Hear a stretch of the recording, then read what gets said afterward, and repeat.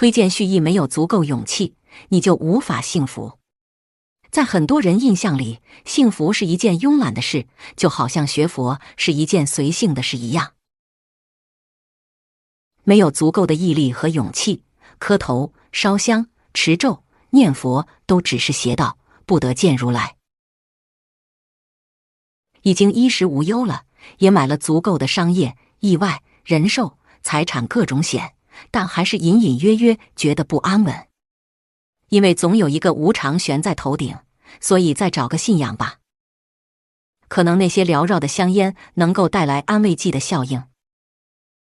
真正的修行，首先是放下对于恒常的追求，坦然接受无常的发生。这种勇气，没有足够的智慧和福德，是难以拥有的。幸福也是一样。如果你所理解的幸福就是什么不开心的事都尽量不发生，平安喜乐地过一辈子，那么多半你是要失望了。就像这本书中的青年一样，了解了一点阿德勒的理论，就希望药到病除，魔术一般的改变周围的环境。那跟烧香拜佛、回头还愿实在是没有什么区别。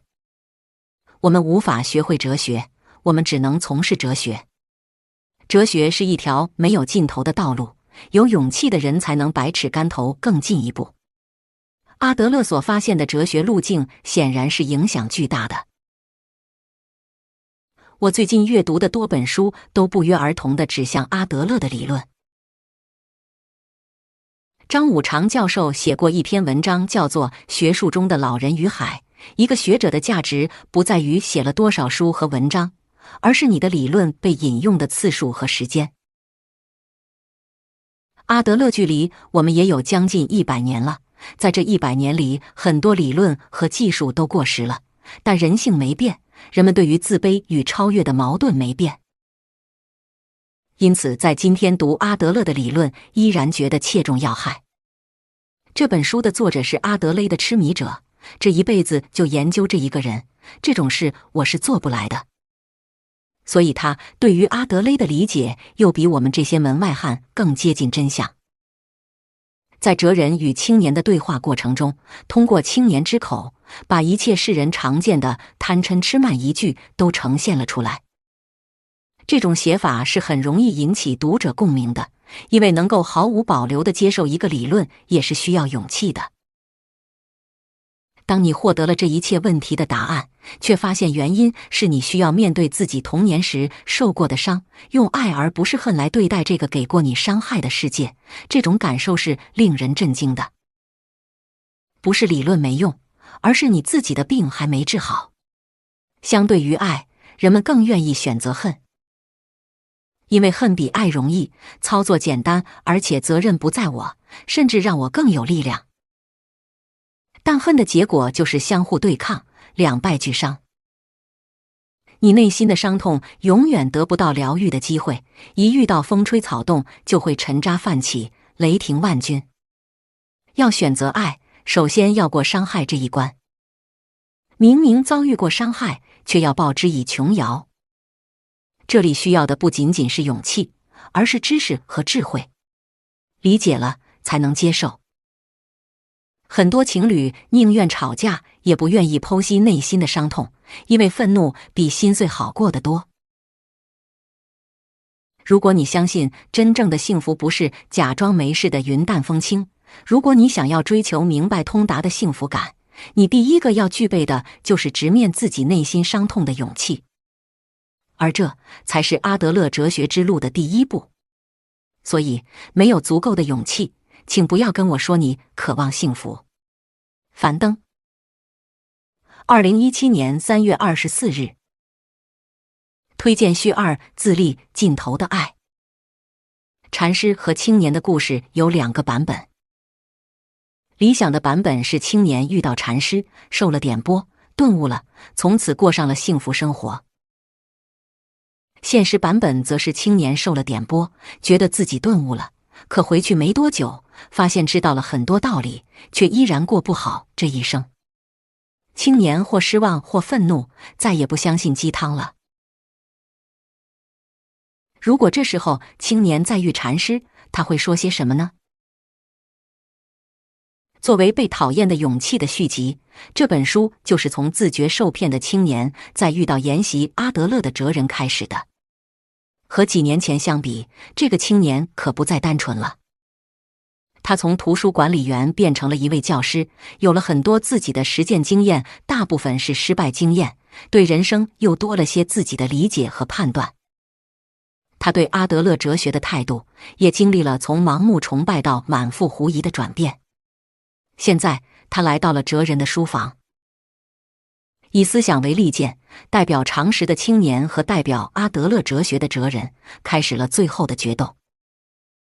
他说了些什么？是否在理？作为读者的您，自然会在书中找到答案。青年质疑的行为本身，却颇有几分道理。任何一种学说，都要走出书斋，去接受现实的考验和质疑。当初阿德勒的哲学在2个领域应用深广：心理咨询和教育。现在，哲人需要在实践中证明阿德勒哲学的生命力。与上本书一样，在辩论的刀光剑影下，读者还会有很多观念被刷新的快感。阿德勒思想违背常理，但细思又很有几分道理。那为什么大家都没想到，或者即使想到了，也不愿去践行阿德勒的思想呢？因为这些思想并不让人舒服，相反，它让人有些恐惧。所以哲人才会把阿德勒的思想形容为人生的一剂猛药。比如，你是否能接受？无论你经历了怎么样的过去，遭受了怎么样的迫害和不幸，你都不该以受害者自居。在可怜的自己和可恶的他人之外，最重要的是要想怎么办。如果你和老板意见不合了，你要遵循课题分离的原则。你以你的方式工作，那是你的事，而老板要骂你开除你，那是老板的事。对孩子，既不应该批评，更不应该表扬，而应该把他当作一个平等独立的个体去尊重。不应该鼓励孩子的竞争，也不应该树立家长和老师的权威。如果你决定信赖一个人，就要无条件的信赖，不计后果，不怕伤害。否则你就不是真的信赖他。在爱情中不存在所谓对的人或错的人，如果你决定爱他，那就是对的人。所谓的命中注定，不过是你的决定和行动。我爱他，跟他无关。是不是怎么看都不觉得这哲人像是结了婚的人？这样的人就该注定孤独一生才对吗？阿德勒说自己的理论也是以教育为目的，归根到底是教人自立。如果你能看清阿德勒是自立的含义，你就会明白自立这简单2字所包含的艰难和沉重。一个人要有多大的勇气，才能放弃对他人和环境的控制期待，以换取自己的自主权和控制感？他要有多坚韧的赤子之心，才能在跟人交往时不计过去，不畏将来，不求认可和回报。更何况，即使他有了这样的勇气，也未必能过上他想要的生活。这跟车子房子没半点关系，每天该挤公交还挤公交，该挤地铁还挤地铁。他也不会因为信奉了这种哲学就高朋满座受人尊重，相反，他倒是很有可能会成为大家眼里的怪人。而且哲人还说，自立的最终目的就在于消除自我，承认我们只是普通人，不从社会序列和他人的认同中去寻求自我价值，而只从自己的所作所为中去寻找自我价值。如果说这就是阿德勒式的幸福，这样的幸福，你还想要吗？怪不得书里的年轻人觉得，这位宣扬阿德勒思想的哲人就是古希腊用歪理邪说蛊惑年轻人的苏格拉底，活该被处死啊！可是通过这种自立，我们又得到了什么呢？因为我们能够选择自己对待生活的态度，我们也在这种选择中获得了一种全然的自由。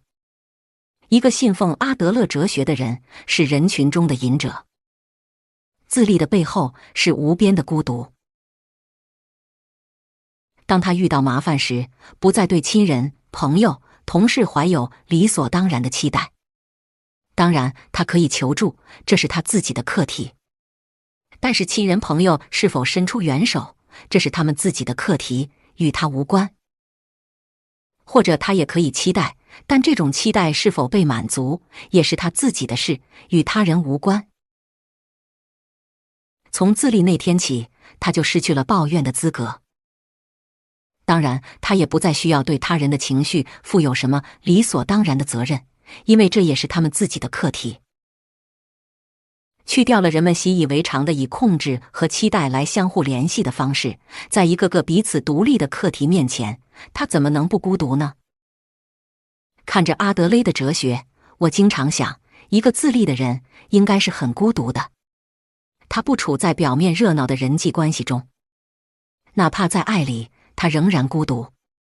但这种孤独，也许正是人生的某种真相吧。可是另一方面，正是去掉了这些不纯粹的联系，才能剩下了阿德勒一直在强调的爱。作为独立个体，彼此发自内心的尊重、关心和兴趣，作为社会共同体的相互支撑，全情投入的信赖，不求回报的奉献。而这种爱，才是阿德勒式幸福的含义。动机在杭州。浙江大学心理学博士、心理咨询师，幸福课公众号作者。推荐序3：我遇见了所有的悲伤，但我依然愿意前往。我认为阿德勒思想的智慧是非常伟大的。它内容的核心是要为自己负责，并打破一切幻觉和不合理的信念，然后寻找到属于自己的心灵力量，从而选择不一样的人生。从过去获得物质上的满足到现代社会获得心灵感受的满足，这是社会的进步。老话说，饱暖思淫欲。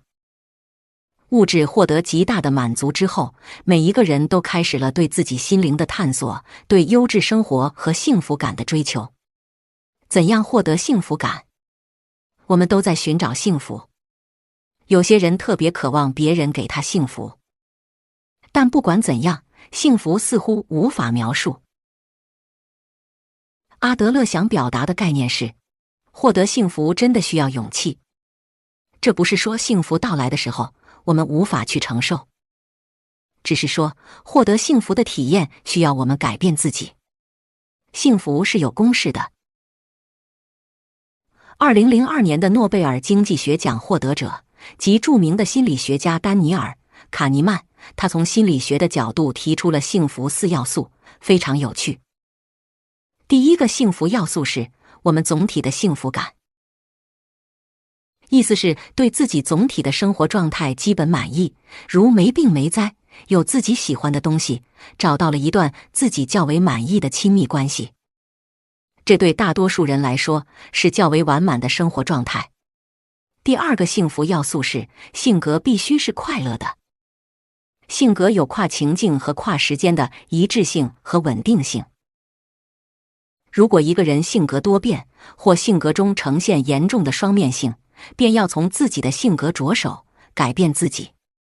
因此，性格的一致性和稳定性跟幸福感有关。幸福的人一般有快乐的性格，他们喜欢社会，喜欢他人，对未来充满着向往和期待。第三个幸福要素是积极的情绪。人生在世，我们总喜欢追求快乐，排斥负面情绪，但生活中总避免不了负面情绪的到来。我们会发现，有些人即使在负面情绪下，还是有很多积极的情绪产生，能感到幸福，同时内心还有感恩、同情、敬畏等感受。为什么幸福的人会这样？其实，这一切都建立在我们跟世界是怎样的关系上。有时，我们会觉得世界好像是危险的。当我们感到世界是危险的时，往往我们对待世界的态度也是抗拒的、敌对的、敏感的，想逃脱的。在这过程中，我们很难体会到跟这个世界的良性互动。所以，情绪影响着我们的幸福。第四个幸福要素是愉悦的感觉。当我们喜欢某件事情时，就去实现，自然而然会产生愉悦的感觉。例如，当我们吃着自己喜爱的食物时，在沙滩上漫步时，见到了旅途中各种优美的风景时，闻到了沁人心脾的花香时，都能体会到愉悦的感觉。但不管是哪种因素，幸福一定是诸多元素积累在一起的。有些人总觉得自己是一个不幸的人，面对不幸，我们总会寻找各式各样的理由阻碍成长。这时，我们的关注点都放在了这上面，对身边所发生的一切视而不见，包括能产生幸福感的事件。人类对于未知的事情总是充满好奇和恐惧。如果我们能对世界或人际关系做出一个非常好的解释，也许就能拨开云雾见月明。尊重自己及世界的规律，这种规律也可以反过来保护我们。面对真相，我们会害怕。为了避免害怕，我们产生了很多的迷思和幻想。阿德勒的伟大在于，他是一个能让我们看到人生真相的人。这本书通过描述一位青年和一位老师的对话，慢慢的抽丝剥茧，让读者一步步接近了解自己的真相。生老病死本是自然规律，但有时我们会想掌控世界。事实上，这是很不合理的认知偏差，可能也是我们对了解自我真相的抗拒。我的一位来访者杨女士跟我讨论了她经常挑剔丈夫给她买礼物的事。每次丈夫给她买礼物，她都会挑剔，要么是价格太高，要么是质量不好。这导致她跟丈夫的关系非常紧张，也为此闹过不少矛盾。有一天，她忽然意识到，挑剔是因为自己觉得配不上丈夫买的好礼物。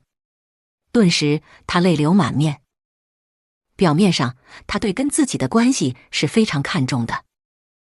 实际上，她觉得自己不值得被别人很好的对待。于是，她用了一些方式，无意识地伤害了自己，伤害了他人，也伤害了关系。所以，当她意识到自己做了一些事情，抗拒了本来可以获得的美好感受时，她十分悲伤。这种悲伤也促使她跟原先的模式告别。细细地看这本书，你会有这样的心路历程：刚开始确认自己所有的东西，然后怀疑，渐渐地接近真相，最后忍不住悲伤。当然，在悲伤的那一刻，改变也正在发生。因为我们要不断地跟过去告别，跟亲人告别，跟很多东西告别。但不管怎样，即使我预见到了前路有许多悲伤，依然愿意前行。关系心理学家、著名心理咨询师胡慎之推荐序：似勇者不惧，不惧者幸福。手上捧着幸福的勇气一本样稿，思绪回到了2年前初读《被讨厌的勇气》并为之作序的时光。如今再次进入哲人的房间，聆听青年和哲人的长谈，感觉还是那么熟悉，那么如诗在侧，如有在邻。如后记所引案件先生所言，假如苏格拉底或柏拉图生活在当今时代，也许他们会选择精神科医生之路，而不是哲学。这句话可能会冒犯到学院里的职业哲学教授们，他们习惯于专精于具体的哲学问题和哲学论证，而会对诸如人为什么活着、什么是幸福之类的问题不屑一顾。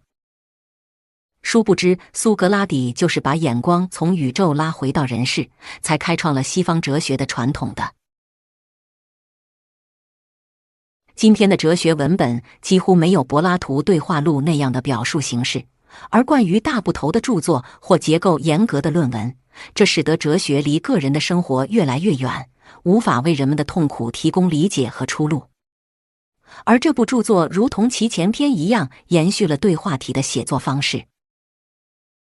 在读书的时候，我常常有种就坐在哲人和青年的对面的感觉，甚至好多次都想要插嘴。这可能是由于我自上一次写序以来读了几部阿德勒的著作，所以内心中已经与其有了不少内隐的对话了吧。这次阅读其实有很多次，我都发现自己蛮认同发问的青年，而且发现比起上一部次，这次青年有更多的勇气质疑哲人的观点。可见《被讨厌的勇气》一书的确是能增加我们被讨厌的勇气，使得作为读者的我也增添了几分质疑的勇气。坊间有很多有关幸福的书籍，诚然几乎没有人不想过幸福的生活，尽管对幸福的定义各自不同。阿德勒的半个前辈和曾经的好友弗洛伊德怀疑纯粹幸福的存在，在他看来，幸福不过是痛苦的减少，而减少的方法不过是，如果我们能把神经症性的痛苦转化为寻常的不愉快，收获就相当可观了。阿德勒在这一点上似乎有相当乐观的立场，如书中所引，幸福即贡献感，而贡献的出发点是共同体感觉 Gemeinschaftgefühl。 别忘了阿德勒所开创的学派名为个体心理学。这里容笔者提醒一下，第一次世界大战刺激了弗洛伊德提出了死亡本能的概念，而启发阿德勒提出的却是共同体感觉。个体的幸福出发点居然在于共同体，这不由得让深受浓厚儒家文化影响的我们感到几分亲近。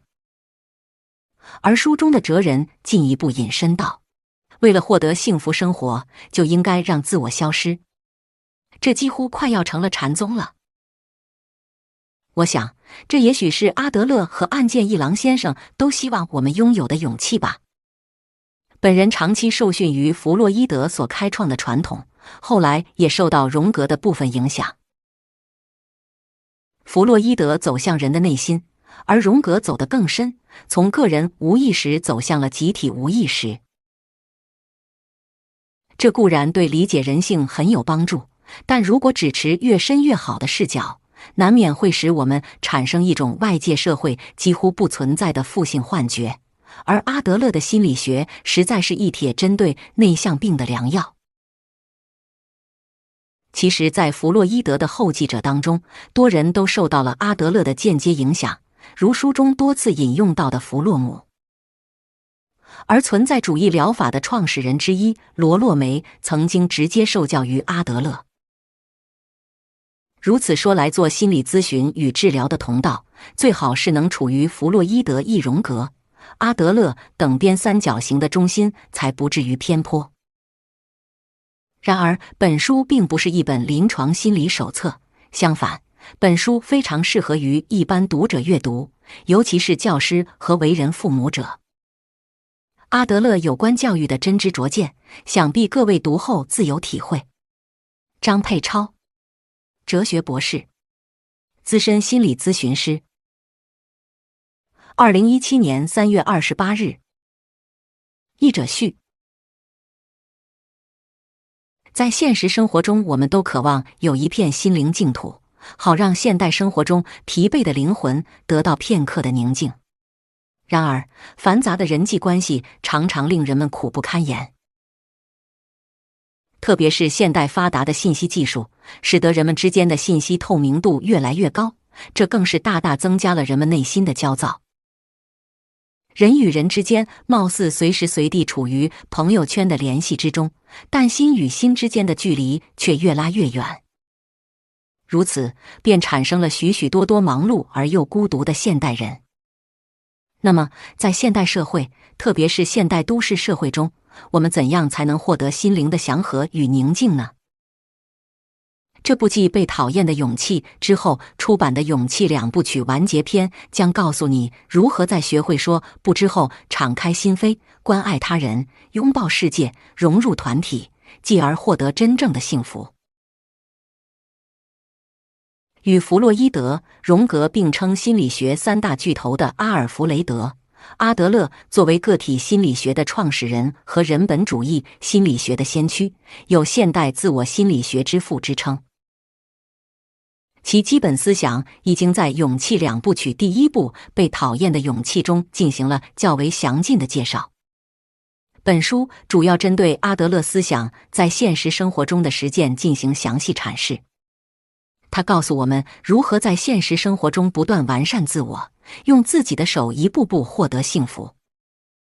本书沿用上一部作品《被讨厌的勇气》的写作体系，依然采用青年与哲人间对话的形式。通过在现实生活中实践了阿德勒思想，但倍感困惑的青年再次访问哲人之后的转变与收获，告诉我们阿德勒心理学和阿德勒思想可以令这个世界更加美好，让人们的生活更加幸福。但它需要我们鼓足勇气，正视自我，直面世界，毫不气馁地坚持实践下去，并具体给出了详细可行的建议，即主动去爱，自立起来，选择人生。正如阿德勒极其关注教育一样，本书作者也重点论述了教育问题。首先介绍问题儿童的问题行为5阶段：称赞的要求阶段、引起关注阶段、权力争斗阶段、复仇阶段、证明无能阶段。然后详细分析了各问题阶段儿童的具体心理动机。最后，作者还一一给出了相关对策，并指出教育的最终目的是帮助孩子自立。作为父母或教育者，要想很好地帮助孩子自立，必须懂得尊重，而且首先自己必须成为一个真正自立、充满勇气的人。本书还对爱情与婚姻问题提出了独到而宝贵的建议，那就是要想在爱情和婚姻中获得幸福，必须摆脱自我中心式的生活方式，把人生的主语由我变为我们，并且通过既不是对你也不是对我，而是对我们的贡献感，完成自立，获得勇气，走向幸福。最后，作者还由爱身边的人到爱全人类这个话题入手，详细阐释了共同体感觉。也就是，正如个体会不断成长进步一样，整个人类也应该在共同体感觉的引导下不断进步和完善。如果说上一部作品《被讨厌的勇气》告诉我们如何通过课题分离获得做自己的勇气，那么这部《幸福的勇气》就是告诉我们如何在共同体感觉的引导之下获得作为人的真正幸福。那么，让我们再次随青年和哲人慢慢走入阿德勒思想，走进自己真正的内心，逐渐获得追求幸福的勇气和决心。聊城大学外国语学院，曲海霞。引言：自那之后的再次登门，本该是更加愉快而友好的访问。那天临别之际，青年也确实有这样的话脱口而出。今后我一定还会再来拜访。是的，作为一名无可替代的朋友，绝不会再提什么博导之类的事情。但是时光流转，3年之后的今天，他怀着截然不同的目的再次来到这个男人的书房。哲人，那么开始咱们今天的谈话吧。青年，好的。遗憾的是，我并非是来与先生悠然自得的叙旧。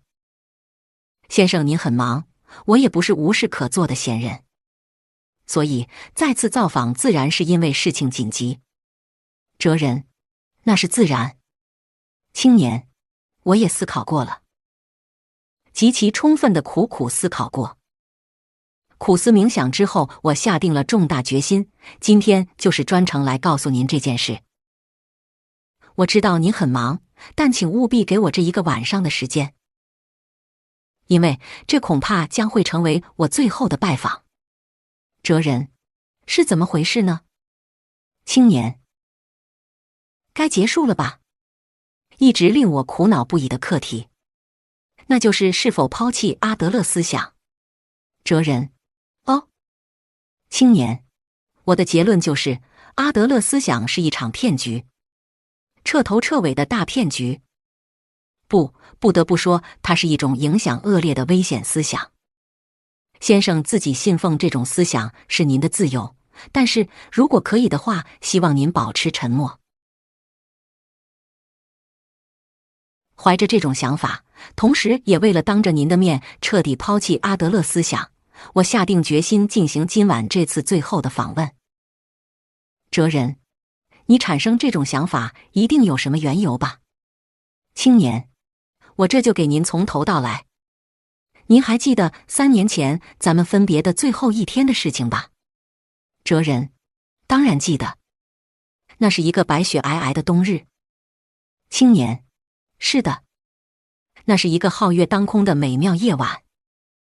受到阿德勒思想感化的我，自那天起便踏出了重大的一步，也就是辞去之前大学图书馆的工作，在我的初中母校谋得一份教师的职业。我决意践行基于阿德勒思想的教育，尽己所能为孩子们带来阳光和温暖。哲人，这不是一个很了不起的决定吗？青年，是的。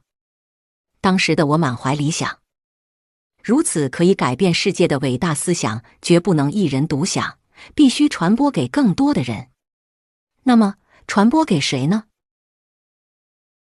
结论只有一个：适合了解阿德勒思想的人，并不是复杂的成人。只有传播给将要创造下一个时代的孩子们，这种思想才会向前发展。这就是我被赋予的使命。就这样，我的心中激情澎湃，不能自己。哲人，果然不错。但你一直用过去时来叙述这件事啊。青年，正是如此，这已经完全是过去的事情了。不，请不要误解。我并不是对学生们失望，也不是对教育本身失望灰心。我只是对阿德勒思想失望，也就是对您失望。哲人，为什么呢？青年，哈，这其中的原因，您也可以摸着胸口问问自己啊。阿德勒思想只不过是纸上谈兵，在现实社会中根本发挥不了任何作用。特别是其提倡的不可以表扬，也不可以批评的教育方针。考试得了满分不表扬，卫生打扫得好也不表扬。忘了做作业不批评，课堂上捣乱也不批评。您认为结果会怎样呢？哲人，教室里应该会一片混乱吧？青年，正是。哎，现在想来，那也是很自然的事情。都是我的错，不应该被恶俗的骗局所蒙蔽。哲人，那么你接下来又是怎么做的呢？青年，自不必说，我选择了严厉批评那些表现不好的学生。当然，先生您肯定会轻轻松松地断定我这是个愚蠢的对策。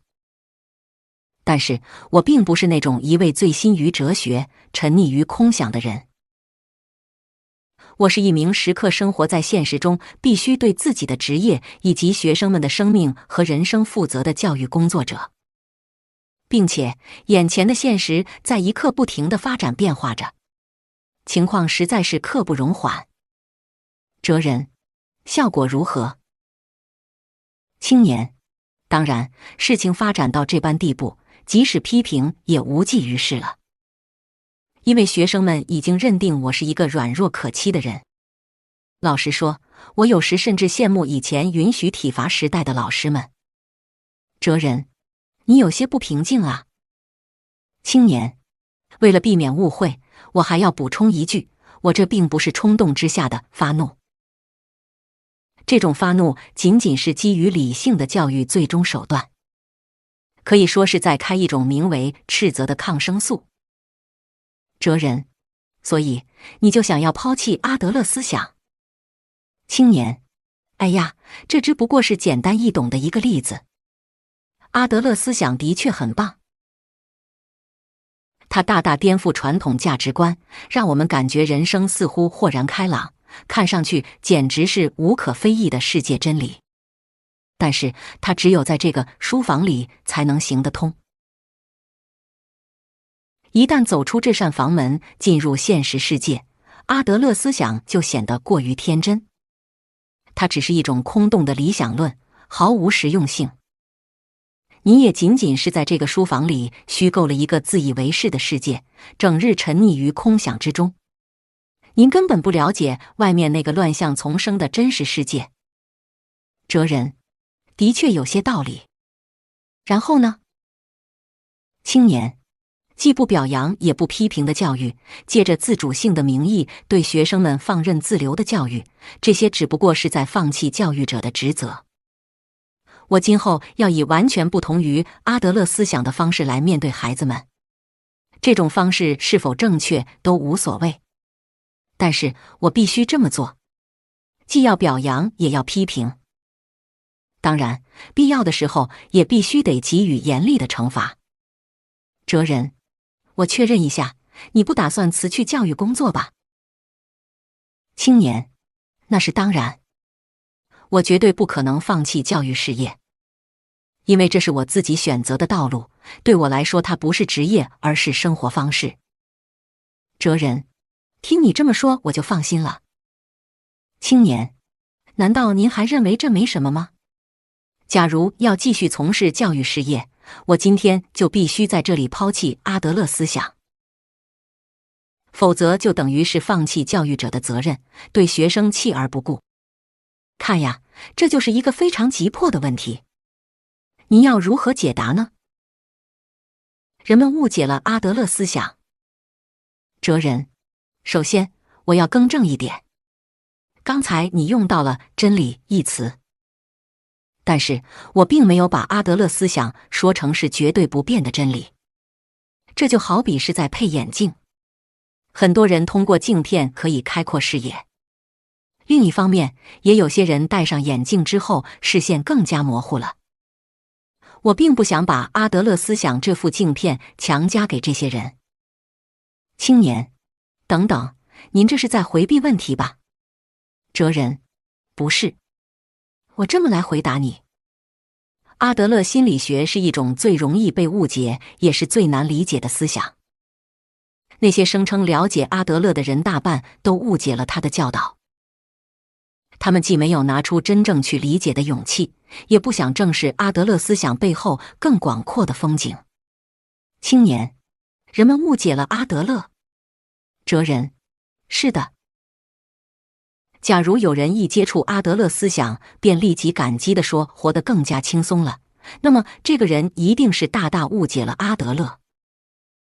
因为如果真正理解了阿德勒对我们提出的要求，那就一定会震惊于他的严厉。青年，您是说我也误解了阿德勒？哲人，就你目前所说过的话来看，是这样。当然，也并不是只有你这样。很多阿德勒信徒、阿德勒心理学的实践者都是从误解开始，慢慢踏上理解的阶梯。你肯定是还没有找到应该继续攀登的阶梯。年轻时候的我也并不是轻而易举的就找到了方向。青年，哦，先生是说您也有过一段迷茫的时期？哲人，是的，有过。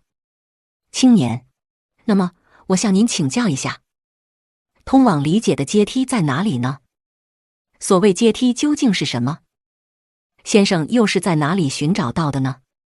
哲人，我很幸运。了解阿德勒的时候，我正作为主夫在家里照看幼小的孩子。青年，怎么回事呢？哲人，通过照看孩子学习阿德勒，与孩子一起实践阿德勒思想，并在这个过程中不断加深理解，得以确证。青年，所以我想知道您学到了什么，又得到了什么样的确证？哲人，一言以蔽之，那就是爱。青年，您说什么？哲人，没必要再重复了吧？青年，哈哈哈，这真是笑话。您是说爱？要了解真正的阿德勒思想，就必须了解爱。哲人，之所以认为这话可笑，是因为你还没有了解爱。阿德勒所说的爱是一个最严肃也最能考验人们勇气的课题。青年，哎，总归就是说教式的邻人爱吧？我根本不想听这个。哲人，这恰恰说明你现在对教育已经无计可施，对阿德勒思想充满了不信任感。不仅如此，你甚至想大声地喊出放弃阿德勒思想，你也不要再说了。你为什么如此气愤呢？原本你一定感觉阿德勒思想是魔法一样的东西，挥一挥魔杖，所有的愿望瞬间实现。假如是这样的话，那你真该早些放弃阿德勒思想。你应该抛弃之前对阿德勒的误解，去了解真正的阿德勒。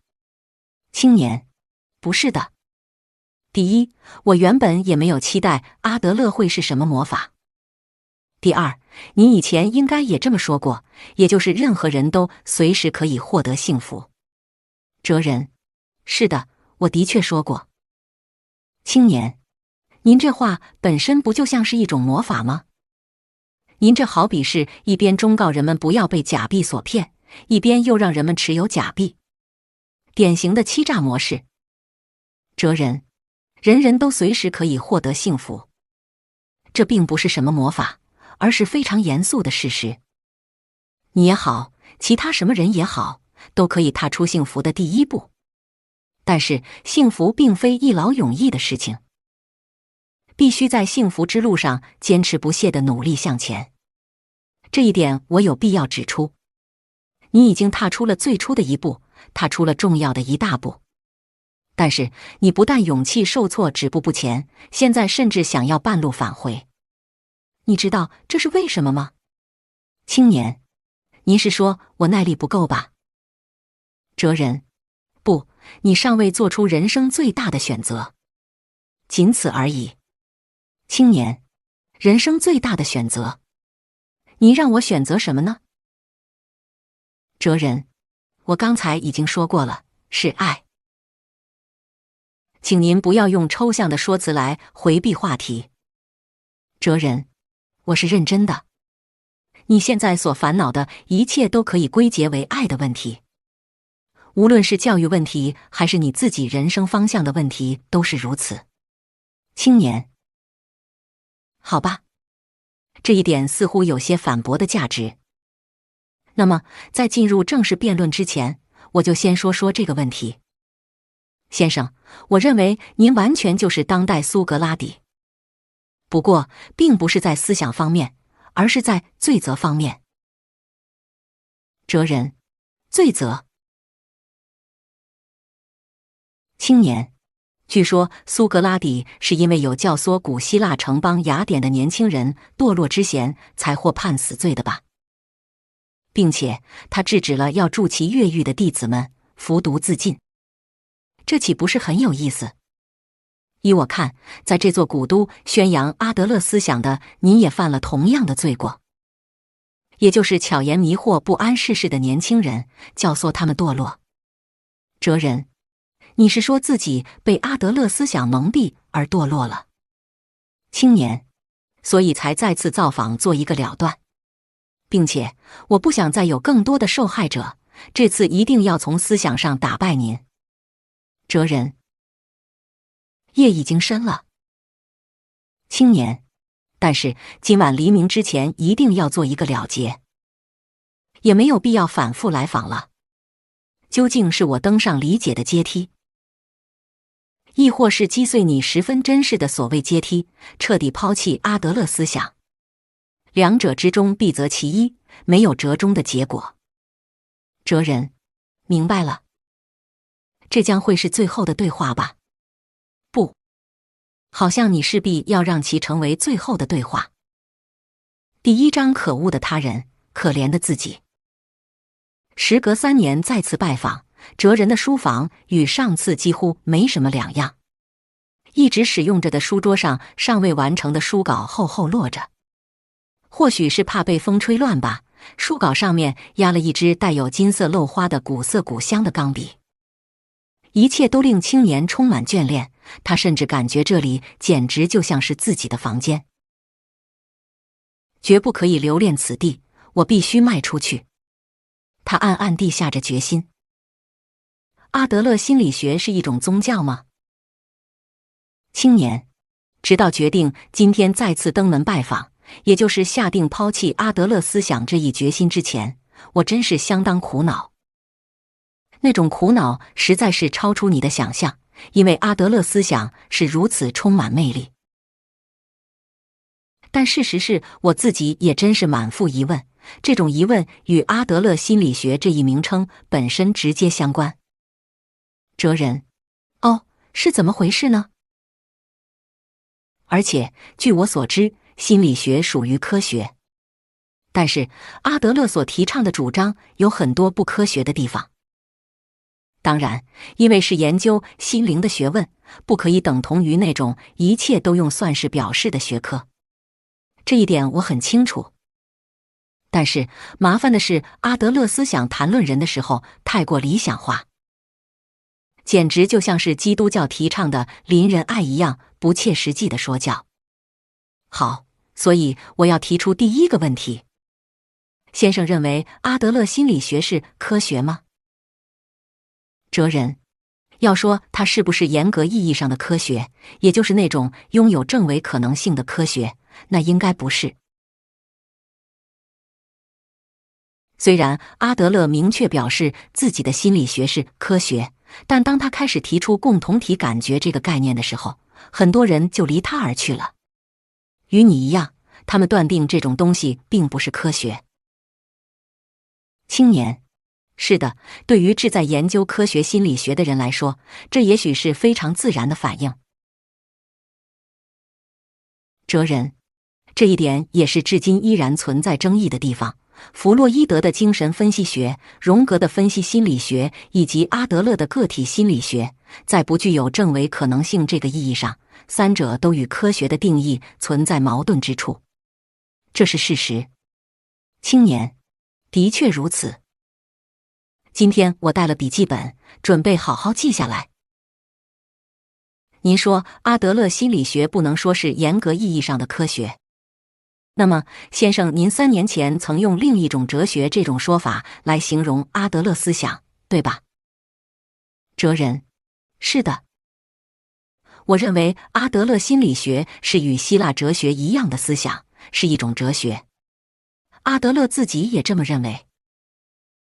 比起心理学家这个称号，他首先是一位哲学家，一位把自己的主张应用于临床实践的哲学家。这是我的认识。青年：明白了。那么接下来进入正题。我认真思考并全力实践了阿德勒思想，根本没有任何怀疑，深信不疑，简直可以说是热情高涨。但是，特别是当我想要在教育现场实践阿德勒思想时，遇到了意想不到的大大的排斥。不仅仅是学生们，也有来自周围教师的排斥。想想倒也理所当然，因为我提出了完全不同于他们原来价值观的教育理念，并试图首次进行实践。于是我一下子想起了某些人，并和自己的境遇联系起来。您知道是谁吗？哲人：是谁？青年：大航海时代进入异教徒国家的天主教传教士们。哲人：哦。青年：非洲、亚洲以及美洲大陆。天主教的传教士们进入语言文化甚至所信仰的神都不相同的异国，去宣扬自己信奉的教义。这简直就像去学校宣传阿德勒思想的我一样。即使那些传教士们也是既有传教成功的情况，也有遭到镇压并被残忍杀害的情况。不，照常识想想，可能一般也会被拒绝吧。如果是这样，那么这些传教士们究竟是如何让当地民众抛弃原有信仰，接受全新神的呢？这可是一条相当困难的道路啊！带着强烈的疑问，我走进了图书馆。哲人：然后呢？青年：别急，我的话还没有说完。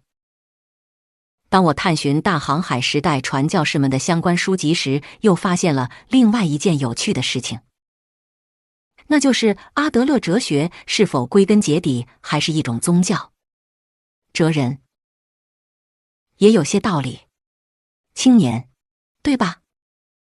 阿德勒所说的理想并不是科学。只要不是科学，最终都会走入信或不信的信仰层次话题。诚然，从我们的角度看，不了解阿德勒的人，简直就像是依然信奉伪神的野蛮的未开化人。我们觉得必须尽快向其传播真正的真理，以进行救济。但是，也许在对方眼里，恰恰我们才是信奉邪神的未开化人。也许他们会认为我们才是应该被救济的对象。难道不是这样吗？哲人：当然，正是如此。青年：那么，我要请问您，阿德勒哲学和宗教究竟有什么区别？哲人：宗教和哲学的区别，这真是一个重要的主题。在这里，如果我们不去考虑神的存在，问题就好理解了。青年：哦，怎么回事呢？哲人：宗教、哲学以及科学，他们的出发点都一样。我们从哪里来？我们在哪里？然后我们应该如何活着？以这些问题为出发点的就是宗教、哲学、科学。在古希腊，哲学和科学并无区别。科学 （science） 一词的语源及拉丁语的 science 仅仅是知识的意思。青年：是啊，当时所谓的科学就是这样吧。但是问题是哲学和宗教。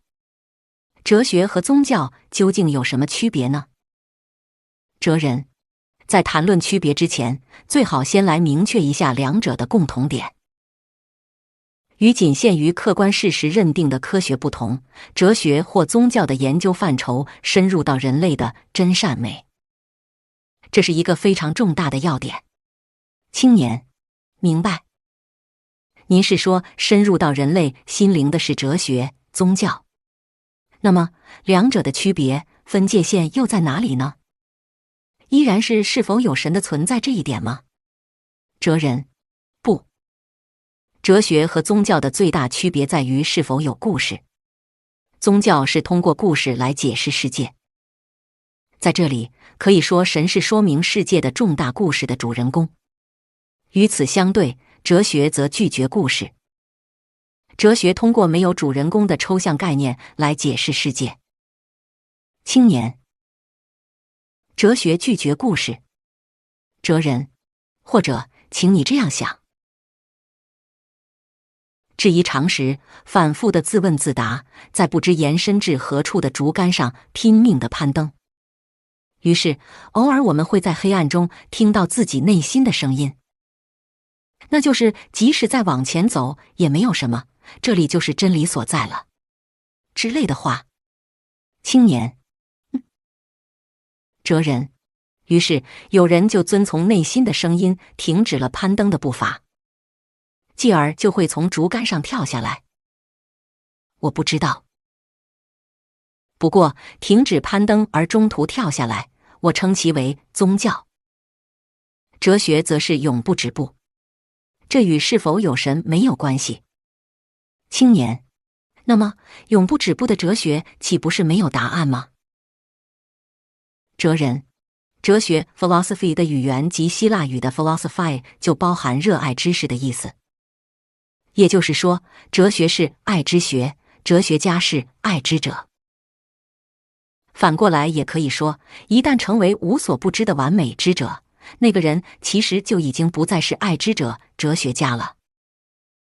近代哲学巨匠康德曾经说：“我们无法学习哲学，我们只能学习如何从事哲学。”青年：从事哲学。哲人：是的。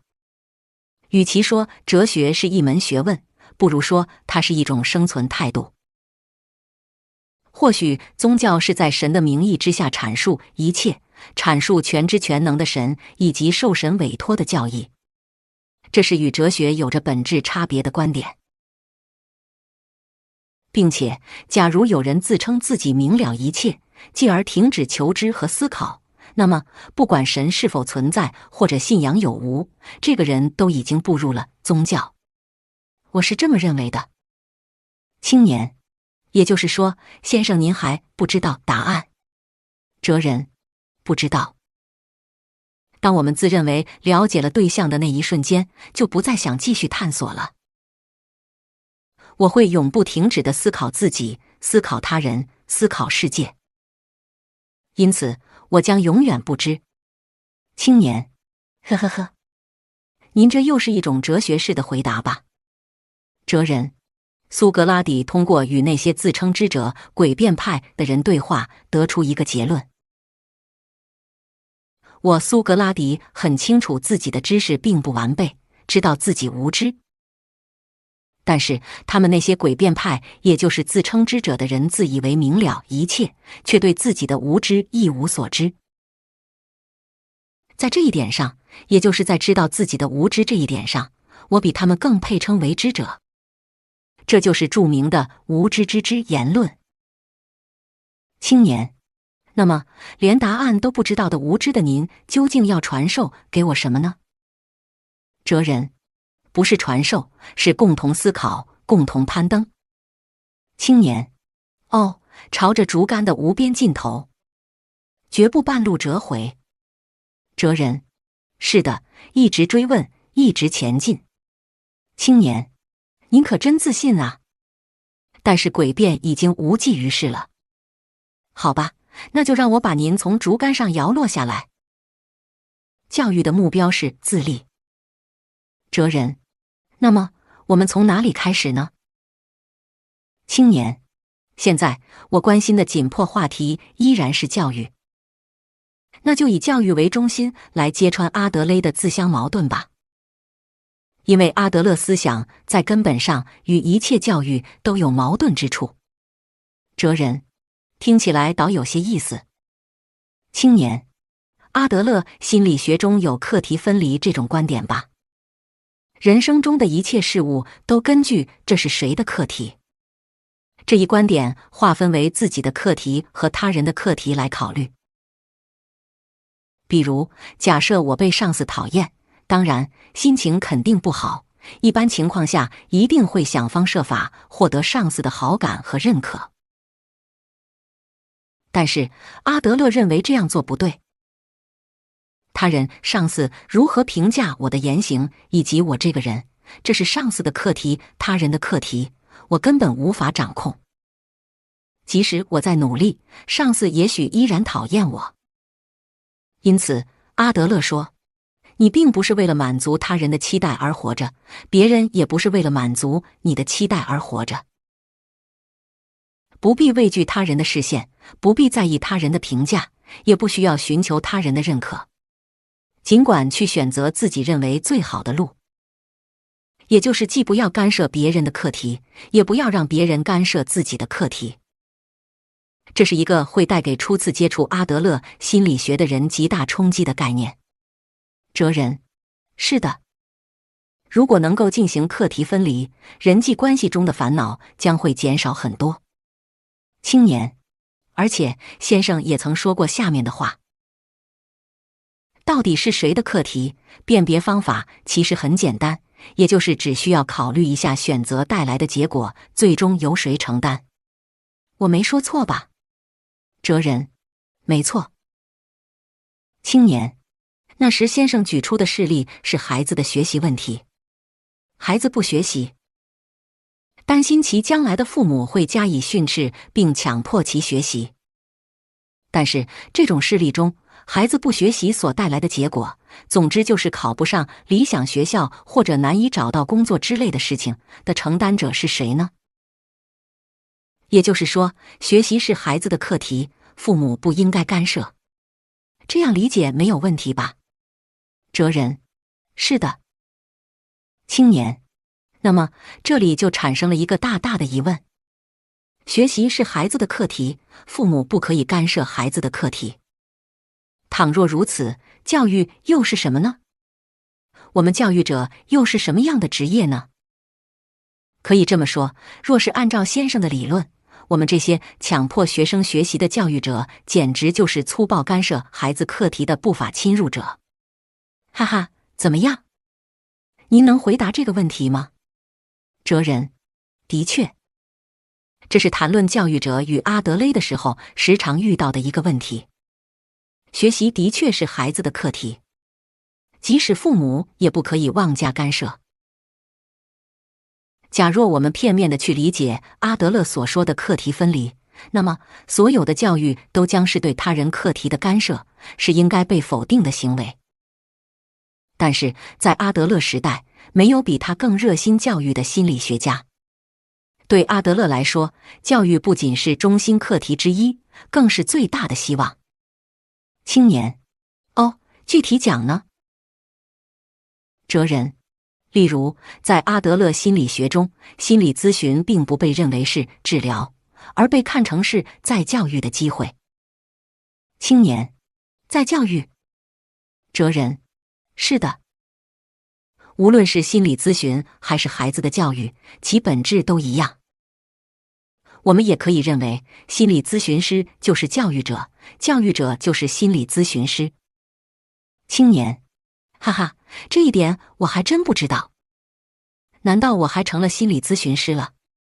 到底是什么意思呢？哲人，这是很重要的点，让我给你慢慢道来。首先，在你看来，家庭或学校教育的目标是什么呢？青年，这可一言难尽。通过学问钻研知识，培养社会性，成长为富有正义感、身心健康的人。哲人。是的，这些都很重要，但是请您站在更广阔的角度想一想，我们通过实施教育想要孩子变成什么呢？青年，希望其成为一个合格的成人吗？哲人。是的，教育的目标简而言之就是自立。青年，自立。也可以这么说吧。哲人。阿德勒心理学认为，人都有极力逃脱无力状态、不断追求进步的需求，也就是优越性追求。蹒跚学步的婴儿渐渐可以独立行走，掌握语言，与周围人进行沟通交流。也就是说，人都追求自由，追求脱离无力而不自由状态之后的自立，这是一种根本性的需求。青年，您是说促进其自立的是教育？哲人。是的，而且并不仅仅是身体的成长，孩子们在取得社会性自立的时候，必须了解各种各样的事情。你所说的社会性、正义以及知识等也在其列。当然，关于一些不懂的事情，那些懂得的人必须进行传授，周围的人必须进行帮助。教育不是干涉，而是帮助其自立。哲人。例如，假如一个人连交通规则和红绿灯的意思都不懂，就被放到社会上去，会怎样呢？或者是一个根本不会开车的人，能让其开车吗？这是性命攸关的问题，而且也是关系到他人性命安全的问题。反过来说，假如地球上根本没有他人，只有自己一个人生活的话，那就没有应该知道的事情，也不需要教育了。那样的世界不需要知识。青年，您是说因为有他人和社会存在，才有应该学习的知识？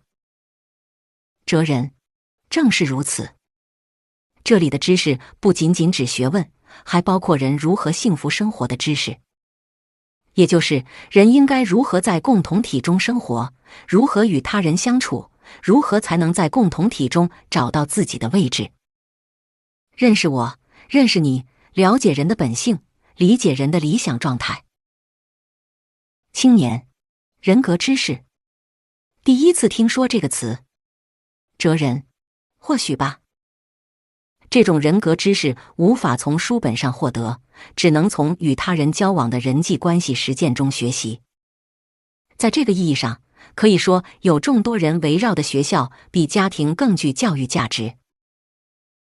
青年，您是说教育的关键就在于这种人格知识？哲人。是的。心理咨询也是如此。心理咨询师就是帮助来访者自立，共同思考自立所需要的人格知识。对了，你还记得我上次说过的阿德勒心理学所提出的目标吗？行为方面的目标和心理方面的目标。青年：是的，当然记得。行为方面的目标有以下2点：一、自立；二、与社会和谐共处。而且，支撑这种行为的心理方面的目标也有以下2点：一、我有能力的意识；二、人人都是我的伙伴的意识。总之，您是说，不仅仅是心理咨询，即使在教育现场，这4点也非常重要吧？哲人：而且，即使对于我们这些莫名感到生活艰辛的成年人也是一样。因为也有很多成年人无法达到这些目标，为社会生活所苦恼。假如抛开自立这一目标，教育、心理咨询或者是工作指导都会立即变成一种强迫行为。我们必须明确自己的责任所在。教育是沦为强制性的干涉，还是止于促其自立的帮助？这完全取决于教育者、咨询师以及指导者的态度。青年：的确如此。我明白也赞成这种远大的理想。但是，先生，同样的方法已经骗不了我了。和先生谈话，最后总是归于抽象的理想论，总是说一些冠冕堂皇的话，让人自以为明白了。但是，现实问题并不抽象，而是非常具体的。不要一味空谈，请您讲一些实实在在的理论。关于这最重要的具体的一步，您一直在含糊其辞。您的话太空了，总是关注一些远处的风景，却根本不看脚下的泥泞。3年前的青年对于哲人口中所说的阿德勒思想满是惊讶、怀疑和感情排斥，但这次却有所不同。青年对阿德勒心理学的主要内容已经充分理解，社会实践经验也更加丰富。从实际经验的意义上来讲，甚至可以说青年学到的东西更多。这一次，青年的计划很明确，那就是不要听抽象化、理论式、理想性的话，一定要听具体化、实践式、现实性的话。因为他知道阿德勒的弱点也正在这里。所谓尊重，就是实事求是地看待一个人。哲人，具体从哪里开始好呢？当教育、指导、帮助都以自立为目标的时候，其入口在哪里呢？这一点的确令人苦恼。但是这里也有明确的方针。青年，愿闻其详。哲人，答案只有一个，那就是尊重。青年，尊重。哲人，是的。教育的入口唯此无他。青年，这又是一个令人意外的答案。也就是尊重父母、尊重教师、尊重上司之类的吗？哲人，不是。比如在班级里，首先你要对孩子们心怀尊重，一切都从这里开始。去尊重那些5分钟都安静不了的孩子们。哲人，是的。无论是亲子关系还是公司单位的人际关系，这一点在所有的人际关系中都一样。首先，父母要尊重孩子，上司要尊重部下，教的一方要尊重被教的一方。没有尊重的地方，无法产生良好的人际关系，没有良好的关系，就不能顺畅交流。青年，您是说，无论什么样的问题，儿童都要去尊重他？哲人，是的。因为最根源的是要尊重人，并不是指尊重特定的他人，而是指尊重所有的他人，包括家人、朋友、擦肩而过的陌路人，甚至世俗未谋面的异国人等。青年，啊，又是道德说教，不然就是宗教。这是个好机会，您就尽情地说吧。的确，即使在学校教育中，道德也是必修课程，占有重要地位。也必须得承认，的确有很多人相信其价值。但是也请您认真想一想，为什么需要特意向孩子们灌输道德观念呢？那是因为孩子们本来是不道德的存在，甚至人原本都是不道德的存在。哼，什么是对人的尊重？其实无论是我还是先生，我们灵魂深处飘荡着的都是令人恶心的不道德的腐臭。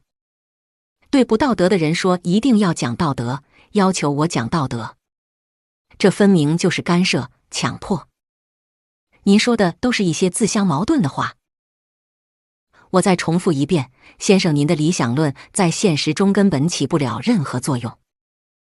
而且，您说说要如何尊重那些问题儿童？哲人，那么我也再重复一遍，我并不是在进行道德说教。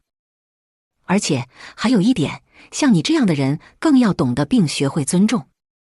青年，实在对不起，我根本不想听宗教式的空谈，我要听随时可以实施的可行而具体的建议。哲人，尊重是什么？我要给你介绍下面这句话，那就是尊重就是实事求是地看待一个人，并认识到其独特个性的能力。这是与阿德勒同时代，为躲避内粹迫害从德国逃到美国的社会心理学家埃里克·弗洛姆的话。青年，认识到其独特个性的能力。哲人，是的，实事求是地去看待这个世界上独一无二的、不可替代的那个人。并且弗洛姆还补充说，尊重就是要努力地使对方能成长和发展自己。青年，什么意思？哲人，不要试图改变或者操控眼前的他人，不附加任何条件地去认可真实的那个人，这就是最好的尊重。并且，假如有人能认可真实的自己，那个人应该也会因此获得巨大的勇气。可以说，尊重也是鼓励之根源。青年，不对，这不是我所了解的尊重。尊重是心怀自己也想成为那样的愿望，类似于憧憬之类的感情。哲人，不，那不是尊重，那是恐惧、从属、信仰。那只是一种不看对方是谁，一味畏惧权力权势、崇拜虚像的状态。尊重 respect 一词的语言拉丁语的 respectio 含有看的意思。首先要看真实的那个人，你还什么也没有看，也不想看。不要把自己的价值观强加于人，要努力去发现那个人本身的价值，并且进一步帮助其成长发展，这才是尊重。在企图操控和矫正他人的态度中，根本没有丝毫尊重。青年，如果认可其真实状态，那些问题儿童会改变吗？哲人，那不是你能控制的事情，可能会改变，也可能不会改变。但是有了你的尊重，每个学生都会接纳自我并找回自立的勇气。这一点没错吧？是否好好利用找回的勇气，那就要看学生们自己了。青年，您是说这里又要课题分离？哲人，是的。即使你能将其带到水边，也无法强迫其喝水。不管你是多么优秀的教育者，都无法保证他们一定会有所改变。但是正因为无法保证，所以才需要无条件的尊重。首先必须从你开始，不附加任何条件，也不管结果如何，都要踏出最初一步的是你。青年，但是这样的话，什么都不会改变。哲人，在这个世界上，无论多么有权势的人都无法强迫的事情只有两样。青年，什么？哲人，尊重和爱。但是这是基于恐惧的服从，根本没有一丁点尊重。即使领导高呼必须尊重我，也不会有人尊重，只会越来越离心。青年，是啊，的确如此。哲人，并且相互之间一旦不存在尊重，也就不会有人性化的关系。这样的单位只不过是聚集了一些仅仅像螺丝、弹簧或齿轮一样功能化的人。即使可以完成一些机械化的作业，也没人能够胜任人性化的工作。青年，哎呀，不要兜圈子了。总之，先生，您是说，因为我得不到学生的尊重，所以课堂才会一片混乱吧？哲人，即使有一时的恐惧，也不会有尊重。在这样的情况下，班级混乱也是理所当然的。于是，对混乱班级束手无策的你，采取了强制性手段。你企图用威胁和恐吓强迫其服从。的确，也许可以收到一时的效果。你或许还会安心地认为大家都变得听话了。但是，青年，他们根本就没有真正听我的话。哲人，是的。孩子们服从的仅仅是权力，而不是你。他们也根本不想理解你，他们只是堵住耳朵，闭上眼睛，苦苦等待愤怒风暴快点过去而已。青年，呵呵呵，果真如您所言。哲人，之所以陷入这种恶性循环，首先也是因为你自己没有成功地踏出无条件尊重学生的第一步。青年，您的意思是说，第一步没有走好的，我即使在做什么都行不通？哲人，是的。青年，好吧。我要反驳的地方还有很多，关于这一点，就先暂且接受您的说法。那么，假设先生您的话正确，以尊重为开端构筑良好关系，但问题是，究竟应该如何表示尊重呢？难道要满脸笑容地说我很尊重你？哲人，尊重不是靠嘴上说说就可以。而且，对于以这种方式靠近自己的成年人，孩子们会敏锐地察觉对方是在撒谎，或者是有所企图。在他们认定这个人在撒谎的那一瞬间，尊重就已经不复存在了。但是，那该怎么办呢？先生，您现在关于尊重的说法原本就很矛盾。哲人，哦，哪里矛盾呢？哲人说，要从尊重开始。不仅仅是教育，一切人际关系的基础都是尊重。的确，没人会去认真倾听一个无法令自己尊重的人。哲人的主张也有能够理解的地方。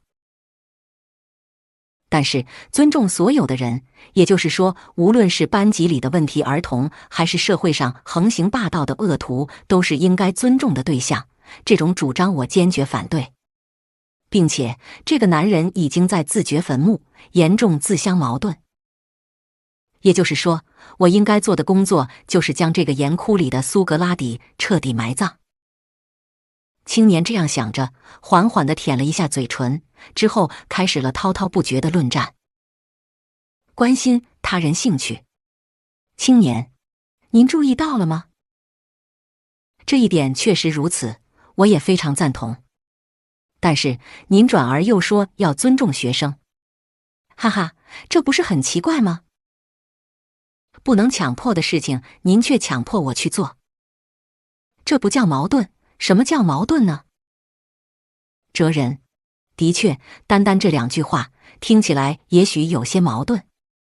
但是，请你这样理解，尊重之球只会弹回到主动将其投出的人那里。这正像对着墙壁投球一样，如果你投出去的话，有可能弹回来。但是，仅仅对着墙壁大喊把球给我，却无济于事。青年，不，您不要用巧妙的比喻来敷衍了事。投出球的，我的尊重来自哪里？哲人，明白了。这是理解实践阿德勒心理学的关键点。你还记得共同体感觉这个说法吗？青年，当然记得，虽然我还没有完全理解。哲人，是的，这是一个相当难理解的概念，还要花费一些时间去思考。现在请你先回忆一下，阿德勒把德语中的共同体感觉翻译成英语的时候，采用了 social interest 这个词。它的意思就是对社会的关心，进一步讲就是对形成社会的他人的关心。青年，与德语不一样吧？哲人，是的。德语中采用的是具有共同体意思的 Gemeinschaft 与具有感觉意思的 Gefühl 结合起来的 Gemeinschaftsgefühl 一词，正是共同体感觉的意思。如果将该词英译时忠实于德语原文的话，那或许就会变成 community feeling 或者 community sense 了。青年，哎呀，虽然我并不想听这种学术性的话，但还是想知道这是怎么回事。哲人，请你仔细思考一下。阿德勒把共同体感觉介绍到英语圈的时候，为什么没有选择忠实于德语原文的 community feeling 一词，而是选择了 social interest 这个词？这其中隐含着非常重大的理由。还在维也纳的阿德勒开始提倡共同体感觉这一概念的时候，很多支持者都离他而去，这是我曾经说过吧。也就是说，很多人认为这种东西不是科学，那些原本认为阿德勒心理学是科学的人开始怀疑其价值，于是阿德勒遭到非议，失去了支持者。青年，是的，我听说过。哲人，通过这件事，阿德勒也充分理解了共同体感觉推广的难度。因此，在将其介绍到英语圈的时候，他把共同体感觉这一概念置换成了更具实践性的行动指南，把抽象换成了具体。青年，行动指南。哲人，是的。也就是不要执着于自我，而要对他人给予关心。按照这种指南去做，自然就能找到共同体感觉。青年，啊，我什么也不明白。这种说法已经很抽象了。对他人给予关心这种行动指南本身就很抽象，具体应该怎么做呢？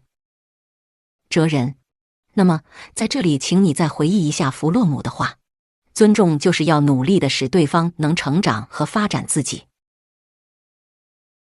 不做任何否定，不做任何强迫，接受并尊重那个人真实的样子，也就是守护并关心对方的尊严。那么，这具体的第一步在哪里？你知道吗？青年，第一步是什么？哲人，这是一个非常合乎逻辑的归结，关心他人兴趣。青年，他人兴趣。哲人，例如，孩子们爱玩你根本无法理解的游戏，热衷于一些面向孩子的无聊玩具，有时还读一些与公共秩序和社会良俗相违背的书籍，沉迷于电子游戏。你也可以想到很多事例吧？青年，是的，几乎每天都在亲眼看见类似的场景。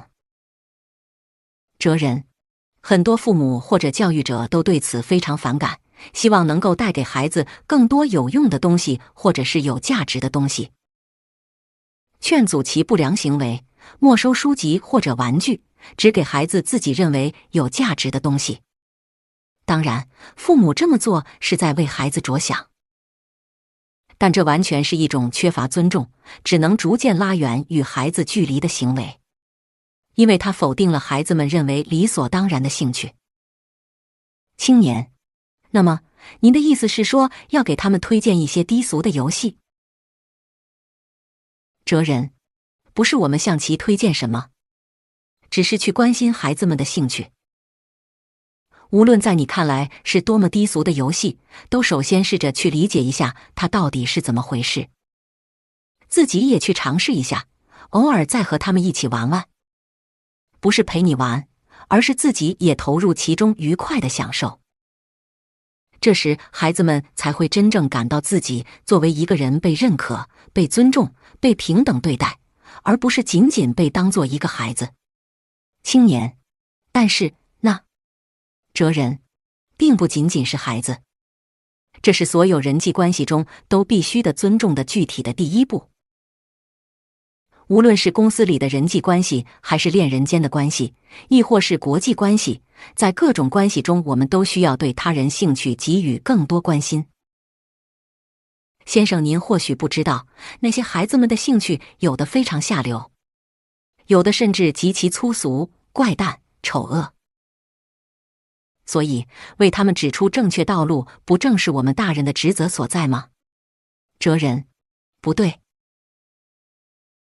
关于共同体感觉，阿德勒喜欢这样讲：我们需要用他人的眼睛去看，用他人的耳朵去听，用他人的心去感受。青年，什么意思？哲人，你现在是企图用自己的眼睛去看，用自己的耳朵去听，用自己的心去感受，所以才会用粗俗、丑恶之类的词来形容孩子们的兴趣。孩子们并不认为自己的兴趣粗俗。那么，他们又看到了什么呢？首先就从理解他们这一点开始。青年，哎呀，不可能，根本不可能。哲人，为什么？假如拥有同样的心灵与人生。青年，先生也许已经忘了，但我还清楚地记着。3年前，您断言道，人并不是住在客观的世界，而是住在自己营造的主观世界里。我们必须面对的问题不是世界如何，而是如何看待世界。我们都无法脱离主观。哲人，是的，正是如此。青年，那么我要问问您，无法脱离主观的我们，又如何拥有他人的眼睛或者他人的耳朵，甚至拥有他人的心灵？请您不要玩文字游戏。哲人，这个问题很重要。的确，我们无法脱离主观，当然也不可能成为他人。但是，我们可以想象他人眼中看到的事物和他人耳中听到的声音。如此一来，你就会意识到自己也一定会面临和此人一样的课题吧，于是也就能理解他人，继而就能够想象到自己也一定会采取和此人一样的做法吧。青年，同样的心灵和人生。哲人，例如有一个根本不想学习的学生，此时去追问他你为什么不学习，这种做法本身就表现了缺乏尊重的态度。不要这样做，而是去想一想，假如自己和他拥有同样的心灵和人生的情况会如何。想象一下自己和他处于相同的年纪，生活在一样的家庭，交着和他相同的朋友，拥有和他一样的兴趣。如此一来，也就能想象出那样的自己在学习这个课题上会采取什么样的态度，以及为什么会拒绝学习。你知道这种态度叫什么吗？青年，是想象力吗？哲人，不，这就是共鸣。青年，共鸣。这种去想象拥有同样的心灵和人生的做法。哲人，是的。我们一般认为的共鸣，也就是想着我也是一样的心情去同意对方的意见，其实这只不过是赞同而非共鸣。共鸣是接近他人时的技术和态度。青年，技术。共鸣是技术吗？哲人，是的。并且只要是技术，你也可以掌握。青年，哦，很有趣吗？那么，请您作为技术来说明一下吧。究竟如何了解对方的心灵和人生？难道要一一去咨询？哈，这你也不明白吧？哲人，所以才要去关心他人兴趣，不可以仅仅是远距离的观望，必须亲自投入其中。没有投入其中的你，只会高高在上地批评那不合理，这有毛病。这种做法既没有尊重，也不可能有共鸣。青年，不对，完全不对。哲人，哪里不对？勇气会传染，尊重也会。青年，如果我和学生们一起玩球的话，他们也许会敬慕我，也许会增加好感，拉近距离。但是你一旦成为那些孩子们的朋友，教育就会变得更加困难。很遗憾，孩子们并不是天使，他们往往是蹬鼻子上脸、无法无天的小恶魔。其实你只是在与世上并不存在的空想中的天使们做游戏。哲人，我也养育了2个孩子。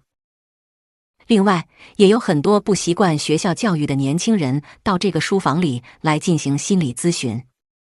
如你所言，孩子不是天使，是人。但是，正因为他们是人，才必须给予最大的尊重，不俯视，不仰视，不讨好，平等以待，对他们感兴趣的事物产生共鸣。青年，不尊重他们的理由我没法接受。归根结底，我们是要通过尊重激发其自尊心吧？这本身就是一种小瞧孩子们的想法。哲人，我的话你还是只理解了一半。我并不是要求你单方面去尊重，而是希望你教会孩子们尊重。青年，教会尊重。哲人，是的，通过你的身体力行来向他们展示什么是尊重。展示尊重这种构筑人际关系基础的方法，让他们了解基于尊重的关系。阿德勒说，怯懦会传染，勇气也会传染，当然，尊重也会传染。青年，会传染，无论勇气还是尊重。哲人，是的。由你开始。即使没人理解和赞同，你也必须首先点亮火把，展示勇气和尊重。火把照亮的范围最多也就是半径数米，也许感觉像是一个人走在空无一人的夜道上。但是数百米之外的人也可以看到你所举着的火把，大家就会知道那里有人，有光，走过去有路。不久，你的周围就会聚集数十数百盏火把，数十数百的人们都会被这些火把照亮。青年，哼，这究竟是什么预言呀？您的意思是说，我们教育者的职责就是尊重孩子们，并教给他们什么是尊重？哲人，是的，不仅仅是教育，这也是一切人际关系的第一步。青年，不，我不知道您到底养育了几个孩子，有多少人到这里来进行心理咨询，但先生，您是闷在这个闭塞书房里的哲学家，您根本不了解现代的现实社会和学校。学校教育和资本主义社会所寻求的根本不是人格或者虚无的人格知识，监护人和社会要的是看得见的数字。就教育机构来说，那就是看学习实力的提升。哲人，是的，这倒没错。青年，无论你多么受学生爱戴，无法提升学生学习实力的教育者都会被打上教育失职的烙印。这就等同于企业集团中的亏损企业。而那些靠强硬手段提高学生学习实力的教育者，就可以获得喝彩和掌声。并且，问题还远不止如此。就连那些一直被训斥的学生们，日后也会感激地说：“谢谢您那时对我的严厉指导。”学生本人也认为，正因为被严加管教，才能够继续学习，所以老师的严厉是爱的鞭策，并且他们甚至会对此感激不已。这种现实，您又如何解释呢？哲人，当然，我也认为会有你说的这些情况。这也可以说正是对阿德勒心理学理论在学习的好案例。青年，哦，您是说可以解释？哲人，我们接着3年前的讨论，对阿德勒心理学进行深一步的探讨，你一定会有更多的发现。阿德勒心理学的关键概念，最难理解的是共同体感觉。对此，哲人说，用他人的眼睛去看，用他人的耳朵去听，用他人的心去感受。并且他还说，这需要共鸣技术，而共鸣的第一步就是关心他人兴趣。作为道理可以理解，但是教育者的工作就是成为孩子们好的理解者吗？这究竟是不是哲学家的文字游戏呢？青年目光犀利地注视着提出在学习一词的哲人。无法改变的真正理由。青年，那我要问问您，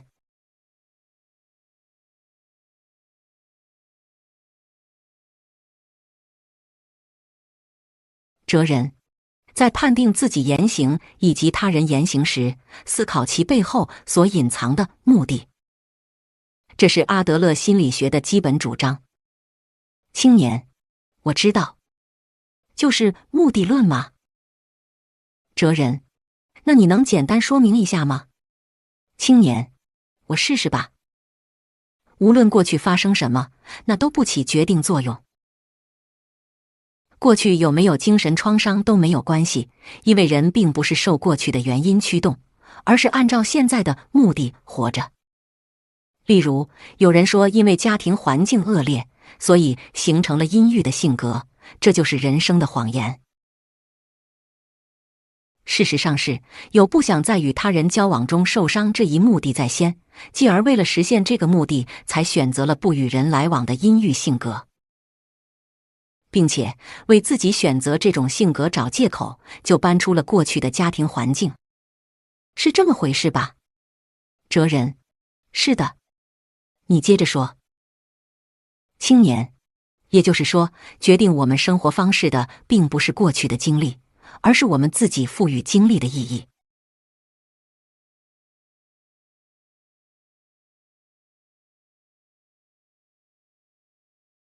哲人，正是如此。青年，并且那时先生还说过这样的话：无论之前的人生发生过什么，都对今后的人生如何度过没有影响。决定自己人生的是活在此时此处的你自己。这样理解没错吧？哲人，谢谢。我们并不是受过去精神创伤摆布的脆弱存在。阿德勒思想本身就是基于对人的尊严与潜能的强烈信赖，他认为人随时可以决定自我。青年，是的，我明白。不过，我还是无法彻底排除原因的强大影响，难以用目的来阐释一切。例如，即使有不想与他人来往的目的存在，那也一定是因为有促使这种目的产生的原因吧。在我看来，目的论即使是划时代的观点，也并非万能的真理。哲人，那也没关系。通过今夜的交谈，有些事情也许会改变，也许不会改变。决定于你，我绝不强求。我们随时都可以决定自我，可以选择新的自己。尽管如此，我们却很难改变自己。虽然很想改变，但却无法改变。究竟为什么呢？这个问题你怎么看？青年，因为其实是不想改变。哲人，正是如此。这又要涉及变化是什么这个问题。倘若说的过激一些，变化就意味着死亡。青年，死亡。哲人，比如假设你现在正为人生而苦思焦虑，很想改变自己。但是改变自己就意味着抛弃过去的自己，否定过去的自己，压制过去的自己，可以说就是把过去的自己送进坟墓，之后会作为全新的自己重生。那么，无论对现状多么不满，能够选择死吗？能够投身于深不见底的黑暗吗？这并不容易做到。所以，人们不想改变，无论多么痛苦，也想维持现状。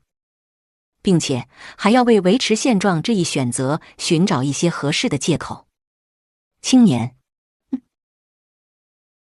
哲人。那么，当一个人想要肯定现在的自己之时，你认为他会为自己的过去如何着色呢？青年，啊，也就是说，哲人，答案只有一个，也就是将自己的过去总结为虽然经历了那么多的事情，但现在这样已经不错了。青年，为了肯定现在而去肯定不幸的过去。哲人，是的。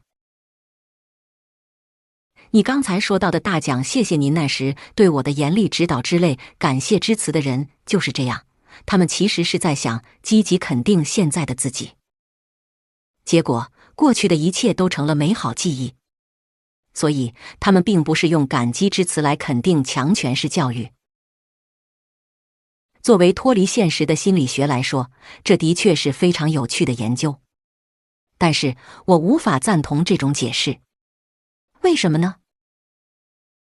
我自己就是一个很好的证明，因为我就根本不符合您现在这种说法。我至今依然对初中或高中时代那些严厉到蛮不讲理的老师们心怀不满，绝无半点感谢之意。那种坐牢一样的学校生活也绝对不会成为美好回忆。哲人，那是因为你对现在的自己不满意吧？青年，您说什么？哲人，倘若讲得再苛刻一些，就是为了给与理想相差太远的现在的自己找一个正当理由，所以就把自己的过去涂成灰色，想要把原因都归结为都怪那个学校，或者全因为有那样的老师之类的托词之上。青年，您太失礼了。您有什么证据就如此胡猜乱想？哲人，你真能断言我这是胡猜乱想吗？问题不在于过去发生了什么，而在于现在的自己赋予过去什么样的意义。青年，请收回您的话。你又了解我什么？哲人，你别激动。我们这个世界根本不存在什么真正意义上的过去，只有根据千人千样的现在而被着色的各种各样的解释。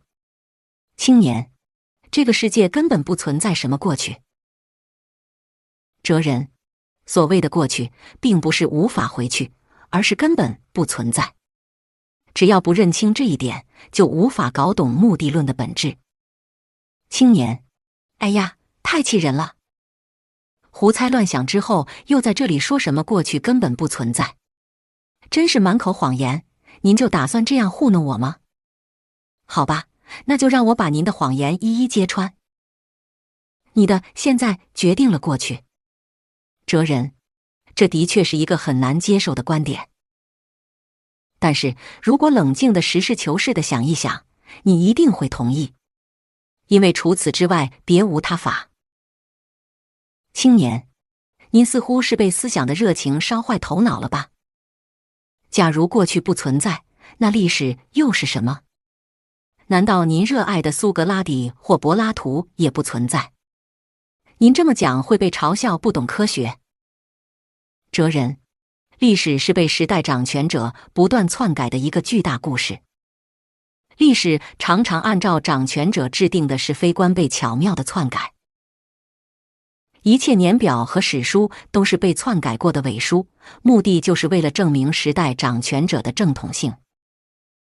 在历史中，常常是现在最正确，一旦某个政权被打倒，又会有新的执政者来改写过去。目的只有一个，证明自己的正统性。在这里，根本不存在真正意义上的过去。青年，但是，哲人，例如，假设在某个国家，某个武装组织策划了武装政变，一旦被镇压，政变以失败告终，他们就会以逆贼的罪名被写进历史。另一方面，如果政变成功，政权被打倒，他们就会作为对抗暴政的英雄名垂青史。青年，所以说，历史常常被胜者改写。哲人，我们个人也一样。人人都是我这个故事的编纂者，为了证明现在的我的正统性，其过去往往会被随意改写。青年，不对，个人的情况不一样。个人的过去还有记忆，这属于脑科学领域。算了吧，这不是您这种落后于时代的哲学家能懂的领域。哲人，关于记忆，请你这样想。人会从过去发生的庞大事件系统中只选择符合现在目的的事件，并赋予其意义，继而当作自己的记忆。反过来说，就是不符合现在目的的事件会被抹掉。青年，您在说什么呀？哲人，我给你介绍一个心理咨询的案例。我在为某位男士做心理咨询的时候，作为童年时代的记忆，他提到了曾经被狗咬到脚这件事。据说他平日总是被母亲教导说，如果遇到野狗一定不要动，因为你越是逃它越会追过来。过去街上常常有很多野狗，某一日他在路旁遇上了野狗。虽然同行的朋友们都逃走了，但他按照妈妈的嘱咐，待在那里一动不动。可是他遭到野狗袭击，被咬伤了脚。青年，先生是说那记忆是被捏造的谎言。哲人，不是谎言，事实上确实被咬了。但是这件事应该还有后续。在之后的多次心理咨询中，他想起了接下来发生的事。正在他被狗咬伤，痛苦地蹲在那里的时候，骑车路过的一位男士将他救起，并送到了医院。心理咨询初期，他抱着世界很危险，人人都是我的敌人这样的生活方式、世界观。对那时的他来说，被狗咬伤的记忆正是象征着世界充满危险的事件。但是当渐渐开始认为世界是安全的，人人都是我的朋友的时候，印证这一想法的事件就从记忆中被挖掘出来了。青年，哲人，自己被狗咬了，还是得到了他人的救助？阿德勒心理学之所以被称为使用心理学，就在于可以选择自己的人生这一观点，并非是过去决定现在，而是你的现在决定着过去。青年，您是说完全是我们自己在选择人生，选择自己的过去？哲人，是的。谁的人生都不可能一帆风顺，任何人都会有悲伤和挫折，以及追悔莫及的事情。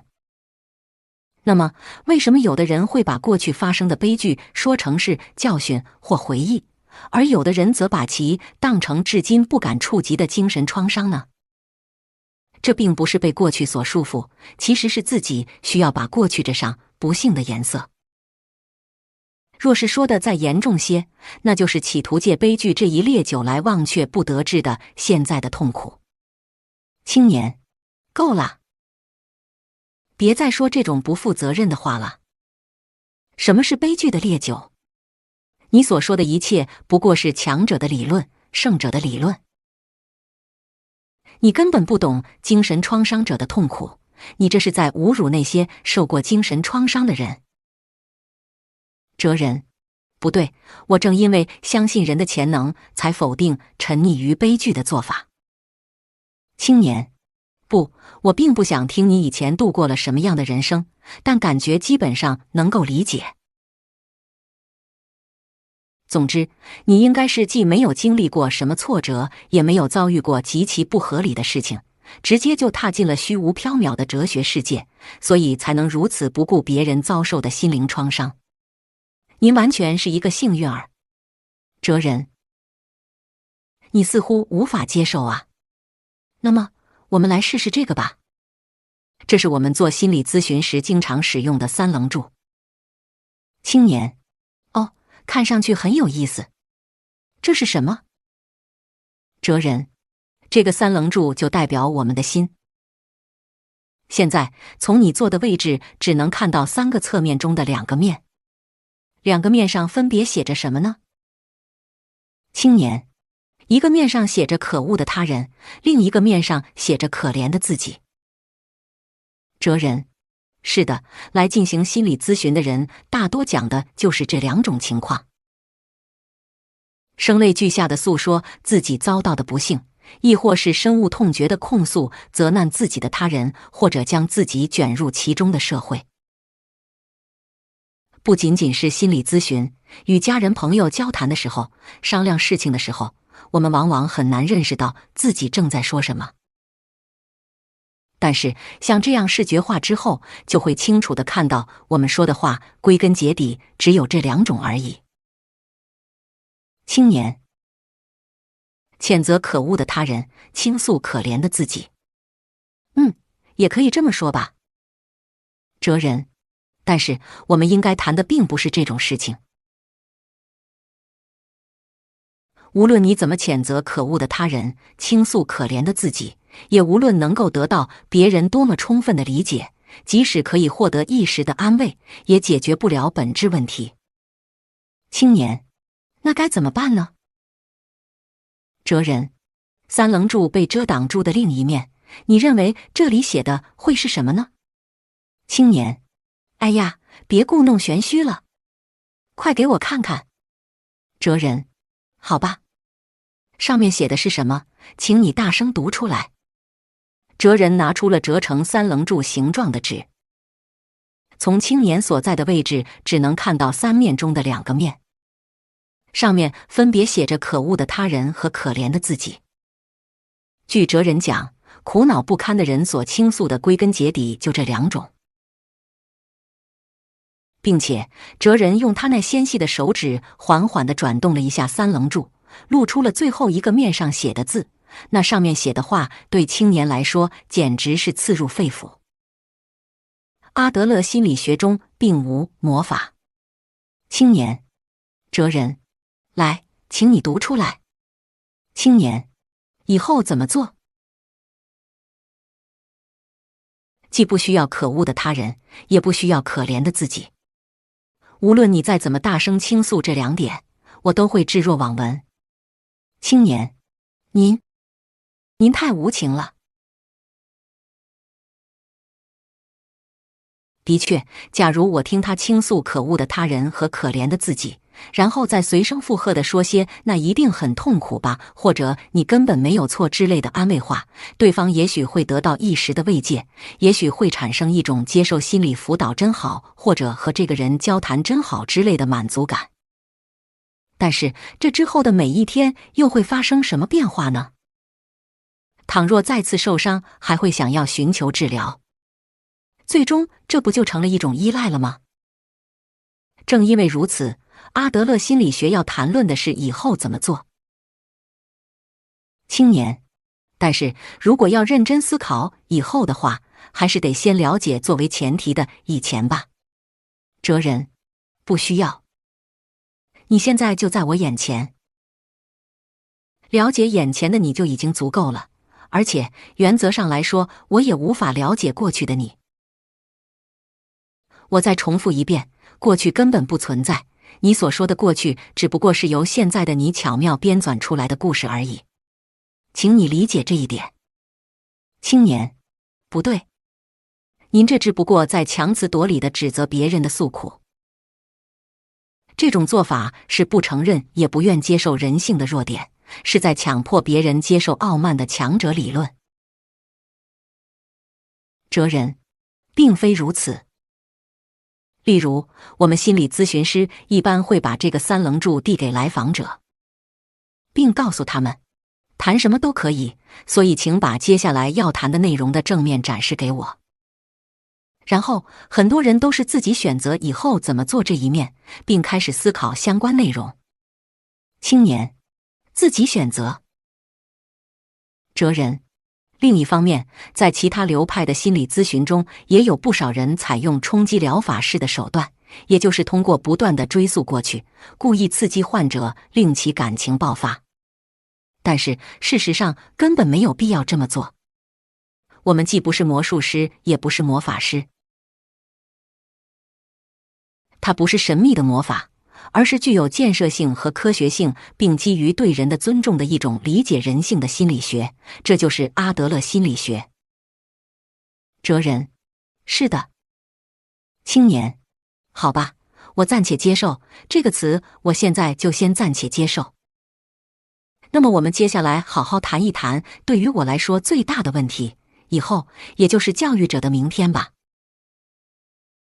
第2章为何要否定赏罚？与哲人的对话没那么容易完结，这一点青年也很清楚。特别是涉及抽象辩论的时候，这位苏格拉底可是相当不好对付。但是青年似乎已经成竹在胸，那就是尽快脱离这个书房，将辩论引到教室之中，提出一些俗世的现实问题。我并不想胡乱地批判阿德勒思想，因为它是一种过于脱离现实的空论，所以我要把它拽到人们生活的现实世界来。这样想着，青年拉了拉椅子，并深深地吸了一口气。教室是一个民主国家。青年：这个世界上根本不存在过去，不可以沉溺于悲剧之烈酒，我们应该探讨的仅仅是以后怎么做。好吧，就以这些为前提进行咱们的谈话。要说摆在我面前的以后的课题，那就是在学校实践什么样的教育，咱们直接谈正题，好吗？哲人：当然。青年：好的。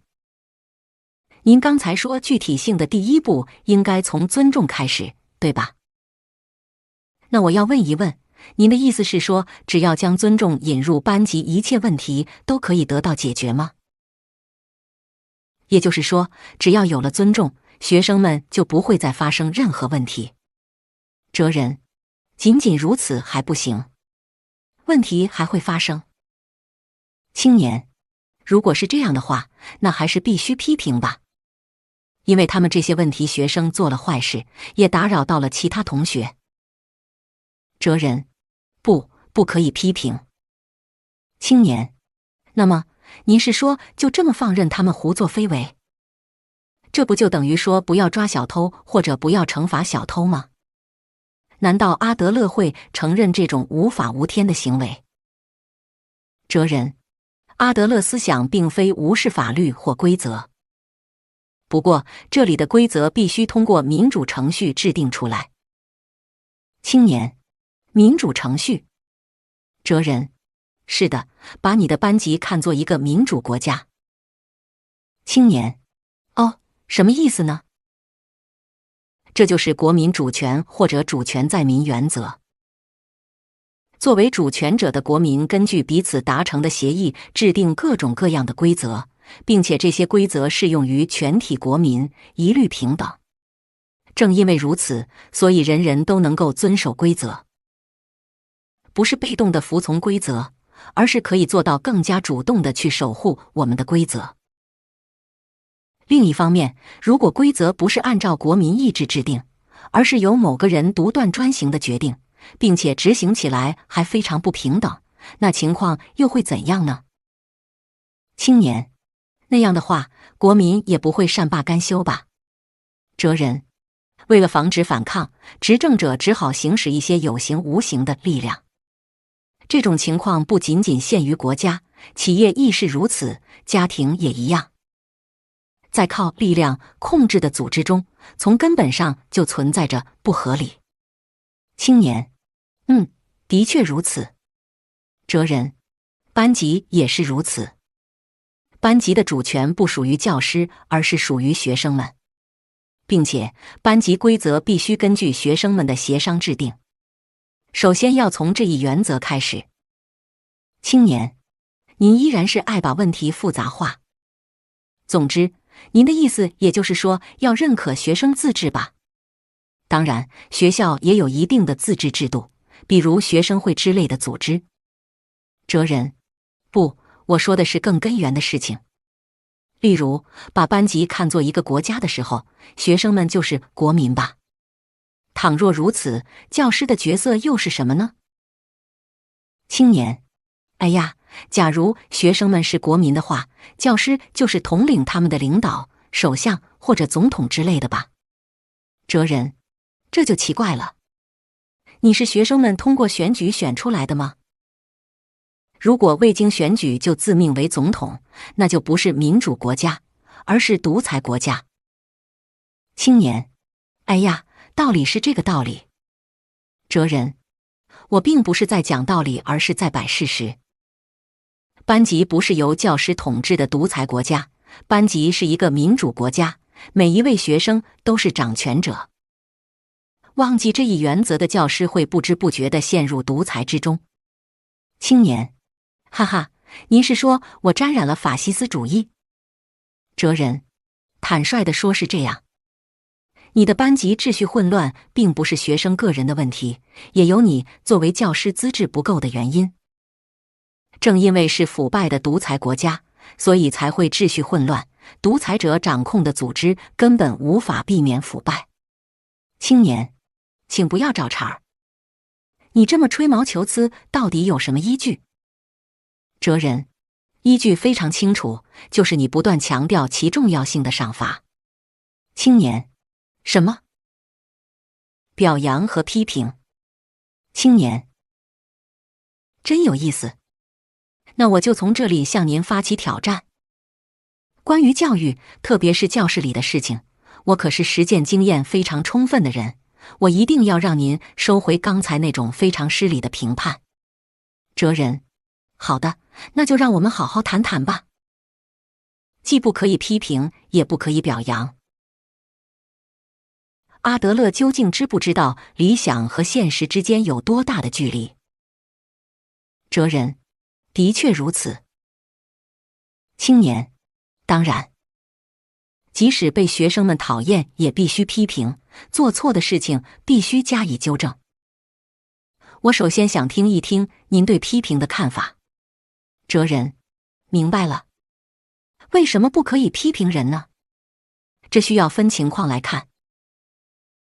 首先，孩子做了某种不好的事情、危险的事情，或者对他人危险的事情，甚至是接近犯罪的事情，他为什么要这么做呢？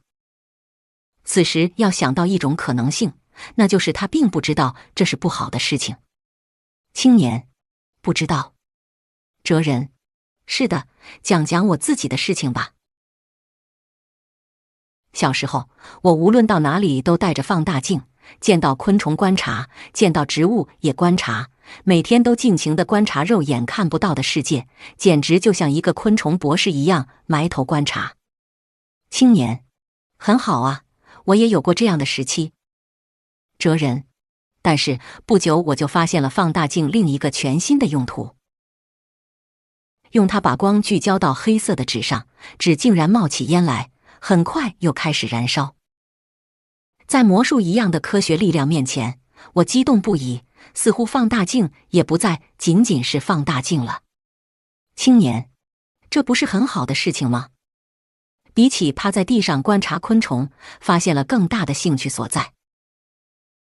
以小小的放大镜为切入口，尽情领略太阳的力量，甚至感受到宇宙的浩瀚，这正是科学少年的第一步啊！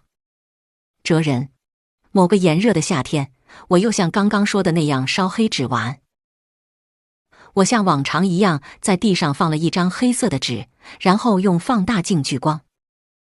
就在此时，一只蚂蚁爬了过来，那是一只浑身裹着乌黑的坚固铠甲的大蚂蚁。已经玩腻了黑色纸的我，用放大镜对蚂蚁做了什么呢？就不用我再说了吧。青年，明白了。哎呀，孩子本来就很残忍。哲人，是的。孩子们常常在玩耍时表现出这种类似杀死昆虫的残忍。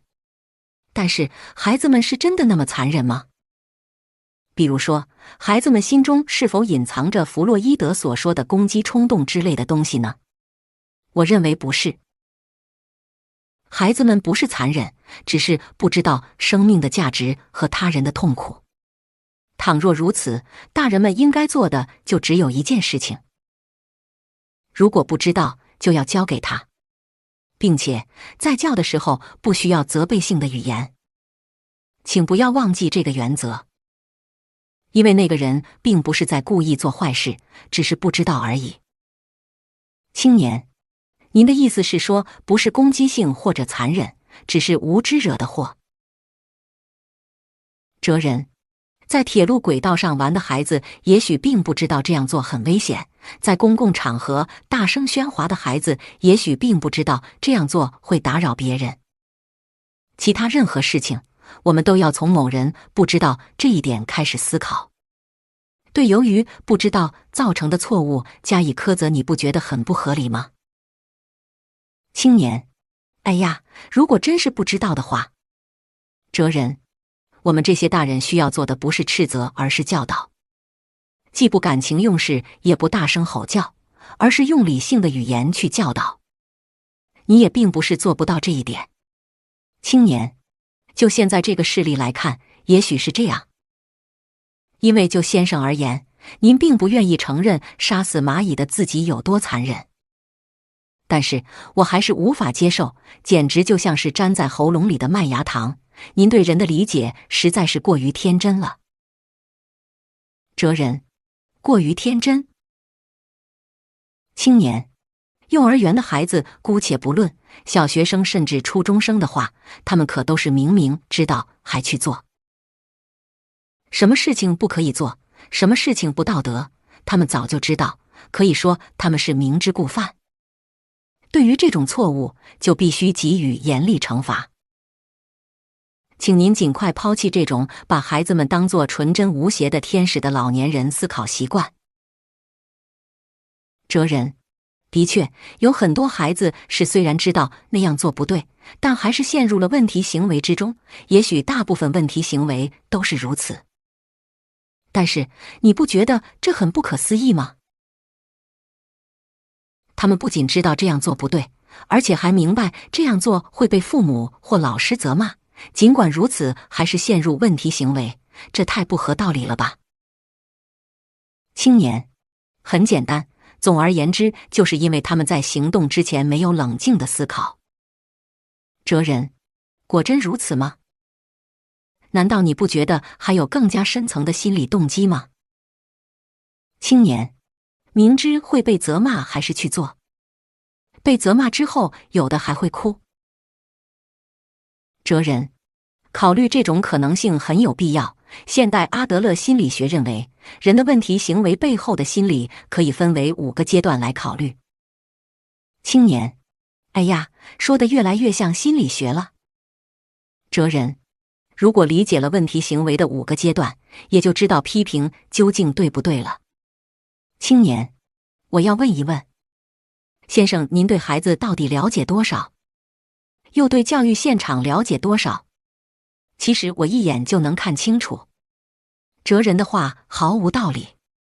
青年心中充满愤怒。班级是一个小型的民主国家，并且班级的掌权者是学生们，这些都还可以。但是为什么不需要赏罚呢？如果班级是一个国家，难道这里就不需要法律吗？并且，如果有人破坏法律秩序犯下罪行，难道就不需要惩罚吗？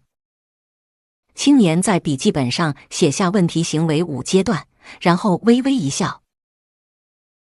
阿德勒心理学究竟是可以通用于现实世界的学问，还是纸上谈兵？很快就要一见分晓。问题行为的目的是什么？哲人，为什么孩子们会陷入问题行为呢？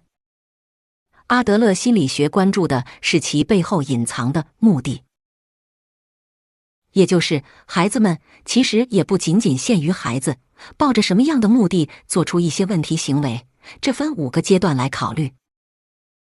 哲人，是的。所以应该在问题行为尚未进一步恶化之时，尽早的采取措施。青年，好的。那么，请您从第1个阶段讲起吧。哲人，问题行为的第1个阶段是称赞的要求。青年，称赞的要求吗？哲人，是的。面对父母或教师，亦或其他人，扮演好孩子。如果是在单位上班的人，就在上司或前辈面前尽力表现出干劲和顺从，他们想要借此得到表扬。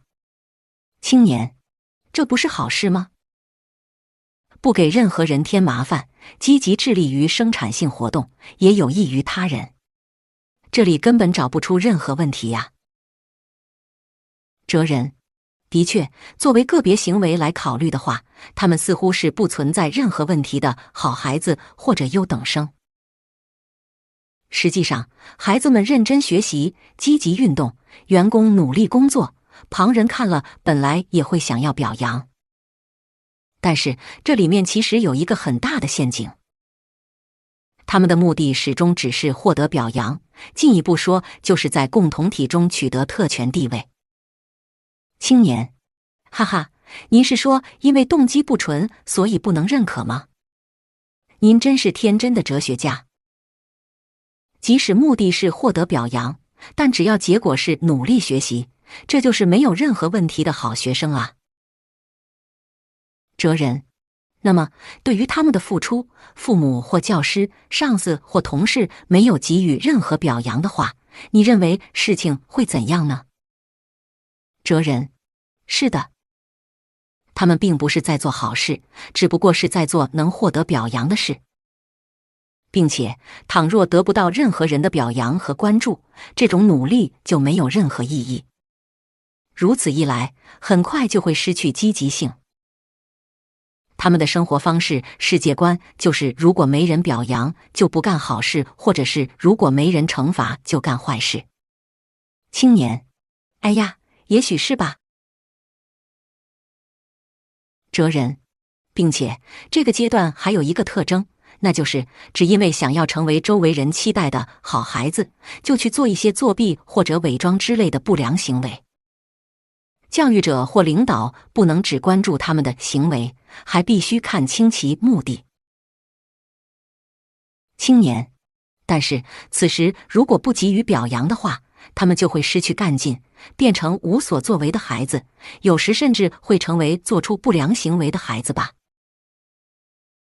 哲人，不，应该通过表示尊重的方式，让他们明白，即使不特别，也有价值。青年，具体怎么做呢？哲人，不是在他们做了好事的时候去关注，而是去关注他们日常生活中细微的言行，而且还要关注其兴趣，并产生共鸣，仅此而已。青年，啊，又回到这一点上来了吗？好吧，先这样吧。那第二个阶段呢？哲人，问题行为的第二个阶段是引起关注。青年，引起关注。哲人，好不容易做了好事，却并未获得表扬，也没能够在班级中取得特权地位，或者原本就没有足够的勇气或耐性完成能获得表扬的事。此时人就会想，得不到表扬也没关系，反正我要与众不同。青年，即使通过做坏事或者会被责骂的事。哲人，是的，他们已经不再想要获得表扬了，只是考虑如何才能与众不同。不过需要注意的一点是，处于这个阶段的孩子们的行为原理不是办坏事，而是与众不同。哲人，想要在班级取得特权地位，想要在自己所属的共同体中获得明确的位置，这才是他们真正目的所在。青年，也就是说，通过学业之类正面进攻不顺利，所以就想要通过其他手段成为特别的我。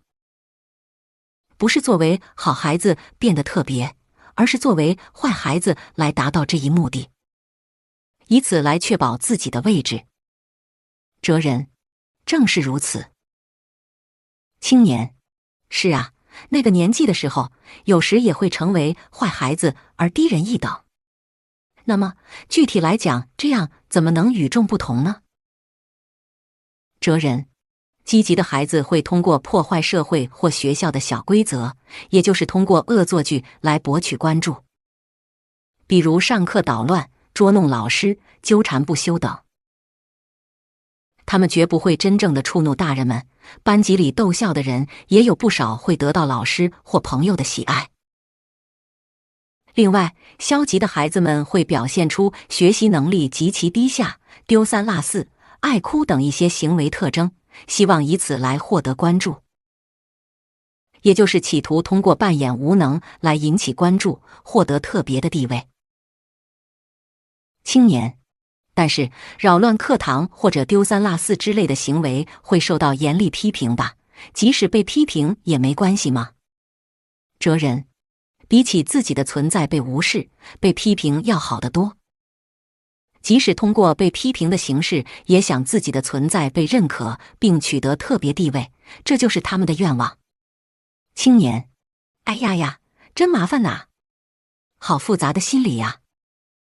哲人，不，处于第二个阶段的孩子们其实活得很简单，也不太难对付。难处理的是第三个阶段之后的情况。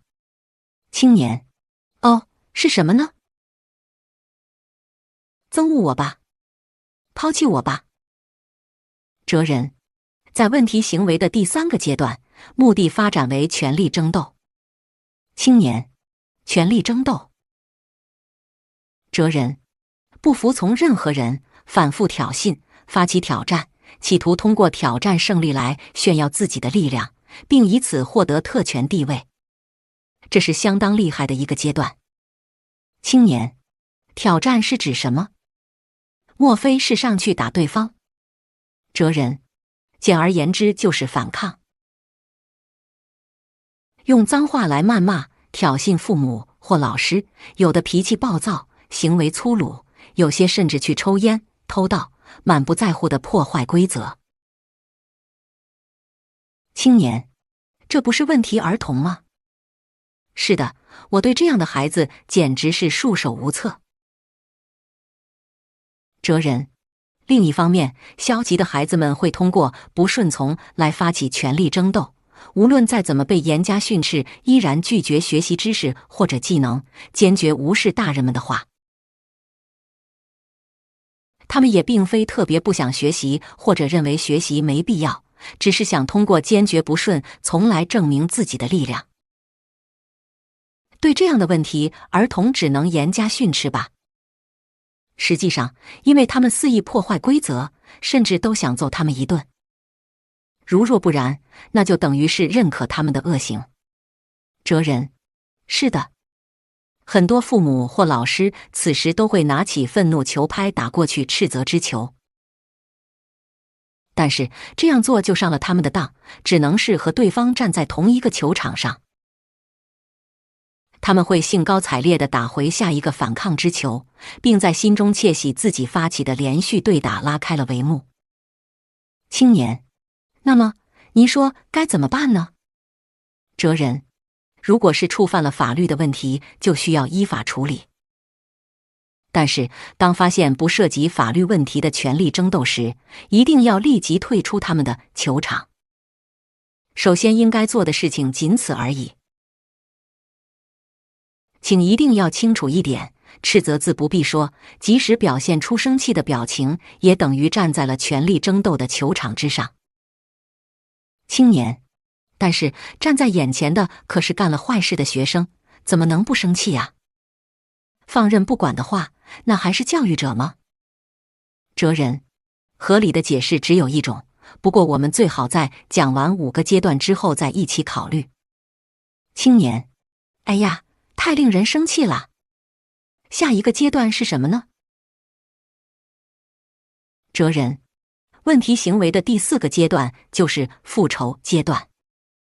青年，复仇。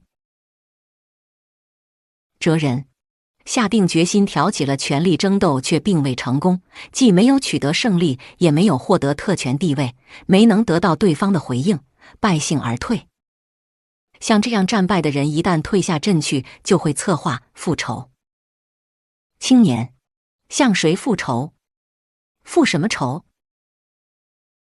哲人，向没有认可这个无可替代的我的人复仇，向不爱我的人复仇，进行爱的复仇。青年，爱的复仇。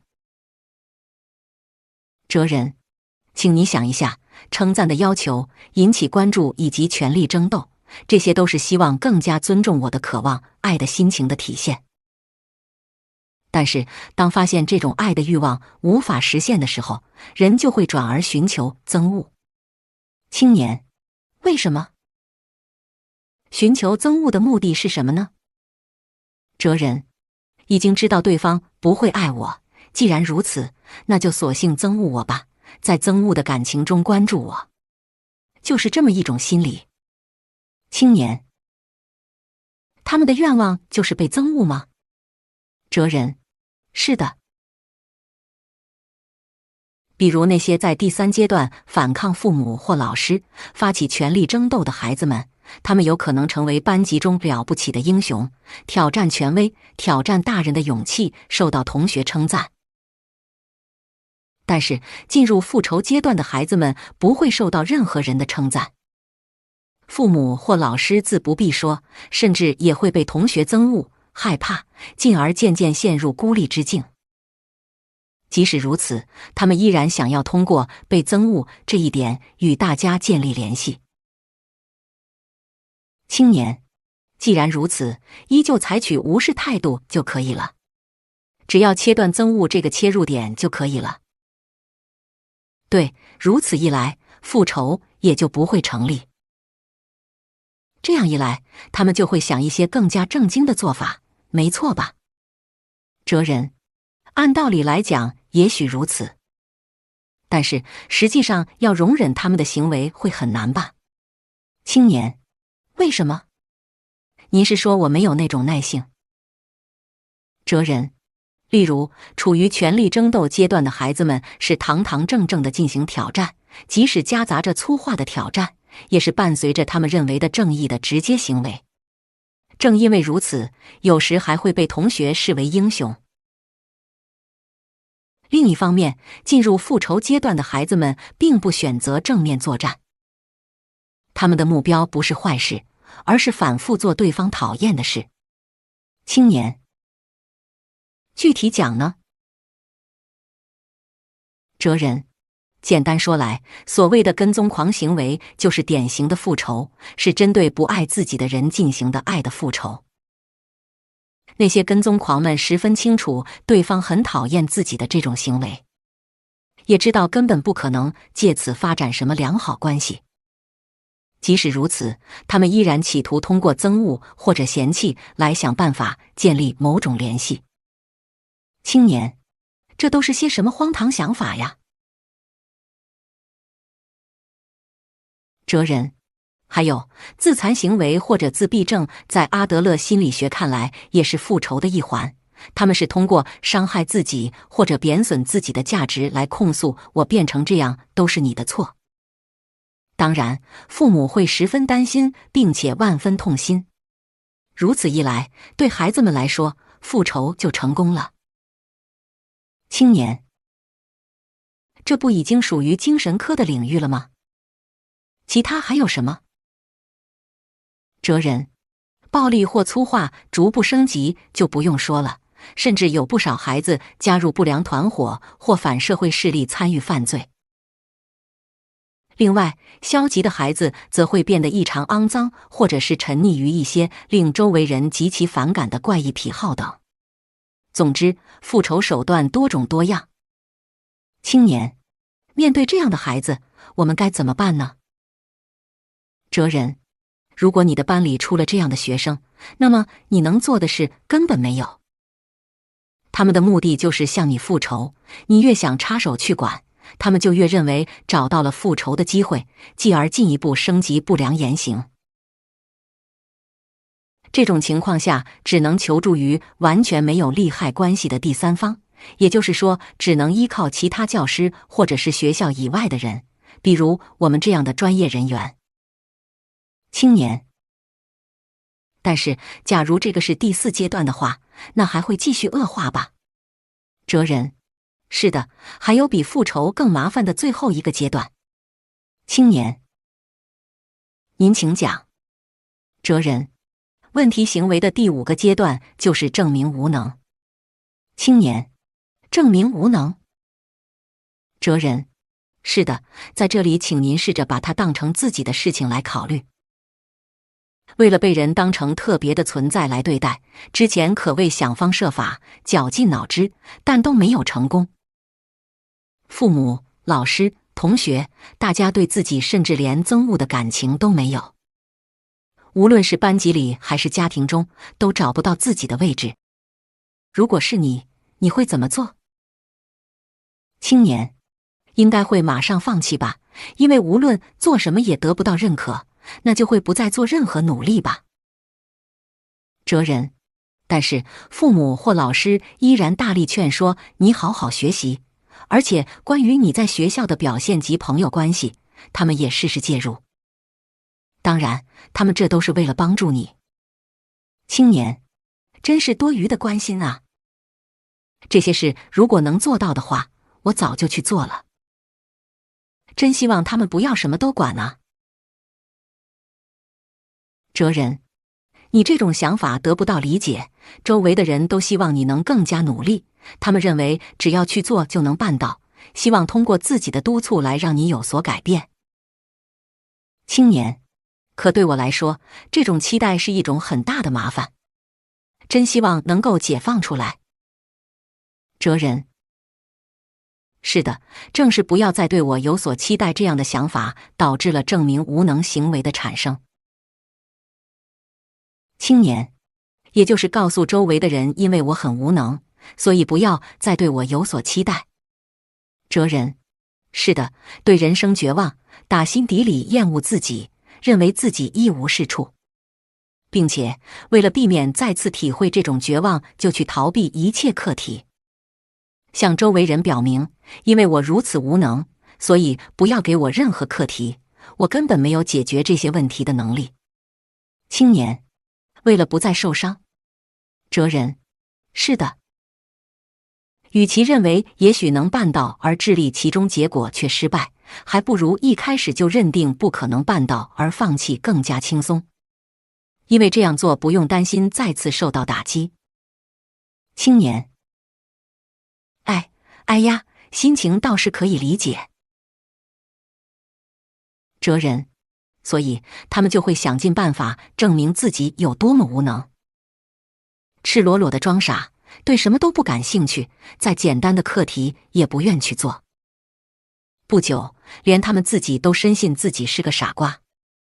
青年：的确有的学生会说因为我是个傻瓜。哲人：倘若能够通过语言表达出来，那应该还只是自嘲。真正进入第5个阶段的孩子们，在装傻的过程中，有时甚至会被怀疑患了精神疾病。他们往往主动放弃一切，不去从事任何课题，也不对事物做任何思考，并且他们总是厌世性地拒绝一切课题和周围人的期待。青年：如何与这样的孩子接触呢？哲人：他们的愿望就是不要对我有任何期待，或者不要管我，进一步说，也就是请放弃我。父母或老师越想插手去管，他们就越会用更加极端的方式证明无能。遗憾的是，你根本束手无策，或许只能求助于专家。但是，帮助那些已经开始证明无能的孩子们，这对于专家来说也是相当困难的任务。青年：我们教育者能做的事情实在太少了。哲人：不，大部分问题行为仅仅处于第3阶段的权力争斗。在防止问题行为进一步恶化这方面，教育者的作用非常大。有罚便无罪吗？青年：问题行为的5个阶段的确是很有意思的分析。首先是寻求称赞，接着是引起关注，如果这些都无法实现，则挑起权力争斗，然后又发展为恶劣的复仇，最终阶段则是证明自己无能。哲人：并且这一切都根源于一个目的——归属感，也就是确保自己在共同体中的特别地位。青年，是的，非常符合阿德勒心理学以人际关系为中心的理论。关于这个分类，我认可。但是您忘记了吗？我们应该讨论的话题是批评的对与错吧？总之，我已经实践了阿德勒式的不批评教育。无论发生什么事都不批评，只是等着他们自我觉悟。结果，教室里成了什么样呢？没有任何规矩，简直就像是动物园。哲人，所以你就决定进行批评。批评改变了什么吗？青年，一片混乱的时候，大声呵斥，当场会安静下来。或者是有学生忘记做作业的时候，批评之后倒也流露出反省的表情。但是归根结底，只是当场有些作用而已。过不了多久，他们又开始捣乱，又开始不做作业。哲人，你认为这是为什么呢？青年，都怪阿德勒。最初决定不批评就是一个错误的决定。刚开始对他们和颜悦色，不管做什么都表示认可，所以才会被他们小瞧，认为那家伙没什么可怕的，或者是不管做什么他都不管。哲人，如果一开始就进行批评，情况则不会如此吗？青年，当然，这是最令我后悔的一点。任何事开始很重要，明年如果再接了其他班级，我要从第一天起就严加批评。哲人，你的同事或者前辈中应该也有非常严厉的人吧？青年，是的，有好几位老师虽然没有到体罚的程度，但经常训斥或者用严厉的语言教导学生，在学生面前彻底扮黑脸，彻底履行教师的职责。某种意义上，他们可谓是专业典范。哲人，多奇怪呀！为什么这些老师总是发火呢？青年，因为学生们做坏事啊。哲人，哎呀，如果批评这种手段在教育上有效的话，那么最多是开始的时候批评几次，之后问题行为应该不会再发生才对。为什么会总是发火呢？为什么需要总是黑着脸，总是大声训斥呢？你不觉得不可思议吗？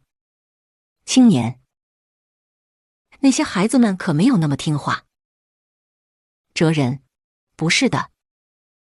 这最好的证明了批评这一手段在教育上没有任何效果。即使明年你从一开始就严加批评，情况也不会与现在有什么不同，甚至也许会更糟。青年，更糟？哲人，刚才你也已经明白了吧？他们的问题行为甚至已经包含了被你批评，也就是说，被斥责正是他们希望的事情。青年，您是说他们希望被老师训斥，被训斥之后很高兴？哈哈，这不是受虐狂吗？先生，您开玩笑也要有个度啊。哲人，没有人被训斥之后会开心，但是会有一种自己做了被训斥的特别的事情之类的英雄成就感。通过被训斥，他们能够证明自己是特别的存在。青年，不，这首先应该是法律和秩序问题，而不仅仅是人的心理问题。眼前有人做了坏事，不管他是出于什么目的，首先是破坏了规则，对其进行处罚是理所当然的事情。否则，公共秩序就无法得以维护。哲人，你是说批评是为了维护法律和秩序？青年，是的。我并不是喜欢批评学生，也不是愿意惩罚他们。当然了，谁会喜欢这种事呢？但是惩罚是必要的，一是为了维护法律和秩序，另外也是对犯罪的一种意志力。哲人，意志力是指什么？青年，例如，比赛中的拳击手无论处于什么样的劣势，都不可以踢对方选手或者将其猛摔出去，因为如果这样做，就会马上被取消参赛资格。取消参赛资格这一重大惩罚，就会作为违规行为的抑制力而发挥作用。倘若惩罚措施含混不清，则无法发挥其抑制力，拳击比赛也就无法进行。惩罚是对犯规的唯一抑制力。哲人，很有趣的例子。那么，如此重要的惩罚，也就是你的斥责，为何没有在教育现场发挥其抑制力呢？青年，见解多种多样。有些老教师甚至很怀念允许体罚的年代，也就是说，他们认为是因为时代变了，惩罚变轻了，所以才失去了其抑制力的功能。哲人，明白了。那么，我们再进一步探讨一下，为什么批评会在教育上失去其有效性。哲人所说的问题行为5阶段，其内容准确把握了人类心理，而且也揭示了阿德勒思想本质。但是，青年也有自己的想法。我是管理班级的唯一成年人，必须教给学生们社会人的行为规范。也就是说，如果不对犯错者进行惩罚，这里的社会秩序就会崩塌。我不是靠理论忽悠人的哲学家，而是必须对孩子们的明天负责的教育者。以暴力为名的交流。青年，那么我们从哪里开始呢？哲人，假设你的班级里发生了暴力事件，琐碎的口角之争演变成了拳脚相向的斗殴事件，你会如何处置这2个学生呢？青年，如果是这种情况，那我就不会大声斥责了，而是冷静地听一听双方的说法。首先让双方都平静下来，然后再慢慢询问，比如为什么吵架或者为何会打起来等。哲人，学生们会怎么回答呢？青年，哎呀，无非是因为他说了这样的话，所以我才会生气，或者他对我做的太过分了之类的理由吧。哲人，那你接下来又会怎么做呢？青年，听听双方的说法，看看是谁的错，然后让有错的一方向另一方道歉。不过，几乎所有的争吵都是双方都有错，所以就让他们互相道歉。哲人，双方都能接受吗？青年，一般都会各执己见。这就是所谓的各打50大板吧。哲人，的确如此。那么，假设你的手上拿着刚才的3棱柱。青年，3棱柱。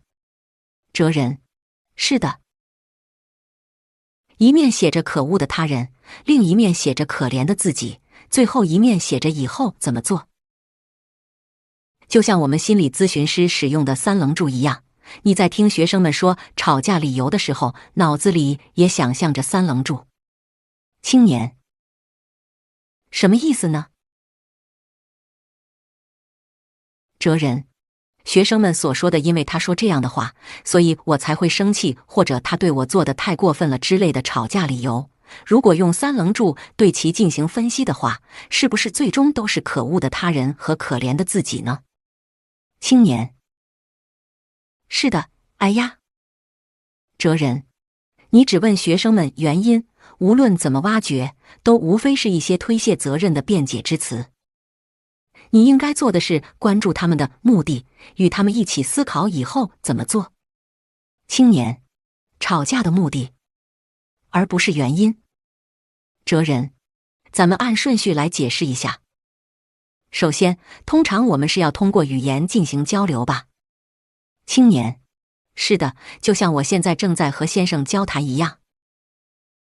青年，意思传达，表达自己的想法吧。哲人，不对，传达只不过是交流的入口，最终目标是达成协议。如果仅仅是传达，那没有任何意义，只有在传达的内容被理解并达成一定协议的时候，交流才有意义。你我在此交谈的目标也是达成某种一致见解。青年：哎呀，这可是相当耗费时间啊。哲人：是的，通过语言进行的交流要达成一致意见，需要花费相当多的时间和精力。仅仅是自以为是的要求根本行不通，还需要准备一些客观数据之类具有说服力的材料。并且，虽然耗费的成本很高，但速度和可靠性相当低。青年：正如您所说，我都有些厌烦了。哲人：所以，厌烦了争论的人或者在争论中无望获胜的人会怎么做呢？你知道吗？青年：哎呀，应该会撤退吧。哲人：他们最后选择的交流手段往往是暴力。青年：哈哈，真有意思。会发展到这一步吗？哲人：如果诉诸暴力，不需要花费时间和精力就可以推行自己的要求，说得更直接一些，就是能够令对方屈服。暴力始终是成本低、廉价的交流手段。在讨论道德是否允许之前，首先不得不说，它是人类非常不成熟的行为。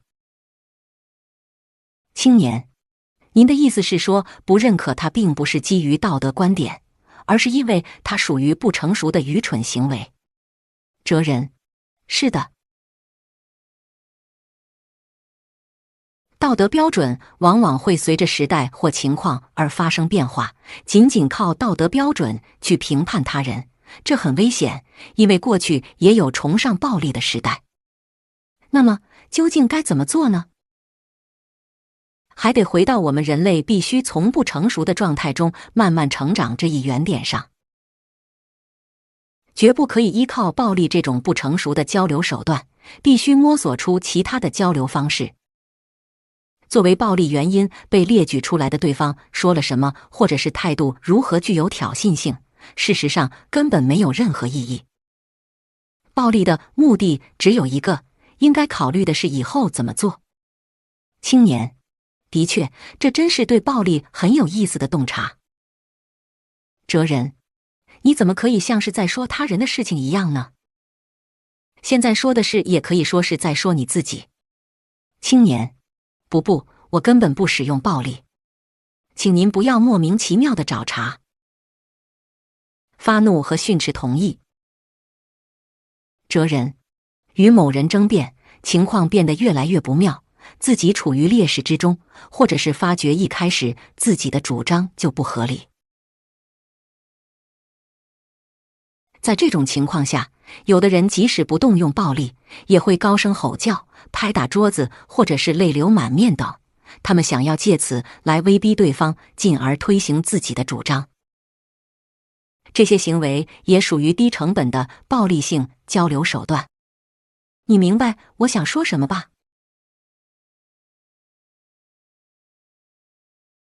青年：真是太可恶了。你这是在嘲笑激动的大声喊叫的我不成熟吗？哲人：不，在这个房间里，无论怎么大声喊叫都没有关系。我关心的是你所选择的批评行为。你厌烦了用语言与学生们交流，继而想通过批评直截了当地令他们屈服。以发怒为武器，拿着责骂之枪，拔出权威之刀，这其实是作为教育者既不成熟又非常愚蠢的行为。青年：不对，我并不是在对他们发怒，而是在批评他们。哲人：很多成人都这样辩解。但是，企图通过行使暴力性的力量来控制对方这一事实根本不可能改变。自以为我正在做好事，这本身就可以说是性质恶劣。青年：并非如此。发怒是感情爆发，无法进行冷静判断。从这个意义上来说，在批评学生的时候，我没有丝毫的感情用事，不是勃然大怒，而是谨慎冷静地进行批评。不要把我与那种忘我而冲动的人混为一谈。哲人：也许如此吧，这就像是并未装上子弹的空膛枪。但是在学生们看来，自己被枪口对着这一事实是一样的。无论里面装的是不是子弹，你都是一手拿着枪在进行交流。青年：那么我倒要问问，打个比方来讲，对方就好比是拿着刀站在你面前的凶犯，犯了罪，并且还向你发起冲突，是那种引起关注或者权力争斗之类的冲突。拿着枪进行的交流有什么不好呢？究竟该如何维护法律和秩序呢？哲人：面对孩子们的问题行为，父母或教育者应该做什么呢？阿德勒说要放弃法官的立场。你并未被赋予裁判的特权，维护法律和秩序不是你的工作。青年：那么应该做什么呢？哲人：你现在应该守护的既不是法律，也不是秩序，而是眼前的孩子，出现了问题行为的孩子。教育者就是心理咨询师，心理咨询就是在教育。刚开始我就说过吧，心理咨询师端着枪也太奇怪了。青年：但是，哲人：包含斥责在内的暴力是一种暴露了人不成熟的交流方式。关于这一点，孩子们也十分清楚。遭到斥责的时候，除了对暴力行为的恐惧，他们还会在无意识中洞察到这个人很不成熟。这是一个比大人们想象的更加严重的问题。你能够尊重一个不成熟的人吗？或者从用暴力威慑自己的对方那里能够感受到被尊重吗？伴随着发怒或者暴力的交流中根本不存在尊重，而且还会招致蔑视。斥责不会带来本质性的改善，这是不言自明的道理。因此，阿德勒说发怒是使人和人之间变得疏远的感情。青年：您是说我得不到学生的尊重，不仅如此，甚至还被蔑视？而且这都是因为批评那些孩子们？哲人：很遗憾，的确如此。青年：并不了解现场的你知道什么？哲人：我不知道的事情很多。但是你反复诉说的现场这种话，总而言之就是恶劣的他人，以及被捉弄的可怜的自己。我并不认为它有什么讨论价值，所以我根本充耳不闻。青年：哲人：如果你拥有面对自我的勇气，并能够真正的去思考以后怎么做的话，那就能够有所进步。青年：您是说我一直在辩解吧？哲人：不，说是辩解并不准确，你是一味地关注无法改变的事情，感叹所以不可能。不去执着于无法改变的事情，而是正视眼前的可以改变的事情。你还记得吗？基督教广为传颂的尼布尔的祈祷文。青年：是的，当然记得。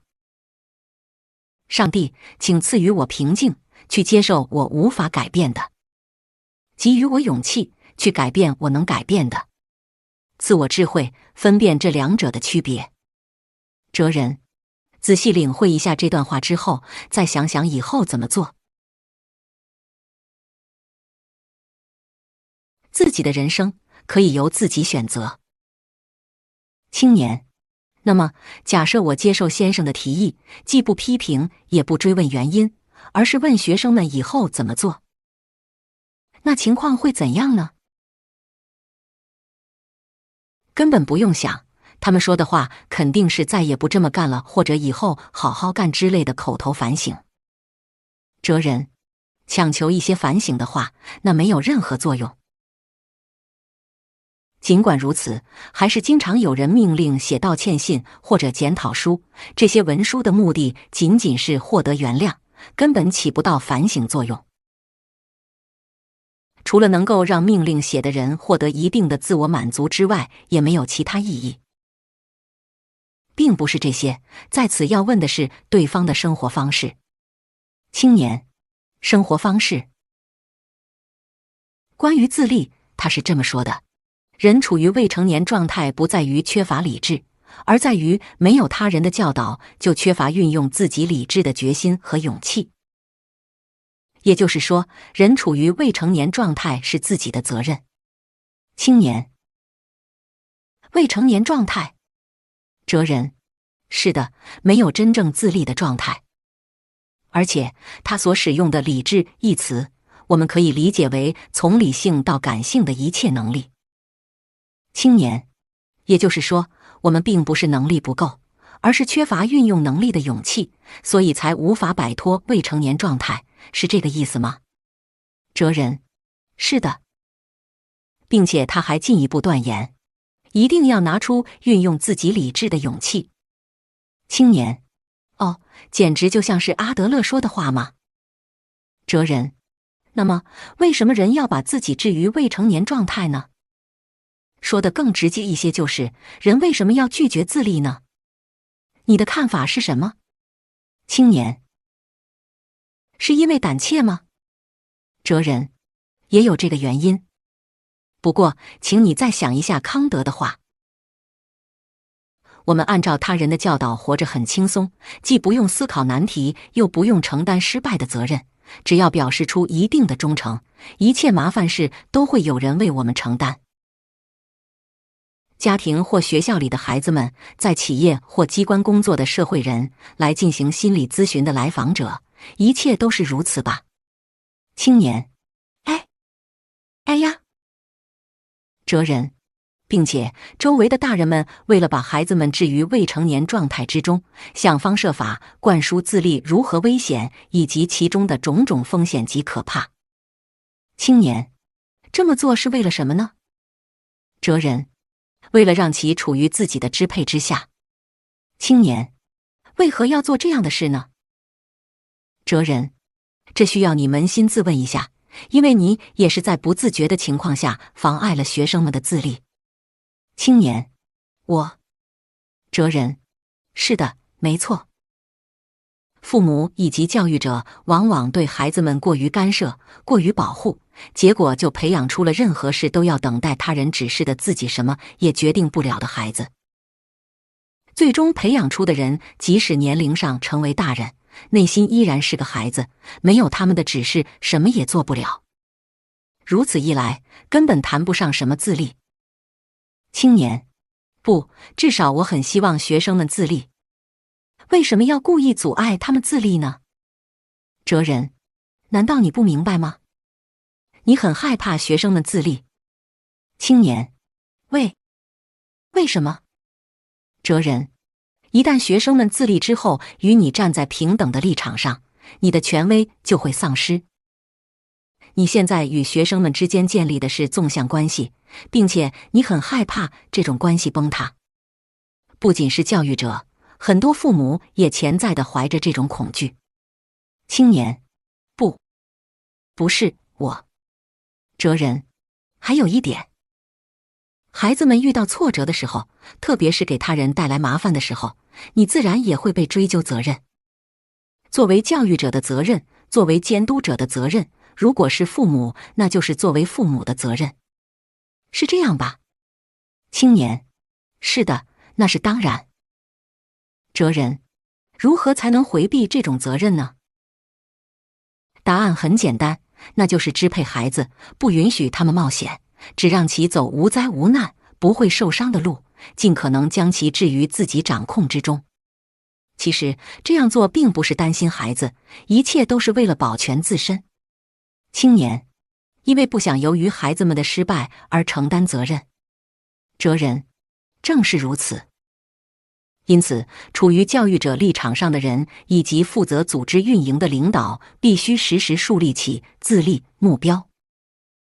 青年，不要陷入保全自身。哲人，心理咨询也一样。我们在做心理咨询的时候，会加倍小心，不把来访者置于依存和无责任的地位之中。因为反过来说，这话的意思就是，如果是我自己，什么也办不到。青年，您的意思是说，那是在依存于心理咨询师？哲人，是的，可以说这对于你也就是教育者也是一样。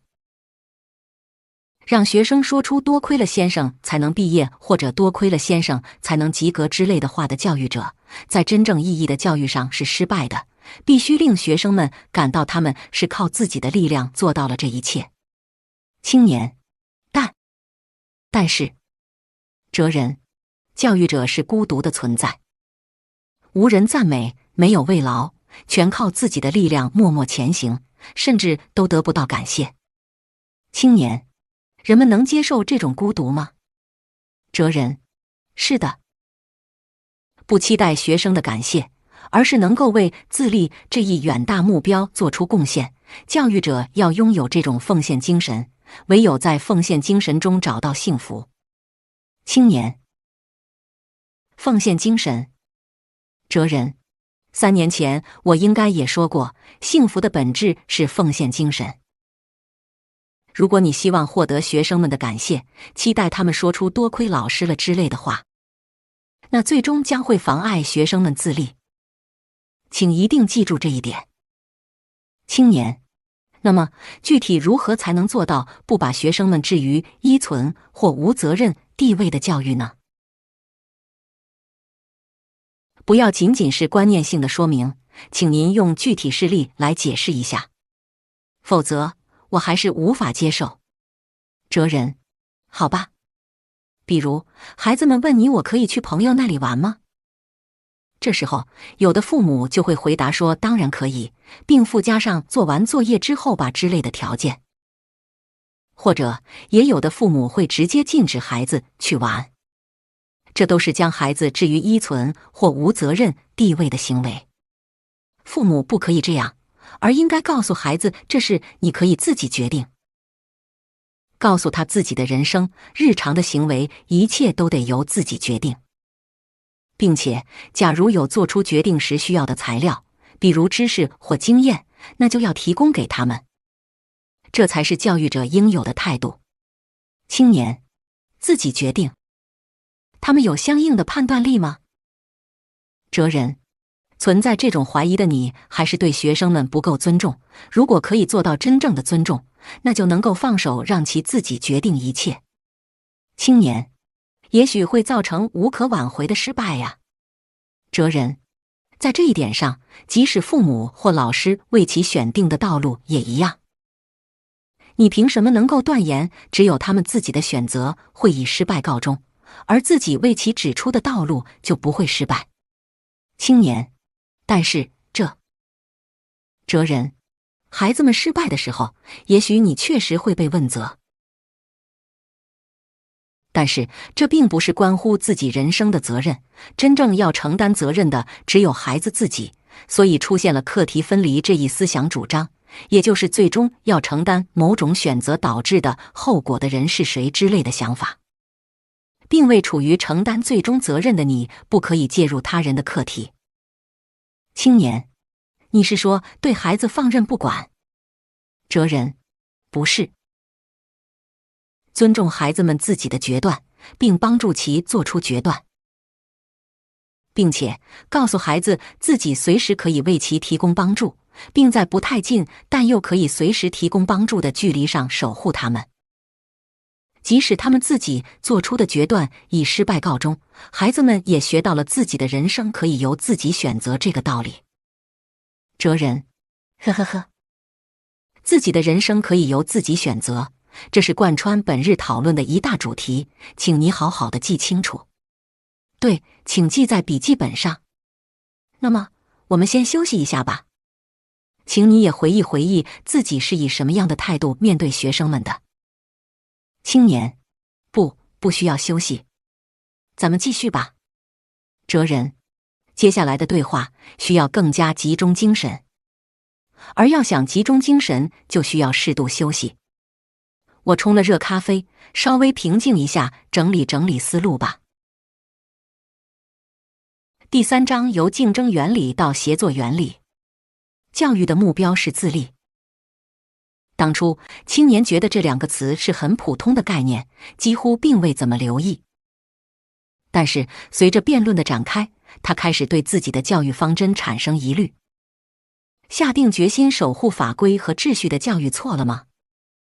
我真的害怕并妨碍了学生们的自立吗？不，根本没有。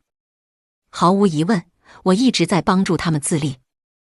坐在对面的哲人沉默地擦拭着钢笔，看上去超然洒脱而又悠然自得。青年用干燥的嘴唇抿了一口咖啡，然后又缓缓地说起话来。否定通过表扬促进成长。青年，教育者不能充当法官，必须做亲近孩子们的心理咨询师，并且斥责只能是暴露自身不成熟，进而招致轻视的行为。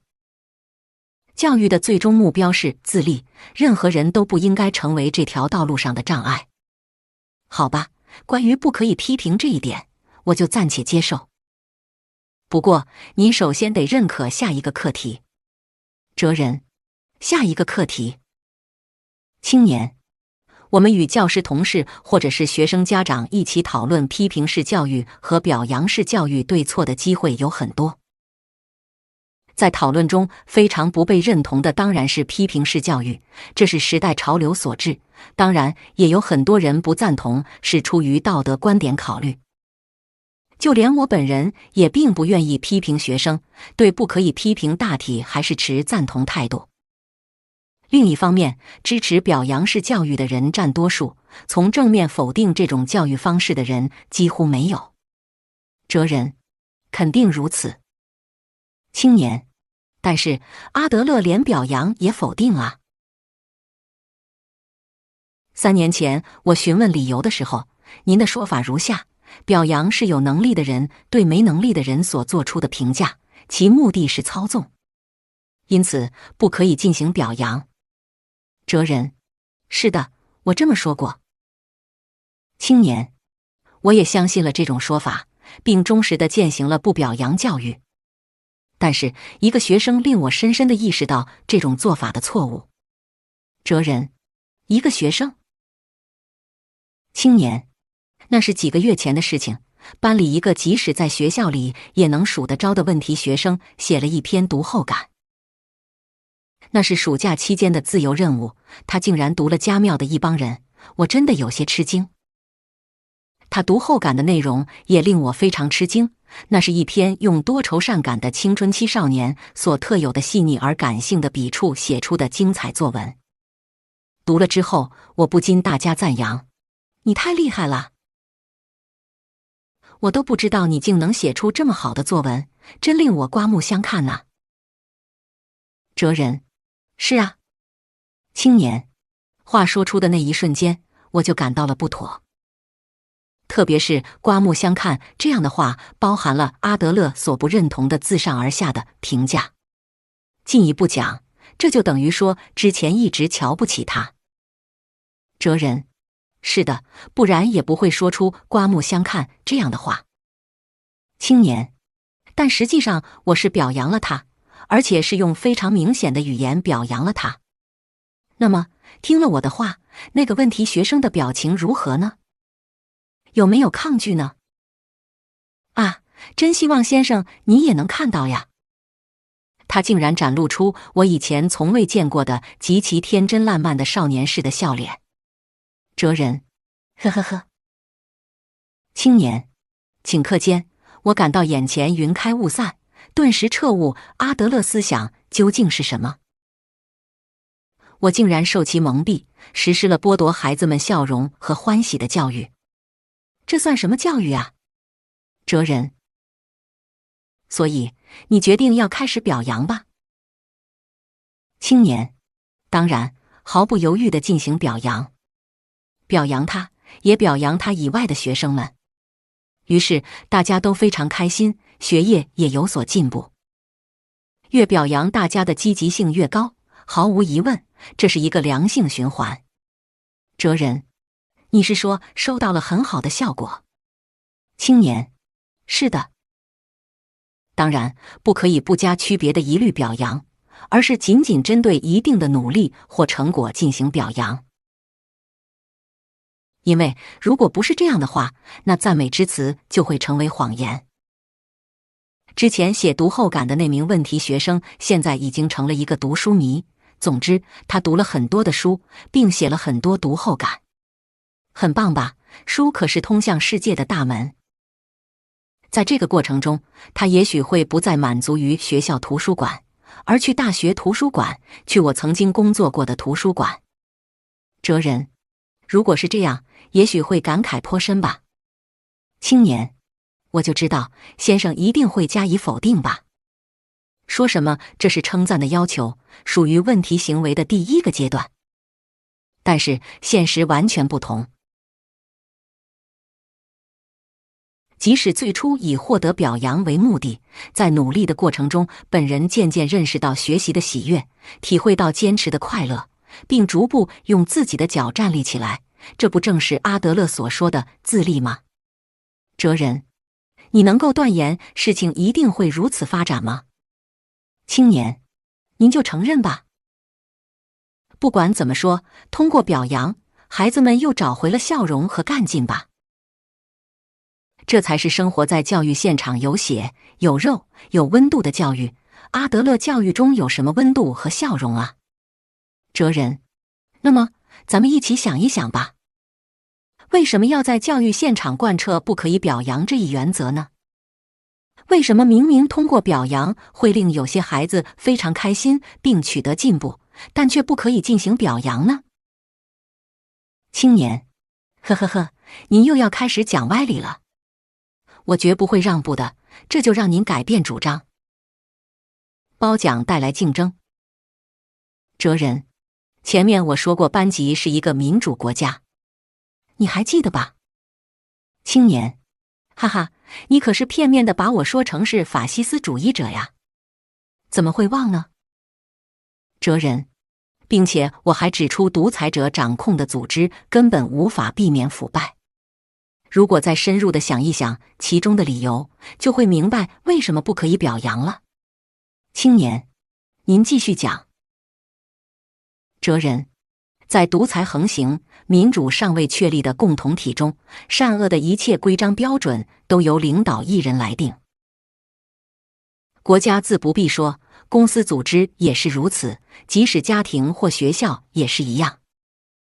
并且其规章标准的应用也非常随意。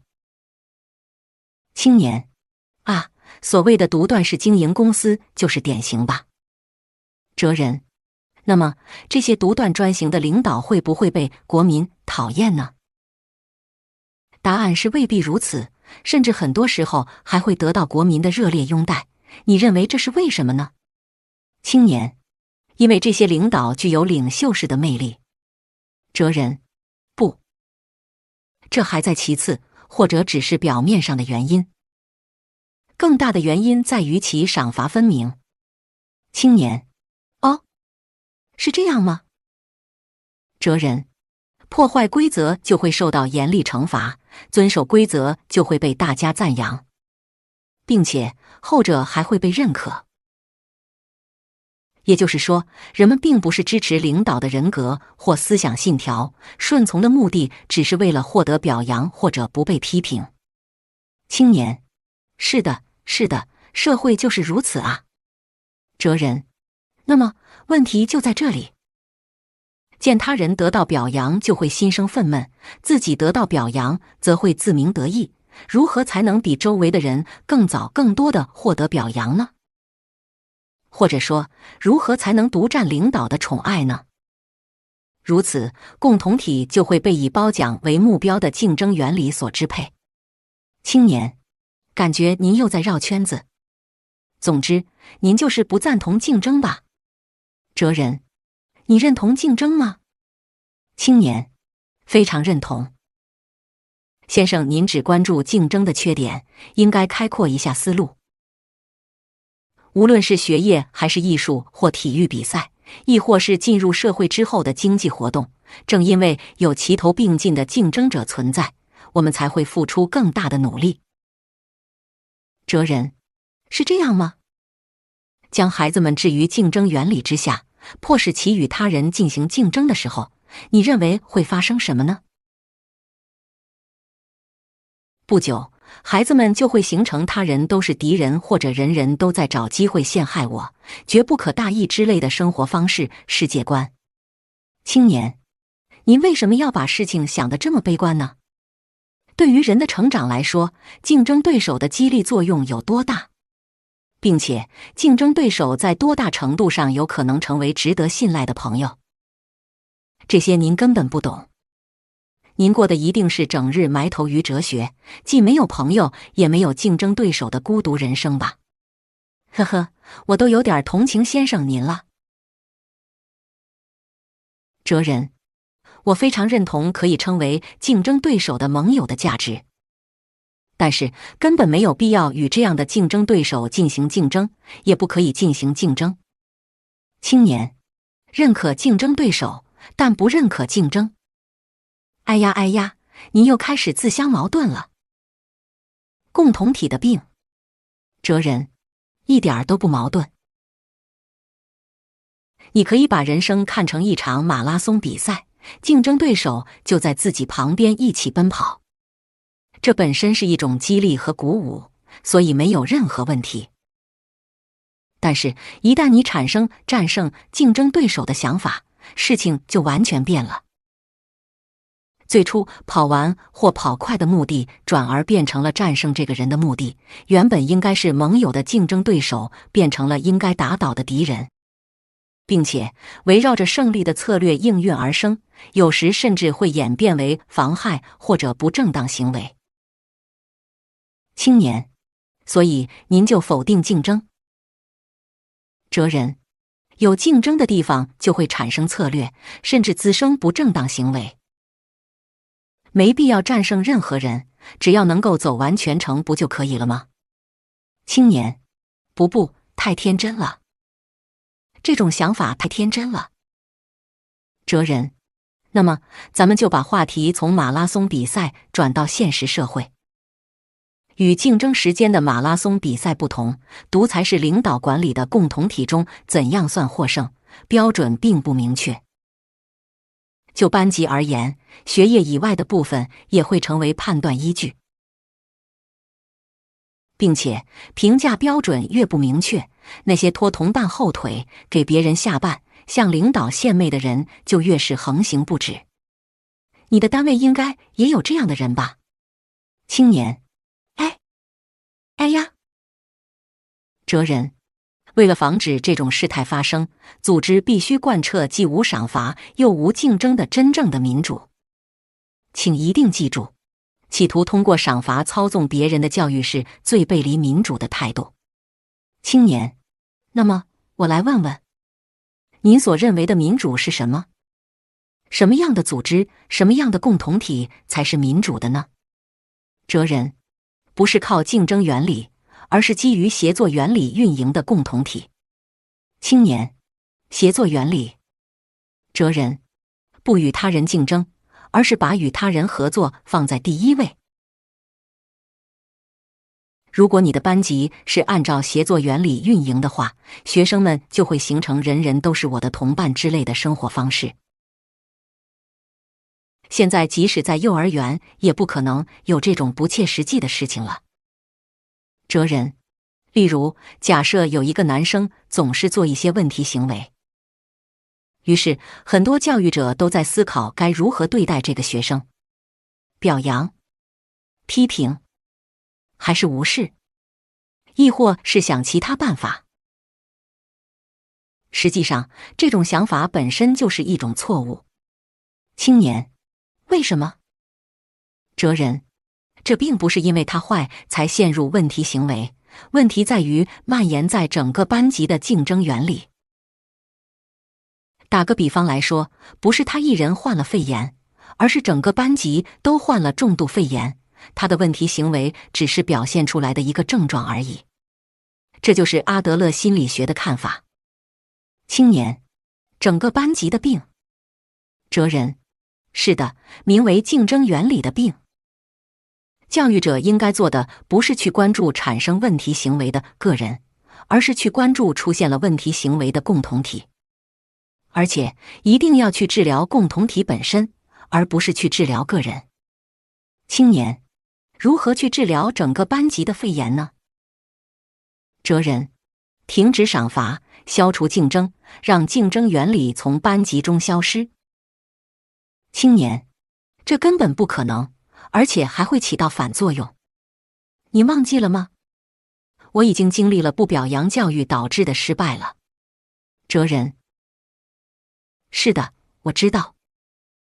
那么，再来整理一下咱们的讨论内容吧。首先，争夺胜利或名次的竞争原理自然而然地会发展为纵向关系，因为一旦产生胜者和败者，就会产生相应的上下关系。青年：是的，的确。哲人：另一方面，贯彻阿德勒心理学所提倡的横向关系的是协作原理，不与任何人竞争，也不存在胜负。与他人之间即使存在知识、经验或能力的差异也没有关系，与学业成绩、工作成果没有关系，所有人一律平等，并且尽力与他人协作，这样建立起来的共同体才有意义。青年：先生，您是说这才是民主国家？哲人：是的。阿德勒心理学是基于横向关系的民主心理学。人生始于不完美。青年：好吧，对立点已经很明确了。先生，您认为这不是个人问题，而是整个班级的问题，而且还认为蔓延其中的竞争原理是万恶之源。另一方面，我关注的是个人。为什么呢？哈，借用先生的话说，就是尊重。学生们作为一个光明正大的人存在着，他们每人都拥有自己独特的人格。有的孩子温顺文静，有的孩子活泼开朗，有的孩子认真严谨，有的孩子热情好动。学生的性格多种多样，他们并不是毫无个性的集合。哲人：当然，的确如此。青年：不，您口口声声说民主，但却并不去关注一个个独立的孩子，而是把其放在组织中去看。您还说，如果改变组织，一切都会随之而变，简直就像是一个共产主义者。我与您不同。组织怎么样都无所谓，它是民主主义也好，共产主义也好，什么都可以。我关注的归根结底是个人的肺炎，而不是整个班级的肺炎。哲人：因为你一直都是这么做的吧？青年：那么具体如何去治疗肺炎呢？这也是对立点。哲人：呵。青年：我知道先生您否定认同需求，但是我却非常支持认同需求。这是我基于实践经验得出的结论，所以不会轻易让步。孩子们渴望认同，而罹患肺病都被冻僵了。哲人：你能说明一下理由吗？青年：阿德勒心理学否定认同需求。为什么呢？也就是说，过他人的人生。但是人活着并不是为了满足别人的期望。无论对方是父母也好，老师也好，或者其他什么人也好，我们都不可以选择满足那个人期望的生活方式。是这样吧？哲人：是的。青年：一味在意他人的评价，就无法过自己的人生，就会陷入被剥夺自由的生活方式。我们必须保持自由，并且如果想要追求自由的话，那就不可以寻求认同。这样理解没错吧？哲人：没错。青年：多么振奋人心的话呀！但遗憾的是，我们不可能那么坚强。你如果也观察一下学生们的日常生活，就会明白，他们虽然极力表现出坚强，但内心却抱着极大的不安，无论怎么做都找不到自信，深深被自卑折磨。这就需要他人的认同。哲人：所言极是。青年：我不会轻易赞同你这位落伍的苏格拉底。总之，先生您所说的人终归是大卫像。青年：对，您知道米开朗基罗的大卫像吧？肌肉发达而匀称，没有一点儿赘肉，简直是理想的造型。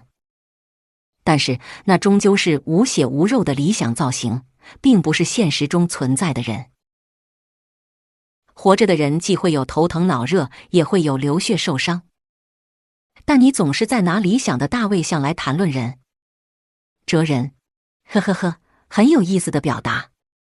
青年：另一方面，我所关注的是活在现实中的人，是有着柔嫩鲜活的肌肤和细腻丰富的个性，常常会犯错的孩子们。若非如此，根本无法找回受挫的勇气。您戴着善人的面具，却丝毫不同情弱者。您只是在一味地宣扬雄狮理论，根本没有贴近现实生活中的人。哲人：的确。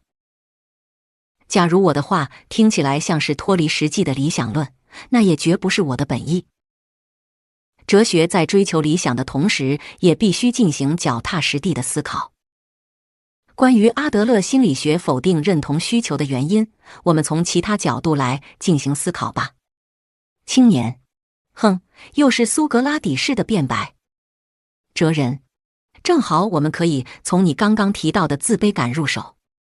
青年：哦，要谈自卑感吗？正好，我可是这方面的专家。哲人：首先，我们人类在孩童时代毫无例外的都抱着自卑感生活，这是阿德勒心理学的大前提。青年：毫无例外。哲人：是的，人类恐怕是唯一一种身体发育比心理成长慢一步的生物。其他生物心理和身体的成长速度一般都保持一致，唯有人类是心理先成长，身体发育却相对滞后。某种意义上来说，这就好比是被束缚着手脚生活，因为心灵是自由的，但身体却不由自主。青年：哦，很有趣的观点。哲人：结果，人类的孩子们就会为心理上想做的事和肉体上能做的事之间的差距而苦恼。有些事情对于周围的大人们来说能够做到，但自己却做不到。大人们摸得到的架子，自己却够不着；大人们搬得动的石头，自己却根本搬不动；年长者谈论的话题，自己无法参与。经历了这种无力感，进一步说，就是经历了自己的不完美之后的孩子们，原则上来说，肯定会感到自卑。青年：您是说人生本来就作为不完美的存在而开始？哲人：是的。当然，并不是孩子们作为人不完美，只是身体的发育赶不上心理的成长。但是大人们只看身体方面的条件，往往把他们当孩子对待，根本不去理会孩子们的心理。如此一来，孩子们自然就会深受自卑之苦。因为明明心理和大人没什么区别，但作为人的价值却得不到认可。青年：所有的人都作为不完美的存在而开始，因此任何人都会经历自卑感。您这观点可真悲观啊！这种自卑感并非不利条件，它常常会成为努力和成长的催化剂。青年：哦，怎么回事呢？哲人：如果人可以像马一样驰骋，那就不会发明出马车，也不会发明出汽车。如果人可以像鸟一样在空中翱翔，那飞机也就不会被发明出来。如果人有北极熊那样的毛皮，就不会发明出防寒服。如果人可以像海豚一样擅长游泳，那肯定也就不会有船和指南针的出现。文明就是用来填补人类生物性弱点的产物，人类史就是一部克服劣等性的历史。青年：正因为人类比较脆弱，所以才创造出这么了不起的文明。哲人：是的。自狩猎采集时代开始，我们人类就生活在集体中，与同伴协作捕获猎物，养育孩子。人类并非喜欢协作，更确切一些说，这是因为人类很脆弱，不可以单独生存。青年，您是说人类因为脆弱才形成集体，构建社会，我们的力量和文明都是拜脆弱所赐？哲人，反过来讲，人类最害怕的是孤立。孤立的人不仅仅是身体安全受到威胁，就连心理安全也处于威胁状态之下。因为人类本能地清楚，一个人根本无法生存。因此，我们常常希望能与他人建立坚固的联系。你知道这一事实意味着什么吗？青年，不知道是什么。哲人，所有人的内心都有共同体感觉，它与人的认同需求紧密相连。青年，什么？哲人，正如无法想象没有壳的乌龟或脖子很短的长颈鹿一样，世界上根本不可能存在完全脱离他人的人。共同体感觉不需要去掌握，而需要从自己内心挖掘，正因为如此，它才可以作为感觉共有。阿德勒指出，共同体感觉常常反映出身体的脆弱，人类根本无法与之彻底脱离。青年，源于人类脆弱的共同体感觉。哲人，人类身体方面脆弱，但其心理比任何动物都要强大。这下你该明白致力于同伴之间的竞争多么违背自然规律了吧？共同体感觉并不是云端之上大而空的理想，它是深深植根于我们内心的根本生存原理。共同体感觉那么难以理解、内容不明确的阿德勒心理学的关键概念，到此也渐渐明朗起来。人类因为身体的脆弱才创立共同体，并在协作关系中生存。人常常渴望与他人之间建立的联系，所有人的心中都存在着共同体感觉。哲人说，人要挖掘自身的共同体感觉，寻求与他人之间的联系。青年好不容易才又开始发问：自我认同的勇气。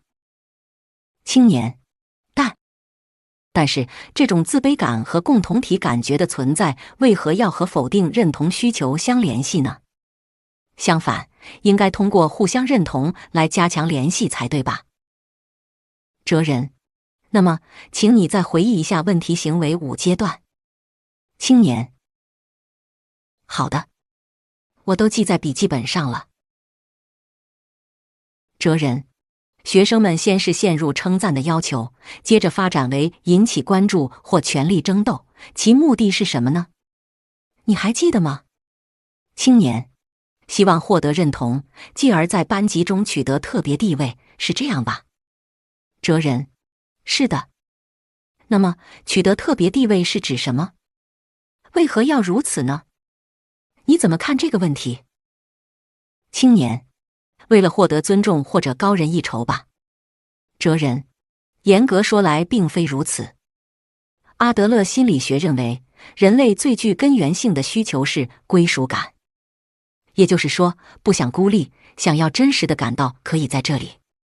因为孤立首先会导致社会性死亡，不久还会导致生物性死亡。那么，怎样才能获得归属感呢？就是在共同体中取得特别地位，不要泯然众人。青年，不要泯然众人。哲人，是的。无可替代的这个我，不要做芸芸大众，任何时候都必须确保自己独一无二的位置，可以在这里的归属感绝对不能被动摇。青年，倘若如此，我的主张就更加正确了。通过表扬来满足其殷切的认同需求，以此来告诉他你并非不完美，或者你很有价值。除此之外，别无他法。哲人，不，遗憾的是，这样根本无法体会到真正的价值。青年，为什么？哲人，认同根本没有尽头。获得他人的表扬和认同，借此也许可以体会到瞬间的价值。但是，如此获得的喜悦终归是依赖于外部作用。这无异于带发条装置的玩偶，没人给上发条，自己根本动不了。青年，也许吧，可是哲人，只有被表扬才能体会到幸福的人，直到生命的最后一瞬间，也在追求更多的表扬。这样的人就被置于了依存的地位，过着永远所求、永不满足的生活。青年，那该怎么做呢？哲人，唯有一个办法，不去寻求他人的认同，按照自己的意思自我认同。青年，自我认同。哲人，让他人来决定我的价值，这是依存。另一方面，我的价值由自己来决定，这叫自立。幸福生活在哪里？答案很明确了，决定你自身价值的不是别人。青年，这根本不可能。正因为我们自己无法树立自信，所以才需要他人的认同。哲人，恐怕这是缺乏做普通人的勇气吧。保持本色即可，即使成不了特别存在，即使不够优秀，也依然有你的位置。要接受平凡的自己，接受作为芸芸大众的自己。青年，你是说我只是一无所长的芸芸大众？哲人，不是吗？青年，呵呵呵，你竟能厚颜无耻地说出这样侮辱人的话，这是我人生中遭受的最大侮辱。哲人，这不是侮辱，我也是一个普通人，并且普通是一种个性，根本不可耻。青年，别说俏皮话了，你这个虐待狂！哪里有被人说了你是随处可见的平凡人不感觉屈辱的现代人？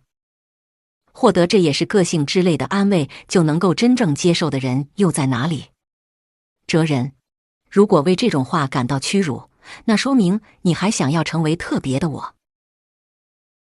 所以你才追求来自他人的认同，所以你才会追求称赞，期待关注，至今依然生活在问题行为之中。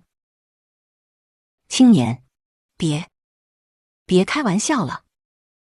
哲人，不要从与他人不同方面寻求价值，而是从保持自我方面寻求价值，这才是真正的个性。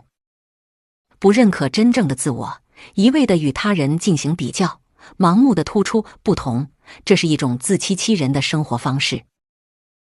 青年，不要强调与他人之间的不同，即使平凡，也要从保持自我中寻求价值。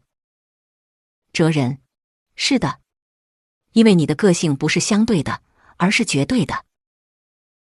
青年，那么关于个性，我要说说自己得出的一个结论，这个结论揭示了学校教育的局限性。哲人，哦，我很想听一听。问题行为是在针对你。青年，我一直在犹豫要不要说，还是说出来吧。今天就全说出来。青年，是的，我们教育者能做的事情很有限。哲人，怎么回事呢？青年，班级里既有开朗外向的学生，也有谨慎低调的学生。如果用阿德勒的话说，就是大家都怀着各自固有的生活方式、世界观，没有人完全相同，这就是个性吧。哲人，是的。青年，那么他们是在哪里养成这些生活方式的呢？毫无疑问，肯定是在家庭中。哲人，的确，家庭的影响很大。青年，并且学生们现在依然是在家庭中度过一天中的大部分时间，并且是在同一屋檐下的极近距离内与家人一起生活。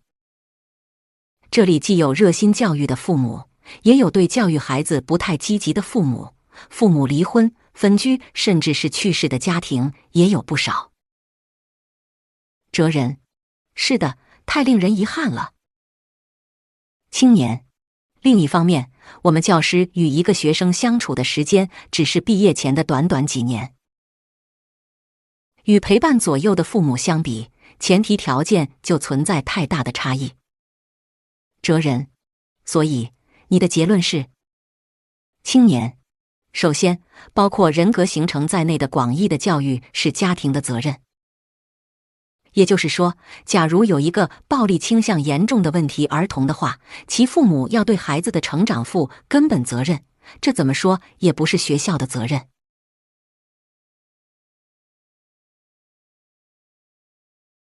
并且，我们教师能够起到的作用只是狭义的教育，也就是教授知识之类的教育，除此之外的事情根本无能为力。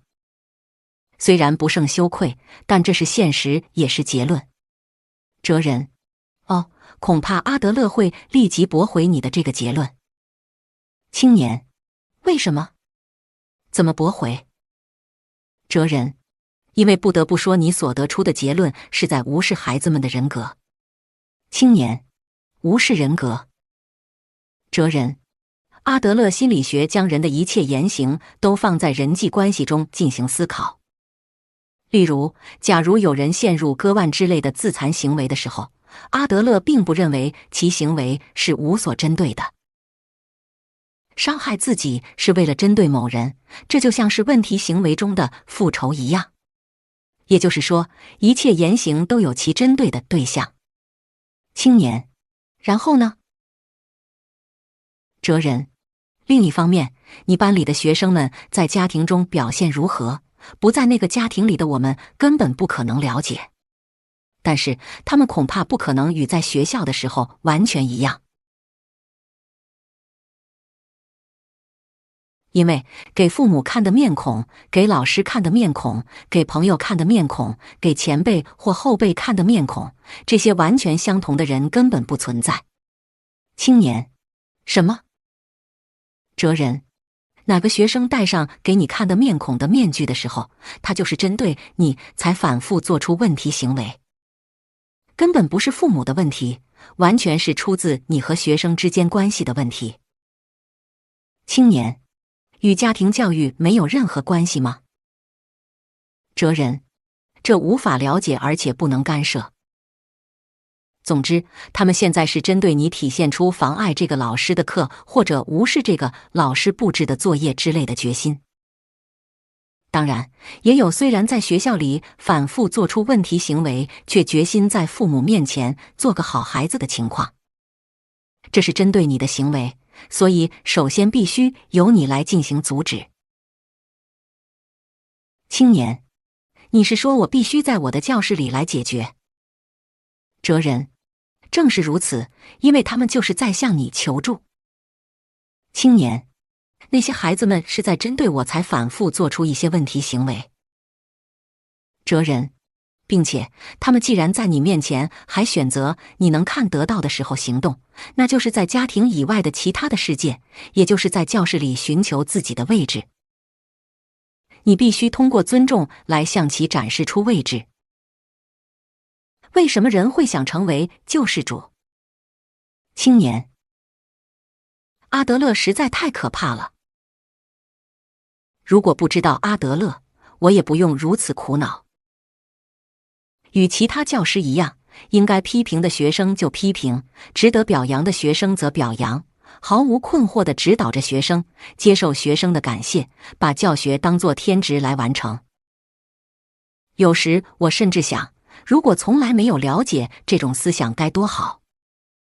哲人：的确，一旦知道了阿德勒思想，就无法再退回去。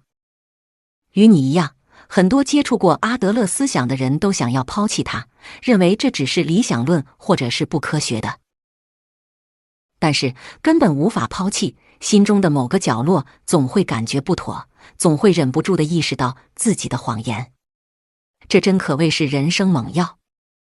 青年：我来整理一下咱们目前的讨论。首先，不可以批评孩子，因为批评是一种破坏相互尊重的行为，发怒或斥责是一种低成本、不成熟、暴力性的交流手段。是这样吧？哲人：是的。青年：并且也不可以表扬。表扬会令共同体中滋生竞争，让孩子们形成他人是敌人的生活方式。哲人：正是如此。青年，并且批评或表扬，也就是赏罚，会妨碍孩子自立。因为赏罚是企图将孩子置于自己的支配之下，依靠这种方式的大人内心害怕孩子自立。哲人希望孩子永远是孩子，因此就用赏罚这种形式来束缚孩子，准备一些都是为你着想，或者全是因为担心你之类的理由，企图让孩子永远停留在未成年状态。大人们的这种态度根本不存在尊重，也无法建立良好的关系。青年，不仅如此，阿德勒还否定认同需求，主张把追求他人认同换作自我认同。哲人，是的，这是一个应该从自立角度进行考虑的问题。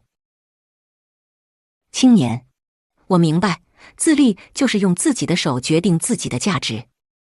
另一方面，希望由他人来决定自己价值的态度，也就是认同需求，只是一种依存。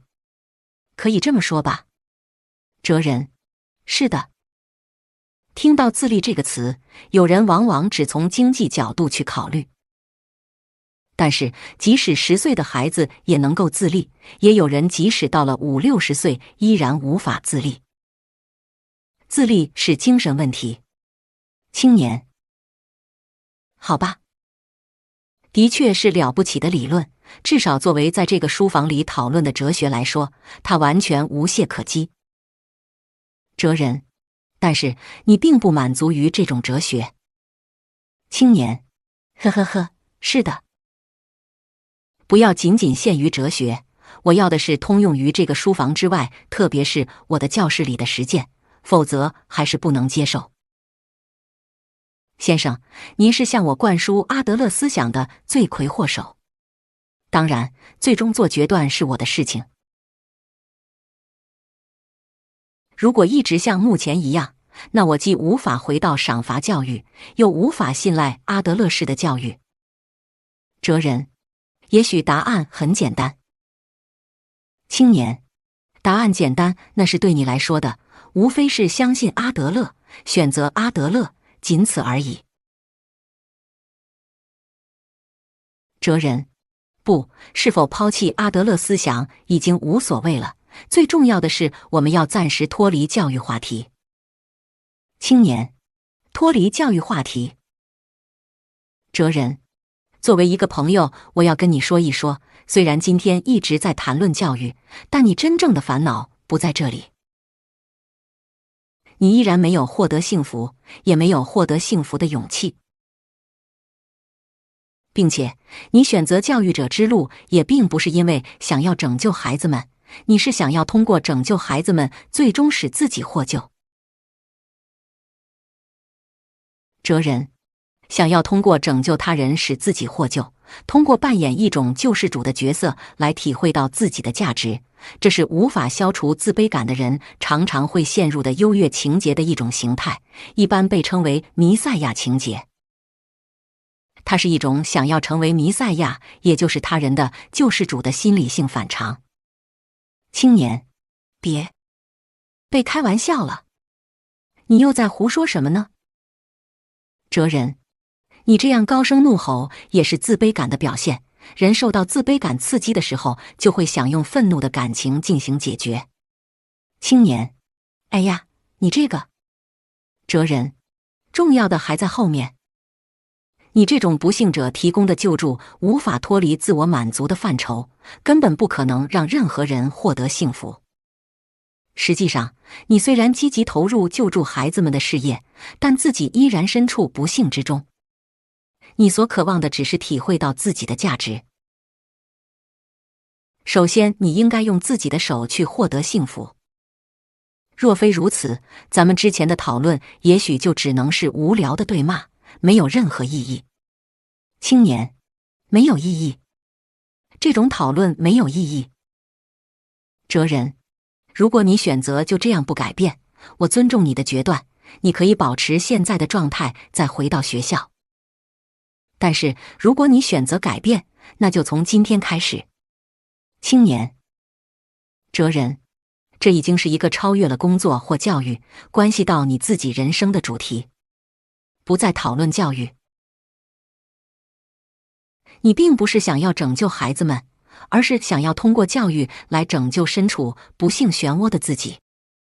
对于青年来说，这种话就等于是全面否定作为教育者的自己的辞职劝告。青年突然产生了一个想法：宣判苏格拉底死罪的雅典人，当时也许就是这样的心情吧。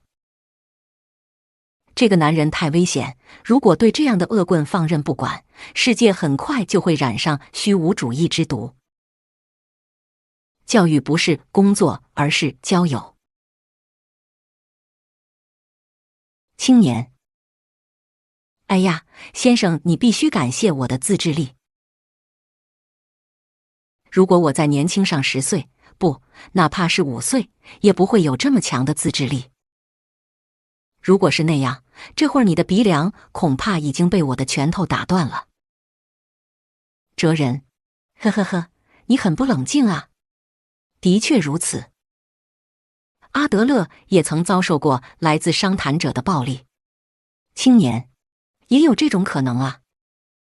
大肆宣扬这样的谬论，那也是应得的报应。哲人：有一次，阿德勒被要求为一位患了重度精神障碍的少女治病。这位少女受病症折磨已长达8年，2年前开始不得不入院治疗。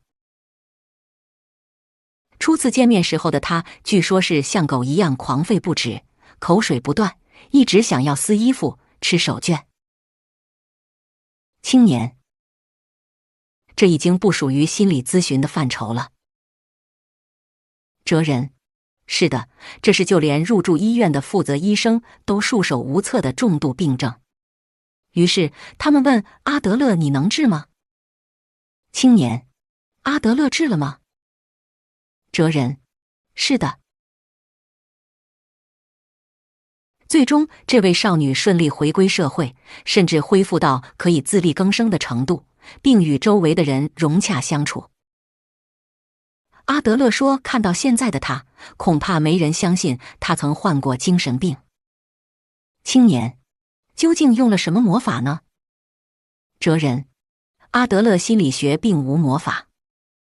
阿德勒只是一直跟他谈话。最初的8天，他每天都去见他并对其谈话，但他总是一言不发。随着时间的推移，在心理咨询持续了30日之后，虽然是以非常混乱、无法理解的形式，但他终于开口说话了。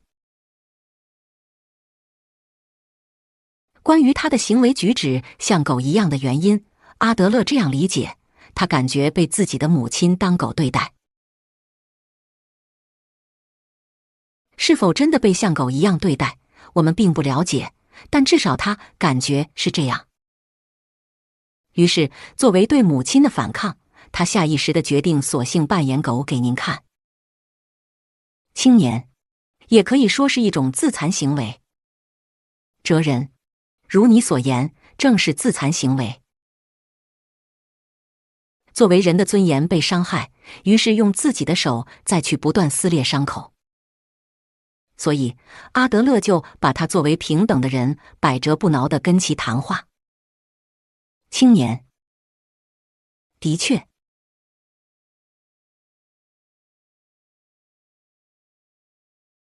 哲人：就这样一直不间断地进行心理咨询。某一天，他突然开始打阿德勒。这时候，阿德勒是怎么做的呢？他没做任何反抗，任其拍打。然后，过于激动的他打破了玻璃窗户，手指受了伤。于是，阿德勒默默地为其包扎。青年：呵呵呵，这简直就是圣经中的故事吗？你是想借此把阿德勒装扮为圣人吧？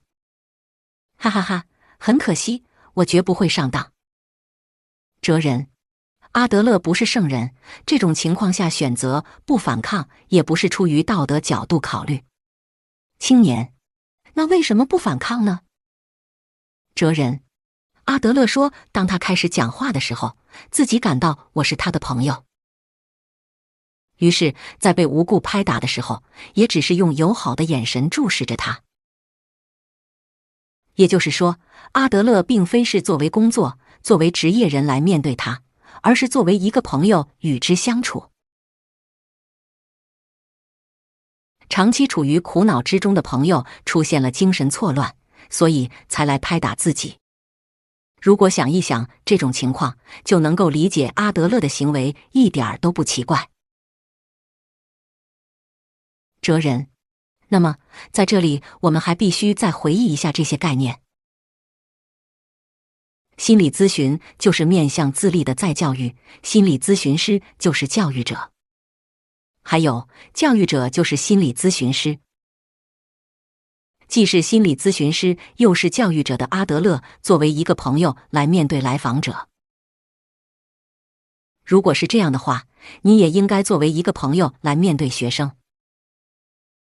因为你也是教育者、心理咨询师。青年啊，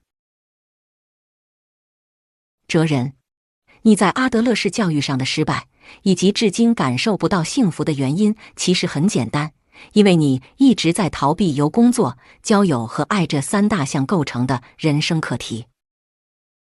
青年，逃避人生课题。哲人，你现在是因为工作来面对学生。但是，正如阿德勒亲身示范的一样，与学生之间的关系是朋友。如果弄错了这一点，教育不可能顺利。青年，不要胡说。像朋友一样对待那些孩子们。哲人，不是像朋友一样对待，是建立真正意义上的交友关系。青年，这根本不对。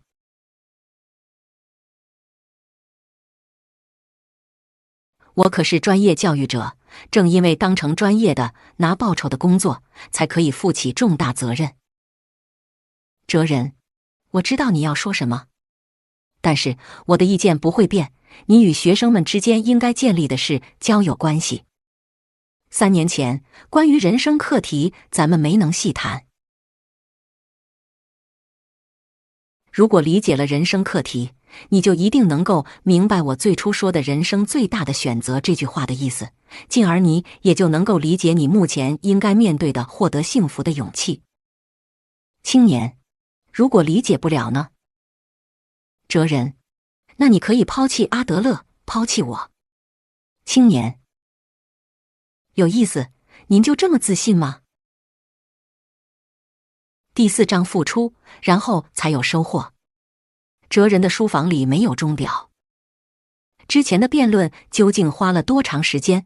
距离天明还有几个小时。青年一边为自己忘带手表而懊恼，一边反复回味着之前辩论的内容。弥赛亚情节，要与学生建立交友关系。开什么玩笑？这个男人口口声声地说我误解了阿德勒，但其实是你误解了我。逃避人生课题，回避与他人交往的人，正是整日闷在这个书房里的你。一切快乐也都是人际关系的快乐。青年，我现在正处于不幸之中，我并不是为学校教育而苦恼，只是苦恼自己的人生。并且，理由是我逃避人生课题。您是这么说的吧？哲人，如果简单概括一下的话。青年，并且您还说不应该把面对学生当作工作，而应该建立交友关系。这其中的理由更加无聊，总而言之，无非是因为阿德勒也是这么做的。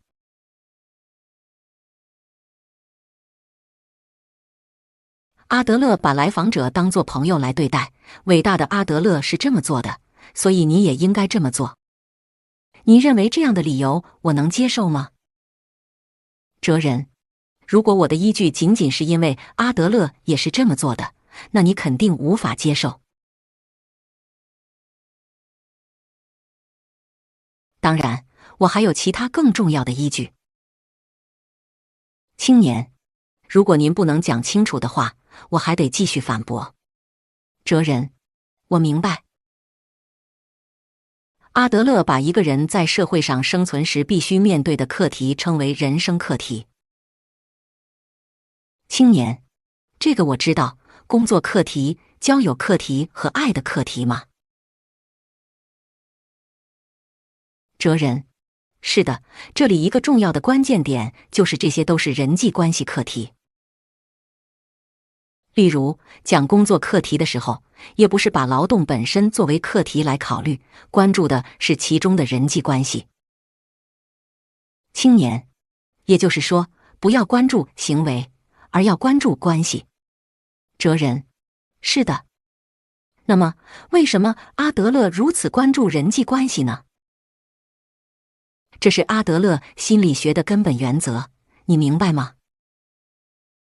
青年，因为它的前提是阿德勒所定义的苦恼，也就是一切烦恼都是人际关系的烦恼这种说法。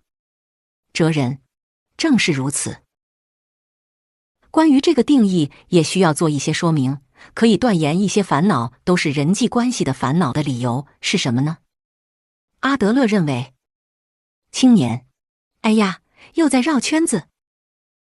由我来直截了当地说明，很快就能讲清楚。一切烦恼都是人际关系的烦恼，这句话的真正意思可以反过来考虑。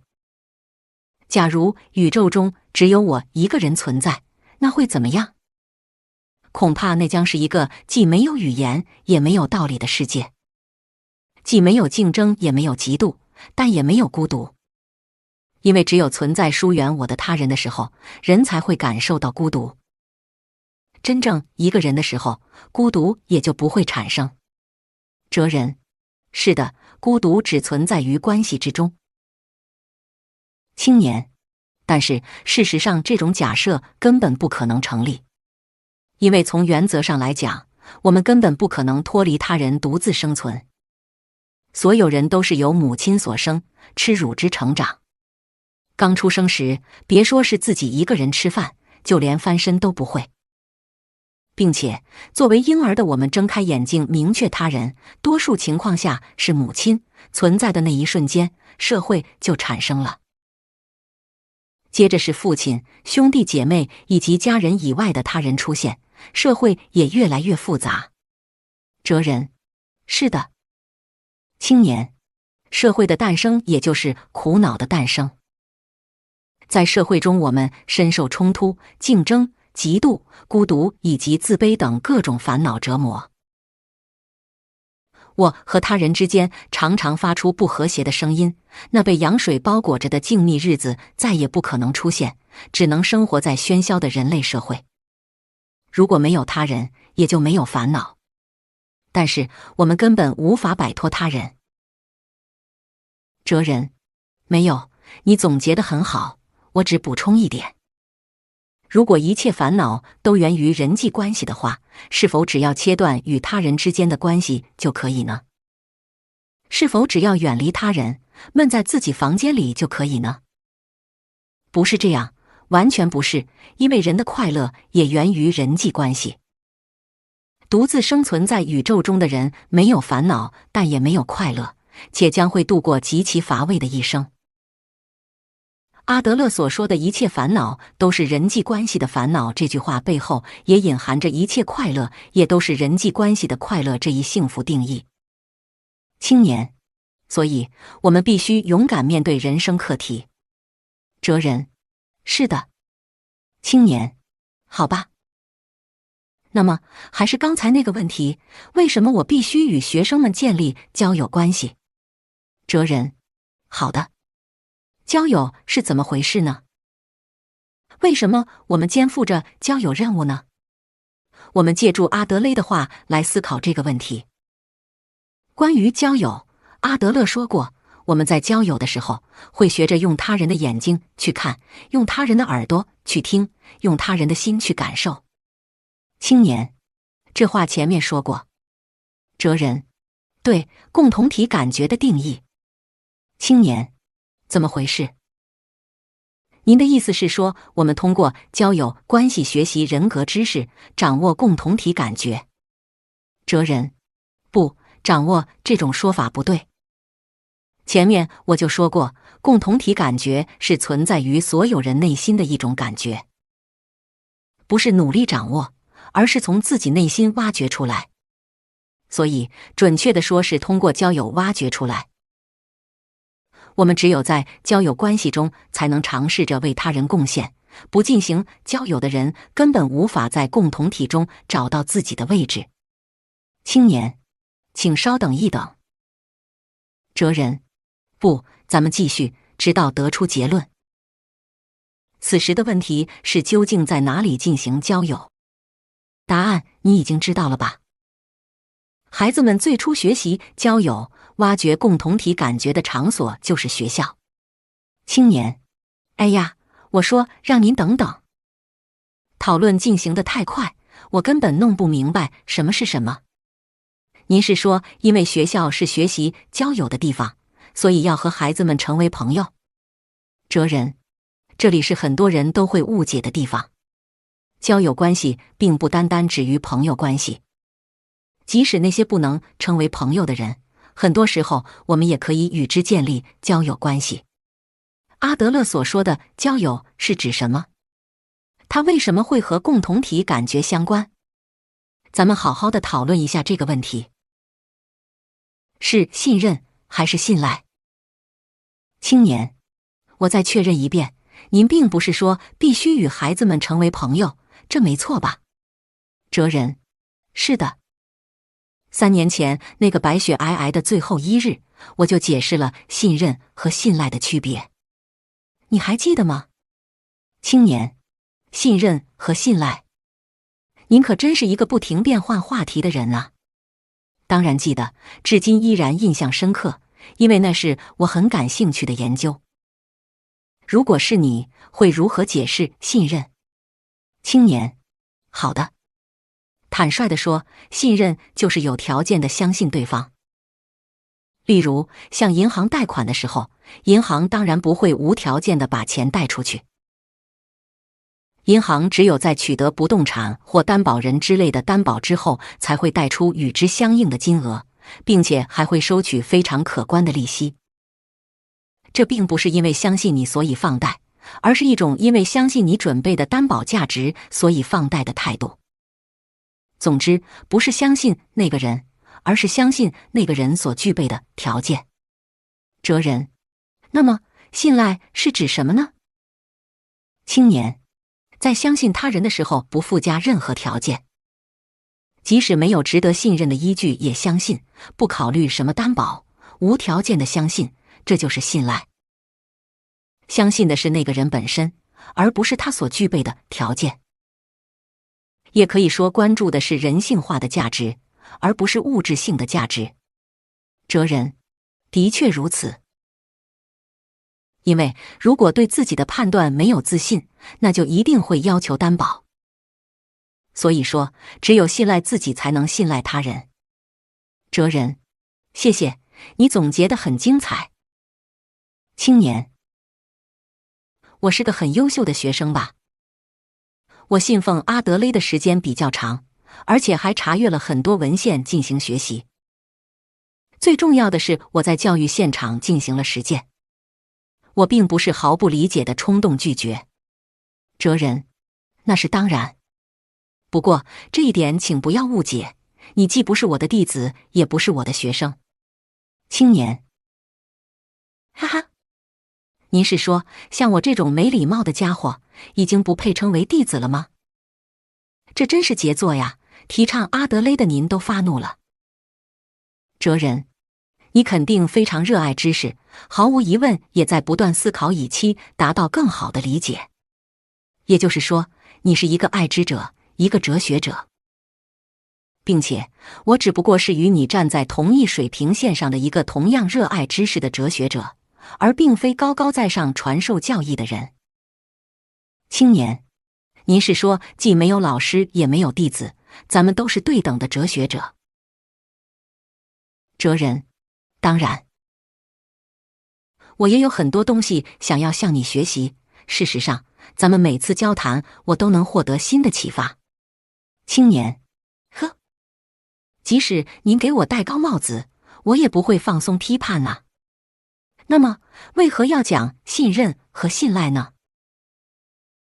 它们都与人际关系的距离和深度密切相关。青年，是的，您已经说过了。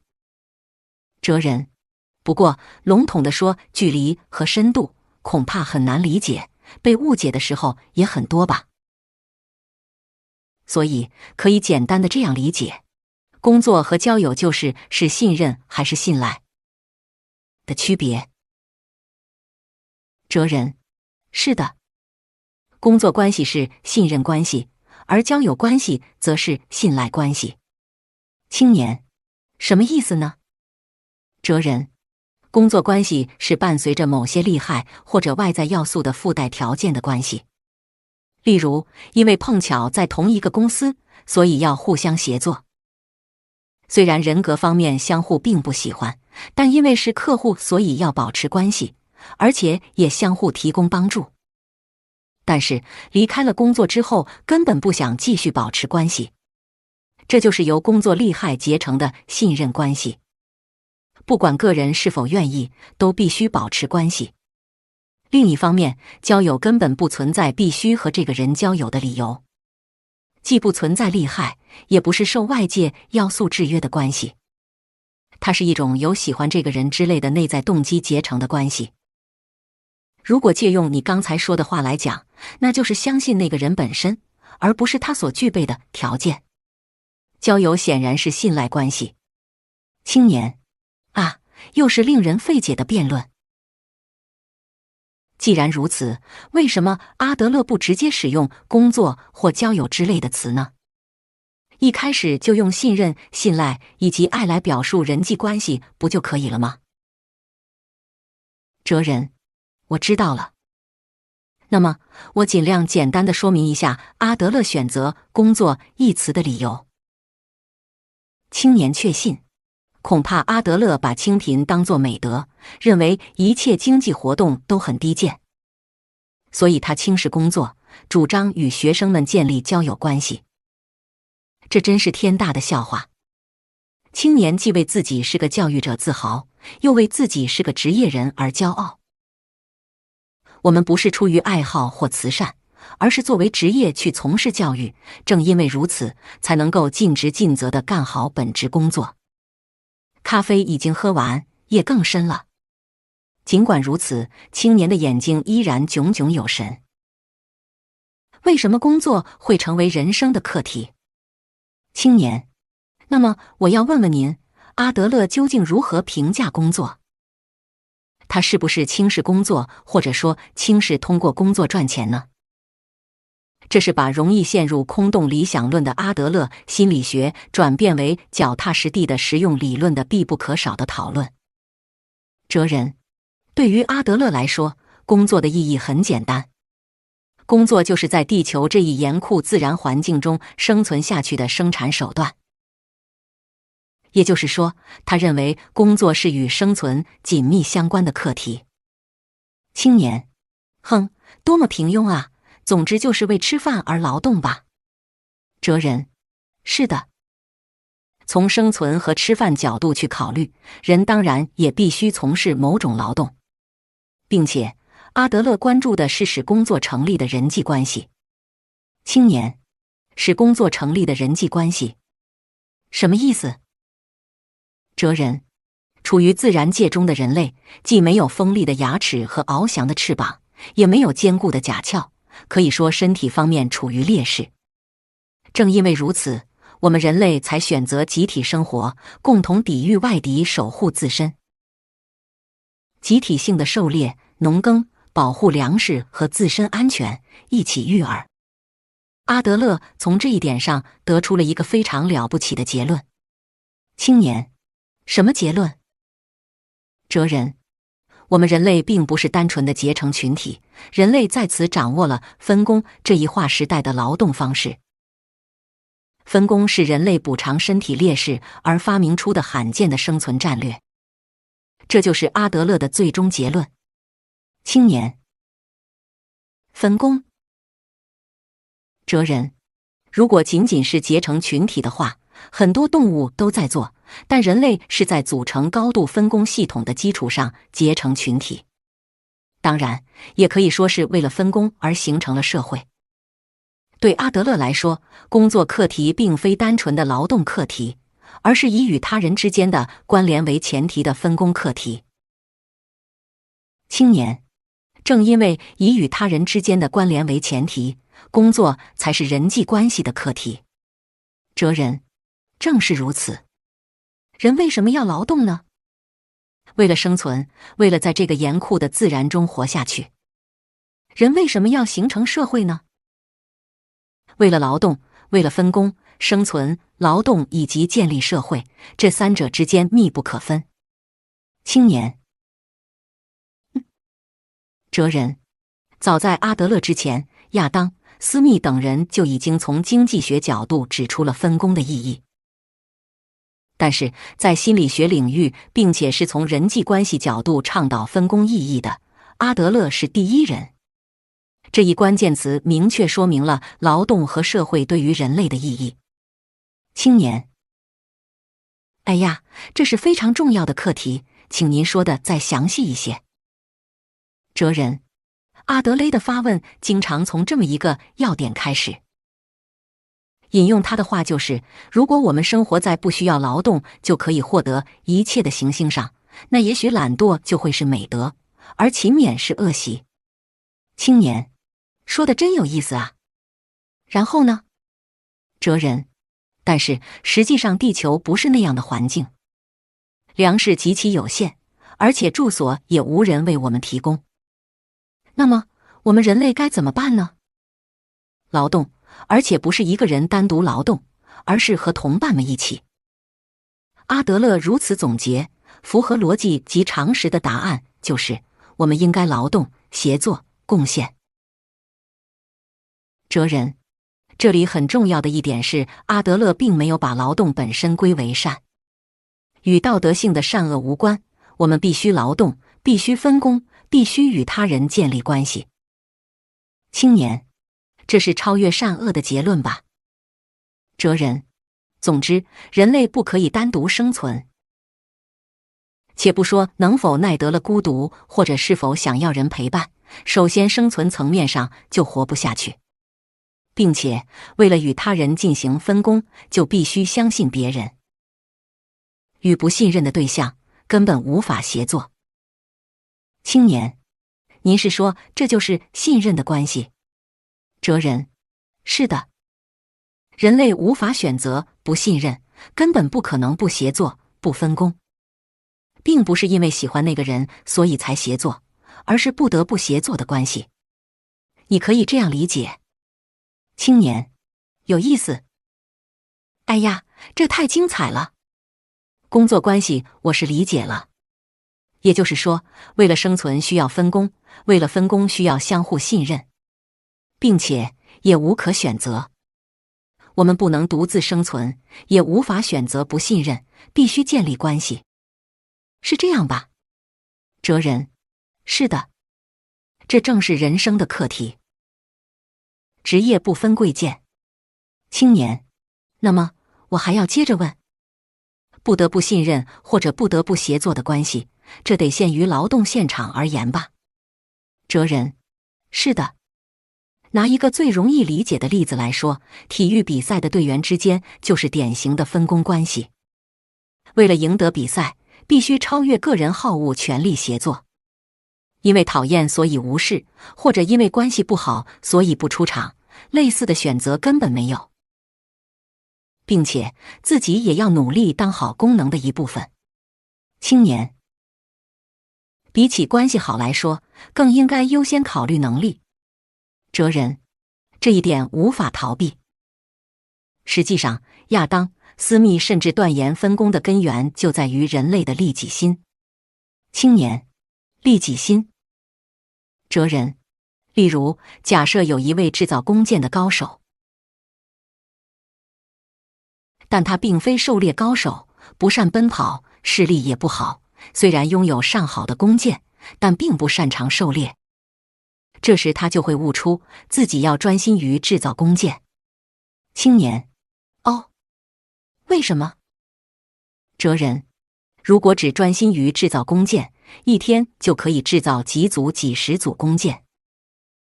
如果把这些弓箭分发给擅长狩猎的同伴们，他们就能够捕获比之前更多的猎物，然后自己分得一些他们拿回来的猎物即可。因为这对双方来说都是利益最大化的选择。哲人：狩猎高手们如果能够得到性能高的弓箭，那也是最好不过的事情。自己不造弓箭，而是只集中精力狩猎，然后将捕获的猎物给大家平分。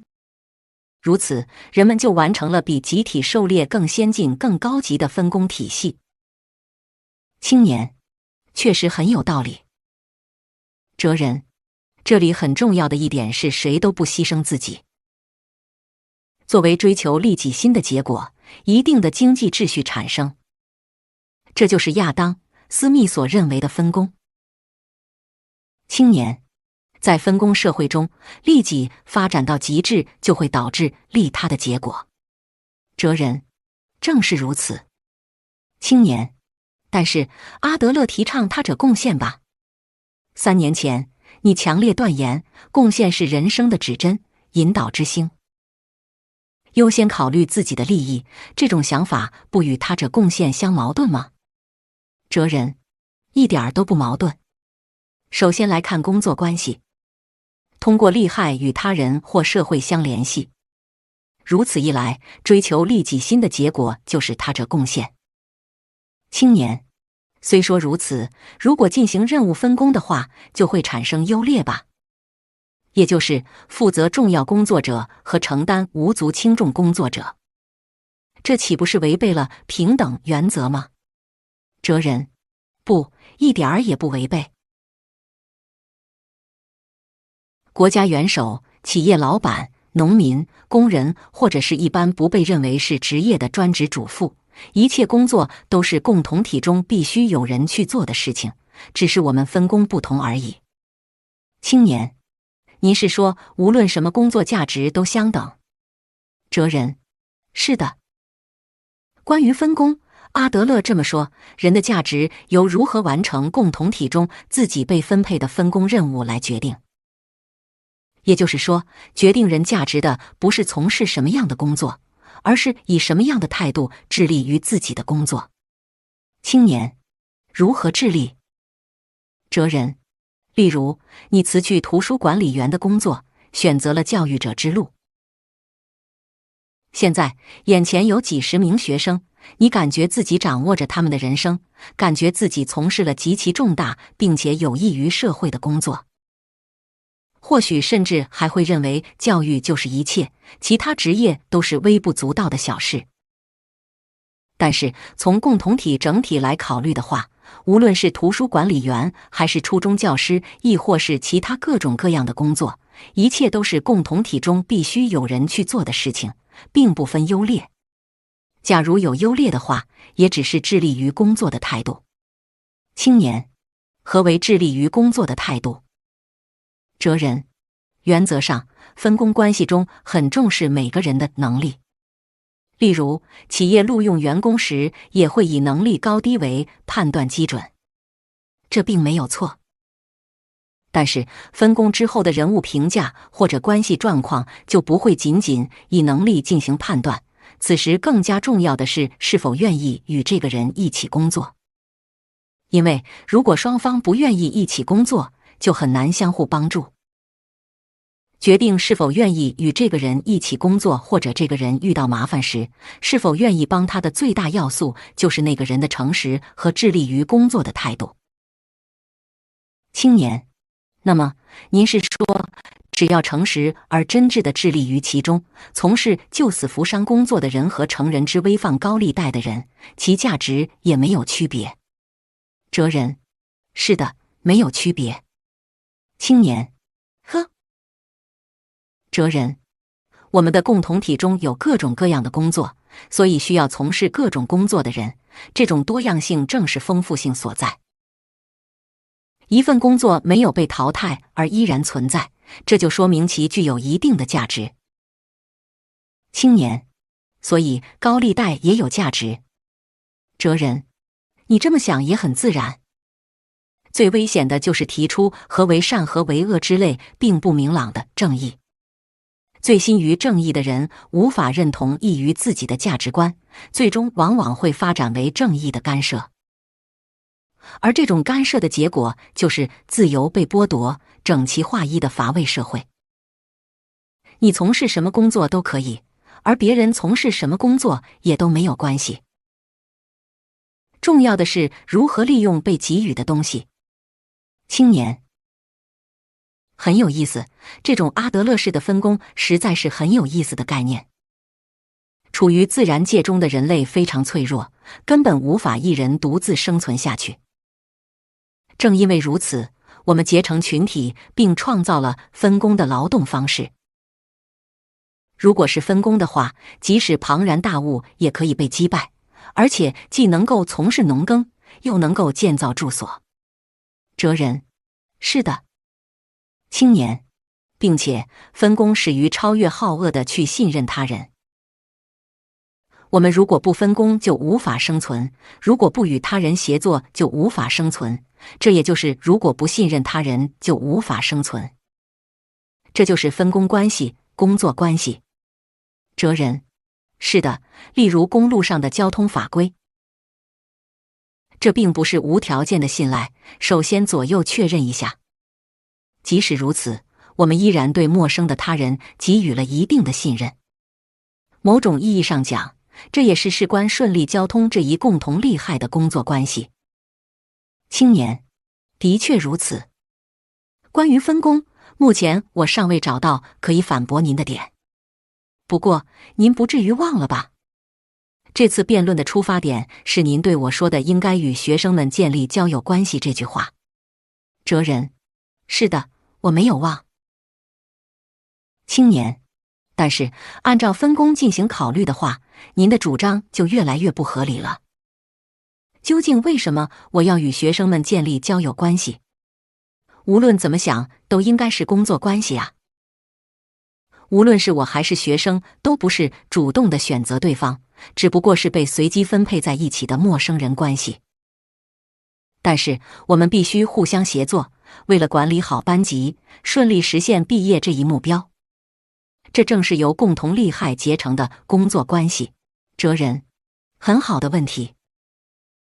那么，在此我们一一回忆一下我们今天的辩论吧。教育的目标是什么？我们的辩论从这些问题出发。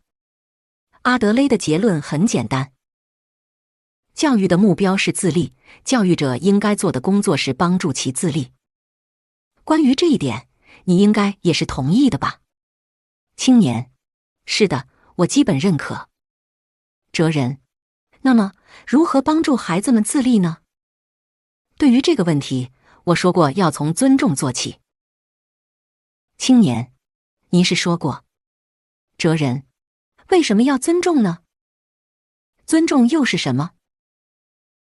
在此，我们必须回忆一下埃里克·弗洛姆的话，也就是尊重就是实事求是地看待一个人，认识到其独特个性。青年，我当然记得。哲人，尊重真实的那个人。你做你自己就可以，不必要追求特别，你是你自己，仅仅如此就很有价值。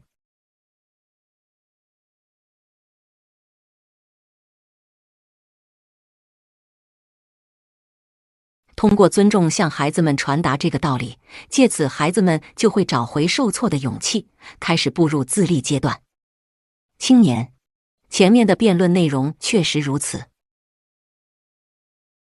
哲人，那么这里又出现了另一个问题，那就是尊重真实的那个人这一主张中尊重的定义，其根本内涵是信任还是信赖呢？哲人，不把自己的价值观强加于人，尊重其真实本色。如果说为什么能够做到这一点，那就是因为无条件的接纳信任那个人。也就是说，因为信赖。青年，您是说尊重和信赖同意？哲人，可以这么讲。反过来说，我们无法信赖一个自己并不尊重的对象。能否信赖他人与能否尊重他人紧密相关。青年，哈，我明白了。教育的入口是尊重，然后基于信赖的关系就是交友关系，就是这样的三段论吧。哲人，是的。在基于信任的工作关系中，教师无法尊重学生，就像现在的你一样。青年，不，问题不在这里。比如对独一无二的好友无条件的信赖，接纳真实的那个人，如果是这样，完全有可能。问题不在于信赖这一行为，而在于其对象。您说要与所有学生建立交友关系，无条件的信赖所有学生，您认为这种事情真的可能吗？哲人，当然。青年，如何做到？哲人，例如，有的人常常指责周围所有人，那个人很讨厌这个人的这一点令人无法忍受等。我难逢知己，这样的人是不是真的难逢知己呢？不是，绝对不是。不是遇不到朋友，只是不想交朋友，也就是仅仅是他自己不想涉足人际关系而已。青年，那么您是说和任何人都可以成为朋友？哲人，可以。你与学生们也许是因为偶发性的因素偶然地聚在了一起，也许之前完全是素不相识的陌生人，并且也许双方并不能成为如你所说的独一无二的好友。但是，请回忆一下，阿德勒重要的不是被给予了什么，而是如何去利用被给予的东西这句话。无论什么样的对象，都可以去尊重、去信赖。因为这并非由环境或对象所左右，而是取决于你自己的决心。青年，是这样吗？您是说这又是勇气的问题吗？信赖的勇气。哲人，是的，一切都可以被还原到这一点上。青年，不对，您根本不懂真正的友情。哲人，什么意思？青年，正因为您没有真正的朋友，也不懂真正的友情，所以才能说出这种不切实际的话。一直以来，您与他人之间一定都是浅尝辄止的交往，所以才能说出任何人都可以信赖之类的空论。回避人际关系、逃避人生任务的不是别人，正是先生您自己。在自然界中，人类非常渺小而又脆弱。为了补偿这种弱小，人类形成社会并创造出分工。分工是人类独特的生存战略，这就是阿德勒所说的分工。如果话题仅止于此，青年也许会为阿德勒喝彩。但是接下来哲人谈到的交友，青年完全不能接受。虽然谈着那么脚踏实地的分工，但把主题换成交友，最终还是开始大谈理想，而且又搬出了勇气问题。你有几个挚友？哲人，你应该有独一无二的挚友吧？青年，我不知道对方怎么想。但是像您说的那样，可以无条件信赖的朋友只有一个。哲人，究竟是什么样的人呢？青年，大学时代的同学。他的志愿是做小说家，我总是第一个读者。他经常在夜深人静的时候突然来到我的住处，激动地说些我写了个短篇，你看看。或者瞧，陀思妥耶夫斯基的小说中有这么一节之类的话。即使现在，他每次出了新作也会送给我，我获得教师工作的时候还在一起庆祝。哲人，他一开始就是你的挚友吗？青年，那根本不可能吧？友情需要花时间去培养，并非一下子成为好友，而是一起欢笑，一起惊叹，一起干点小坏事，就这样慢慢培养出友情的挚友。有时也会发生激烈的冲突。哲人，也就是说，他在某个阶段由朋友升格成了挚友，对吧？什么时候你开始把他当作挚友的呢？青年，是什么时候呢？如果非要说的话，应该就是在确信对于他我可以推心置腹、无所不谈的时候吧。哲人，对普通朋友就不能推心置腹地谈论一切吗？青年，谁都是如此吧。人都是戴着社交面具，隐藏真心的活着。即使见了面可以谈笑风生的朋友，也不会互相展露真正面目。选择话题，选择态度，选择语言，我们都是戴着社交面具与朋友接触。哲人，为什么不在普通朋友面前摘下面具呢？青年，因为一旦这么做，关系就会破裂。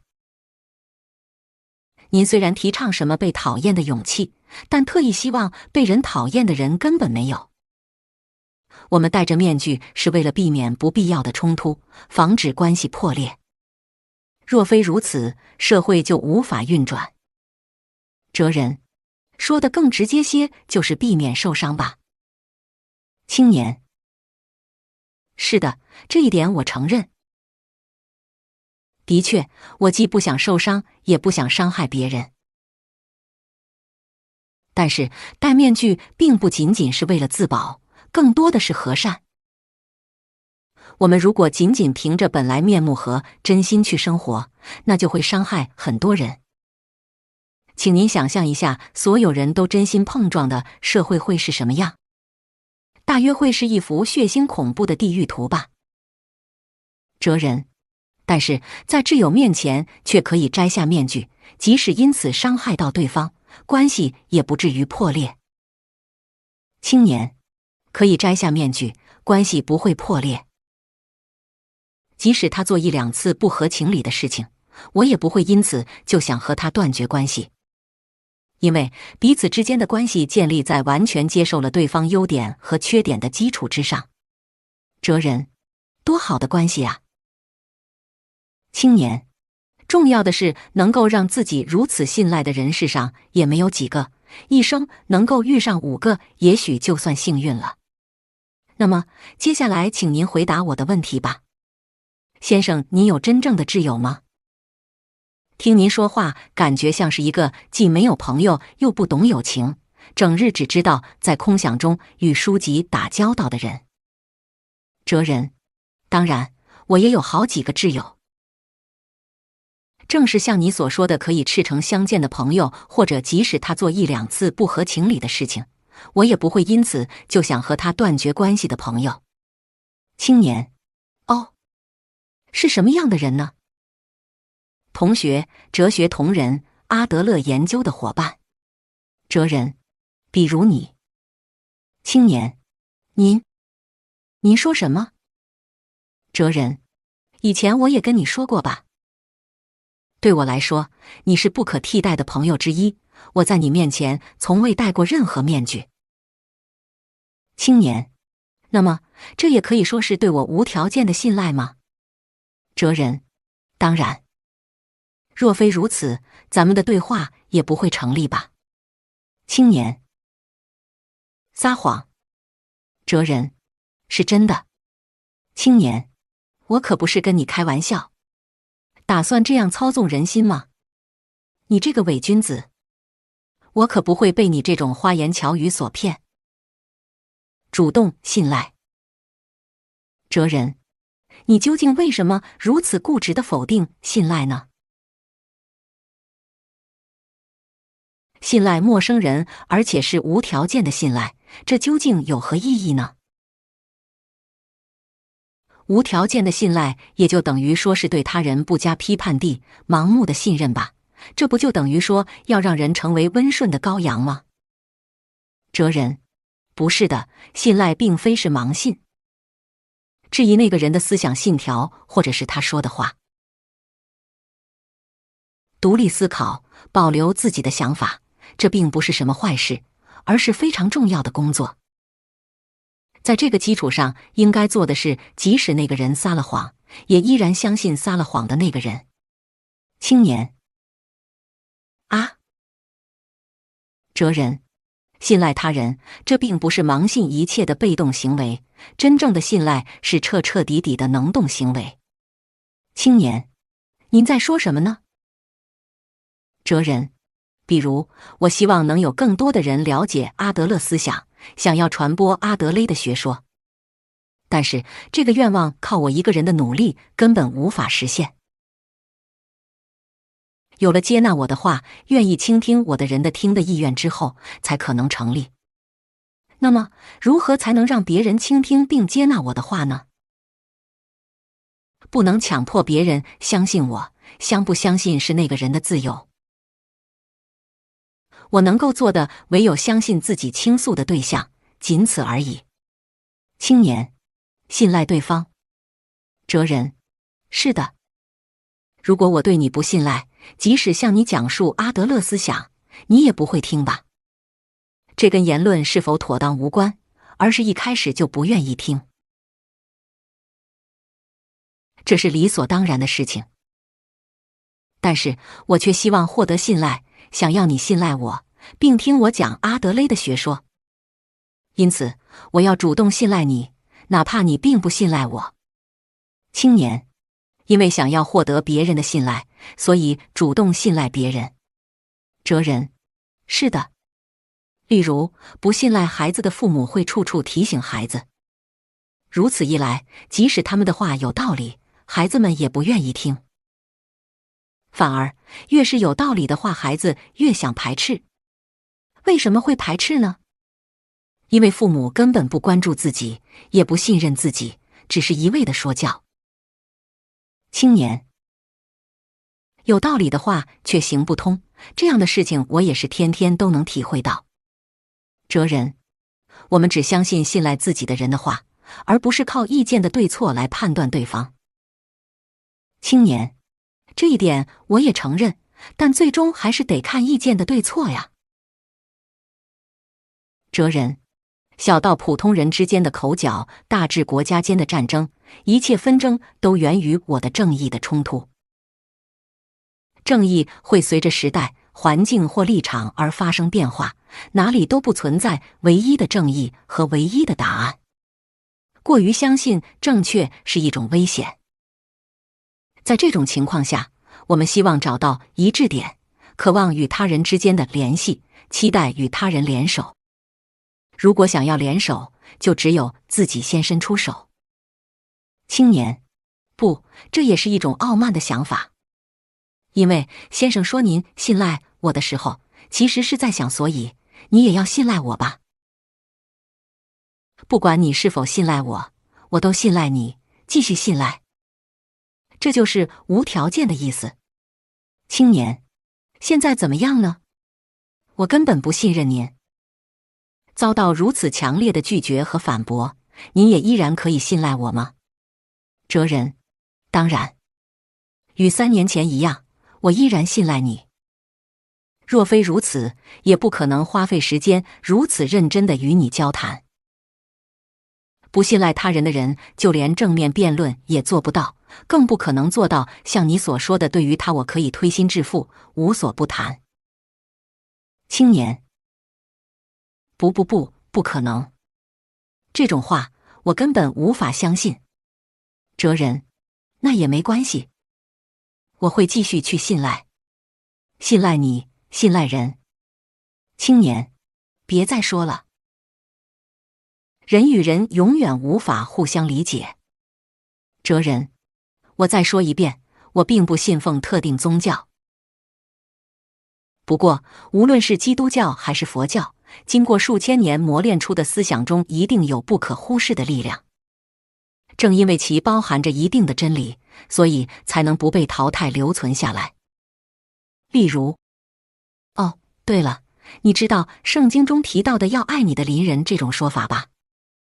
青年：是的，当然知道，就是您非常喜欢的邻人爱学说嘛。哲人：这一学说在重要部分缺失的情况下依然流传了下来。新约圣经之路加福音中提到像爱你自己一样爱你的邻人。青年：像爱你自己一样，也就是说，不仅仅是爱邻人，还要像爱自己一样去爱。如果不能爱自己，也就无法爱他人；如果不能信赖自己，也就无法信赖他人。请你这样理解这句话。你之所以一直说无法信赖他人，其实是因为你不能彻底信赖自己。青年：您说的有些过分了。哲人：以自我为中心的人，并不是因为喜欢自己才只关注自己。事实恰恰相反，正因为无法接纳真实的自己，内心充满不安，所以才只关心自己。青年：那么，你是说我因为讨厌自己，所以才只关注自己？哲人：是的，可以这么说。青年：哎呀，这是多么令人不愉快的心理学。哲人：关于他人也是一样。这是因为你想要令自己认为分开真好，其实也证明了自己依然没有真正下定决心。如果不对自己说分开真好，心就会再次动摇。请你想一想这样的阶段。另一方面，如果可以平静地想起昔日恋人的优点，那就意味着你已经不需要特意去讨厌，已经从对那个人的感情中解脱出来了。总之，问题不在于喜欢还是讨厌对方，而在于是否喜欢现在的自己。青年：不。哲人：你还没有做到真正喜欢自己，所以你才无法信赖他人，也无法信赖学生，并与之建立交友关系。正因为如此，你才想要通过工作获得归属感，想要通过在工作方面有所成就来证明自己的价值。青年：那又有什么不好呢？通过工作获得认同，也就是被社会认同。哲人：不对。原则上说来，通过工作获得认同的是你的功能，而不是你。如果有一个功能更好的人出现，周围的人就会转向他。这就是市场原理、竞争原理。结果，你总是无法摆脱竞争漩涡，也不可能获得真正的归属感。青年：那么，怎么做才能获得真正的归属感呢？哲人：信赖他人，建立交友关系，只有这一个办法。我们如果仅仅是投身于工作的话，根本无法获得幸福。青年：但是，即使我信赖别人，也并不知道别人是否信赖我，并愿意与我建立交友关系啊。哲人：这里就需要课题分离。他人怎么想你，对你什么态度，这是自己根本无法控制的他人的课题。青年：哎呀，这太奇怪了。但是如果以课题分离为前提来考虑的话，我们与他人之间就会永远无法理解吧？哲人：当然，我们根本不可能完全理解对方的想法。去相信作为无法理解的存在的他人，这就是信赖。正因为我们人类是无法互相理解的存在，所以才只能选择信赖。青年：哎，你说的不还是宗教吗？哲人：阿德勒是一位拥有信赖人勇气的思想家。不，从他当时所处的境况来看，也许只能选择信赖。青年：什么意思？哲人：这正是一个好机会，我们来回顾一下阿德勒倡导共同体感觉概念的经过。共同体感觉概念是在哪里怎样产生的呢？为什么阿德勒要下决心提倡这一思想呢？当然，这其中有重大理由。青年：共同体感觉产生的理由。哲人：阿德勒与弗洛伊德断绝关系之后，将自己的心理学命名为个体心理学，那是在第一次世界大战爆发之前的1913年。可以说，阿德勒心理学一开始便被卷入了世界大战。哲人：是的。第一次世界大战一开始，当时44岁的阿德勒便作为军医被征召入伍，在陆军医院精神神经科工作。当时军医被委派的任务只有一个，那就是为住院的士兵们实施治疗，尽快把他们送回到前线。既然如此，为什么还要治疗呢？太不可思议了。哲人：正如你所说，治好康复的士兵被重新送回前线，如果治不好，也不能回归社会。对于因幼年时失去弟弟而立志当医生的阿德勒来说，军医的任务实在是充满痛苦。青年，哎呀哎呀，这种工作光想想就令人心痛。哲人：就这样，作为结束一切战争的战争，第一次世界大战开始了。这是一场前所未有的大战，许许多多的非战斗人员也被卷入其中。这场战争为整个欧洲带来了巨大的灾难。当然，这场悲剧也给以阿德勒为代表的心理学家们带来了极大的影响。青年，具体讲呢？哲人：例如，弗洛伊德经过这场大战之后，开始提倡被称为毁坏冲动、攻击本能或死本能的死亡驱力。这是一个有各种各样解释的概念，眼前我们可以把它看成对生命的破坏冲动之类的东西。青年，如果不从人类具有这种冲动的角度考虑，也无法解释摆在眼前的悲剧。哲人：也许是这样吧。另一方面，以军医的立场直接经历了这场大战的阿德勒，则提倡与弗洛伊德完全相反的共同体感觉。可以说，这是值得大书特书的一点。青年，为什么会在这个时候提出共同体感觉呢？哲人：阿德勒是一个彻底的实践主义者。可以说，他并不是像弗洛伊德一样去思考战争、杀人以及暴力的原因，而是探索如何能够阻止战争。人类渴望战争、杀人或暴力吗？并非如此。人类都具有视他人为同伴的意识，也就是共同体感觉。如果能将这种共同体感觉培养起来，就可以防止战争，并且我们具备完成这一任务的力量。阿德勒相信人类。青年，但是他这种追求空洞理想的主张，当时就被批判为非科学的思想。哲人：是的，他当时受到了很多批判，也失去了许多同伴。但是阿德勒的主张并不是非科学的思想，而是建设性的思想。因为他的原理中的原则是重要的，不是被给予了什么，而是如何去利用被给予的东西。青年，但是至今世界依然战争不断。哲人：的确，阿德勒的理想尚未实现，甚至不知道能否实现。不过，我们可以朝着这一理想前进。正如作为个体的人可以不断成长一样，人类应该也可以不断成长。我们不能因为眼前的不幸而放弃理想。青年，您是说只要不放弃理想，总有一天将不再有战争？哲人：特蕾莎修女被问到为了世界和平，我们应该做些什么的时候，她这样回答：回家之后请善待家人。阿德勒的共同体感觉也是一样，不是为世界和平做什么，而是首先信赖眼前的人，与眼前的人交朋友。这样在日常生活中积累起来的信赖，总有一日足以平息国家间的争斗。青年，只考虑眼前的事就可以了吗？哲人：不管怎样，只能从这一点开始。如果想要让世界远离战争，首先必须自己从争斗中解放出来。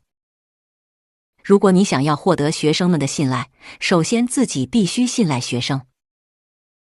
不是高高在上地对大家指手画脚，而是作为整体一部分的自己先迈出第一步。青年，3年前您也说过应该由你开始这样的话吧？哲人：是的，必须有人开始。即使别人不合作，那也与你无关。我的意见就是这样，应该由你开始，不用去考虑别人是否合作。这是被问到共同体感觉时效性时阿德勒的回答。青年：世界会因为我的一步而改变吗？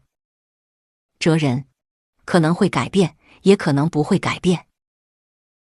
但是现在不必考虑结果如何，你能做的就只有去信赖最亲近的人。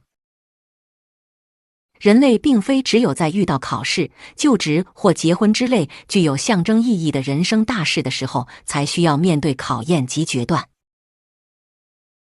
对于我们来说，平凡的日常生活也是一种考验，在此时此刻的日常中，也需要做出许许多多的重大决断。逃避这些考验的人，根本无法获得真正的幸福。青年：哲人：在讨论天下大事之前，请首先去关心自己的邻人，关注平凡日常中的人际关系。我们能做的仅此而已。青年：呵呵呵，就是像爱你自己一样爱你的邻人吗？付出，然后才有收获。哲人：好像你还有无法接受的地方吧？青年：很遗憾，还有很多。确实，如先生指出的一样，学生们都轻视我。不仅仅是学生们，世上的大多数人都不认可我的价值，无视我的存在。如果他们尊重我，倾听我谈话，我的态度也会改变吧，或者甚至有可能去信赖他们。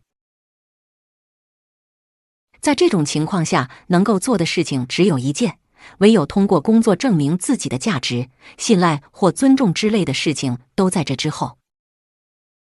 哲人：也就是说，他人应该先尊重我，为了获得他人的尊重，自己努力在工作上取得成就。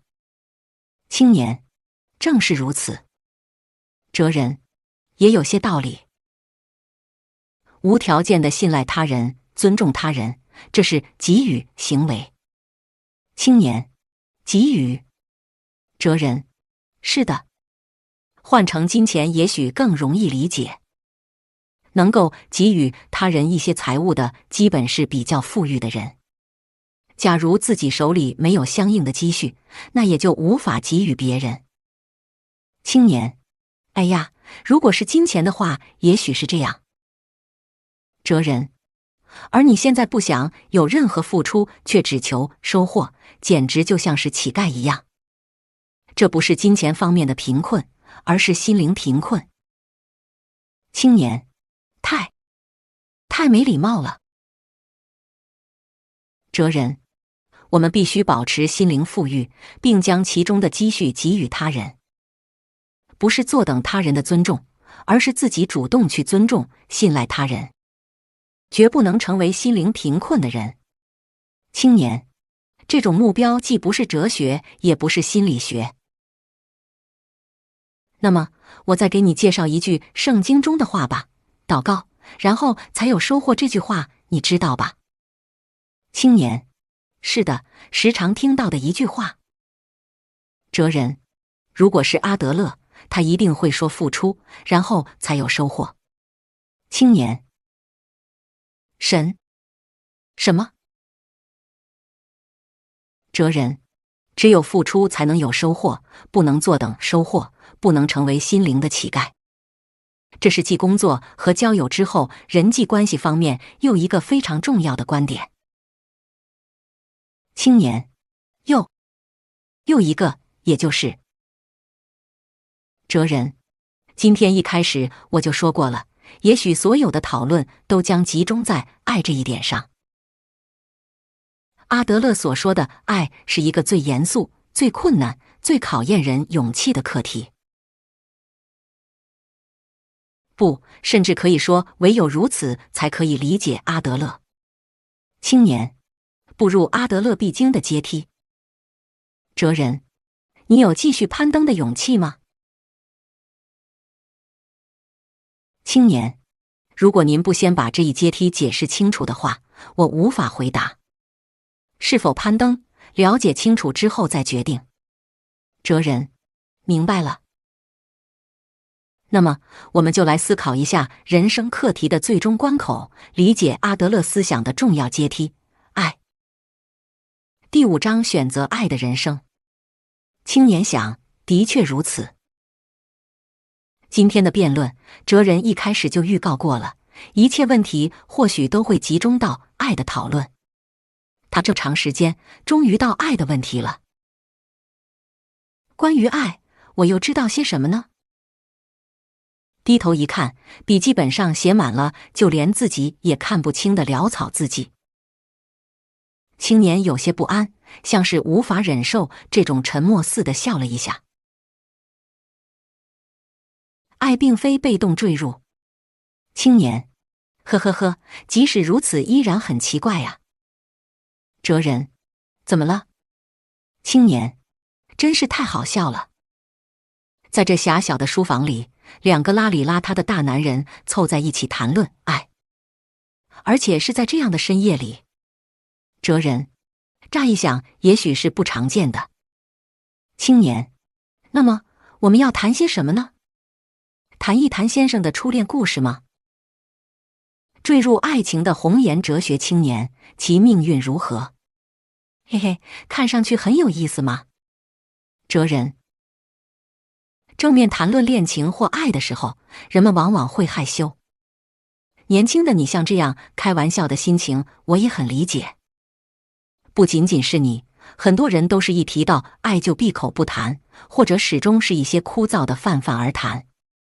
结果，社会上所谈论的爱，大多都没有抓住其本质。青年，哼，你很从容啊。顺便问一下，您说的这个关于爱的枯燥的泛泛而谈是指什么呢？哲人，比如一味强调崇高、痛恨不纯洁、将对方神化的爱，或者与此正相反，受性冲动驱使的动物式的爱。还有希望将自己的遗传基因留给下一代的生物学的爱。社会上所谈论的爱，大致都以这些类型为中心吧。的确，对于这些类型的爱，我们都给予一定的理解，也承认爱具有这些侧面，但同时也应该注意到，仅仅如此还很不够。因为这些谈论的只是唯心的神之爱和本能的动物之爱，根本不愿谈及具体的人类之爱。青年，既不是神性，也不是动物性的人类之爱。哲人，那么为什么人们不愿涉及具体的人类之爱呢？为什么人们不想谈论真正的爱呢？你怎么看这个问题？青年，哎呀，谈论爱的时候，人们会感到害羞，这一点正如您所指出的一样，因为这是最想隐藏起来的私人性的话题吧。当然，如果是带有宗教色彩的人类之爱，人们会很乐意谈，因为从某种意义上来说，这只不过是他人的事，是空谈。但是关于自己的恋爱，往往很难说出口。哲人，因为这是进退两难的我的事情。青年，是的，这好比脱掉衣服赤身裸体一样害羞。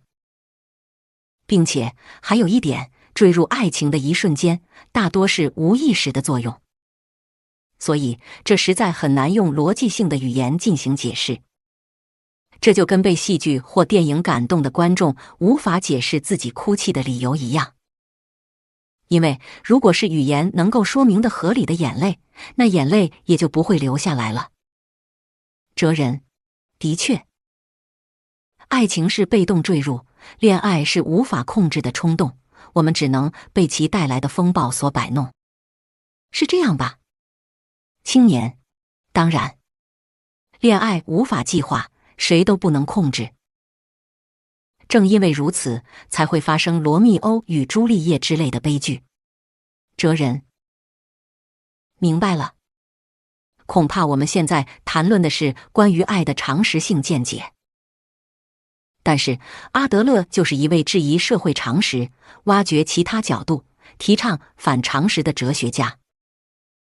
比如关于爱，他这么说：爱并非像一部分心理学家所认为的那样，它不是纯粹或者自然的功能。青年，什么意思？哲人，也就是说，对于人来说的爱，既不是由命运决定的事情，又不是自发的事情。我们并不是被动坠入爱。青年，那么爱是什么呢？哲人，爱需要培养起来。如果仅仅是被动坠入的爱，那谁都可以做到。这样的事情不值得称为人生课题。正因为它需要在意志力的作用下从无到有慢慢培养起来，所以爱的课题才非常困难。很多人根本不懂这一原则，就想去谈论爱，所以也就只能说一些与人毫不相关的命运或者动物性、本能之类的词。把对自己来说本应是最重要的课题看作意志或努力范围之外的事情，不加正视，进一步说就是不主动去爱。青年，不主动去爱。哲人，是的。主张被动坠入之爱的你也一定是这样吧？我们必须思考既不是神性又不是动物性的人类之爱。从被爱的方法到爱的方法。青年，关于这一点可以提出很多反证。我们都有过坠入爱情的经历，先生也不例外吧？只要是活在这个世界上的人都经历过几次爱的风暴和无法抑制的爱的冲动。也就是说，被动坠入的爱确实存在。这一事实您承认吧？哲人，请你这么想。假设你想要一部相机，在商店橱窗里偶然看到的德国制双镜头反光照相机，你被它深深的吸引。虽然它是一部你从未碰过的，连对焦方式都不懂的相机，但你却特别想得到。你想随身携带着它任意拍照，也可以不是相机、包、车、乐器，什么都可以。那种心情你可以想象吧？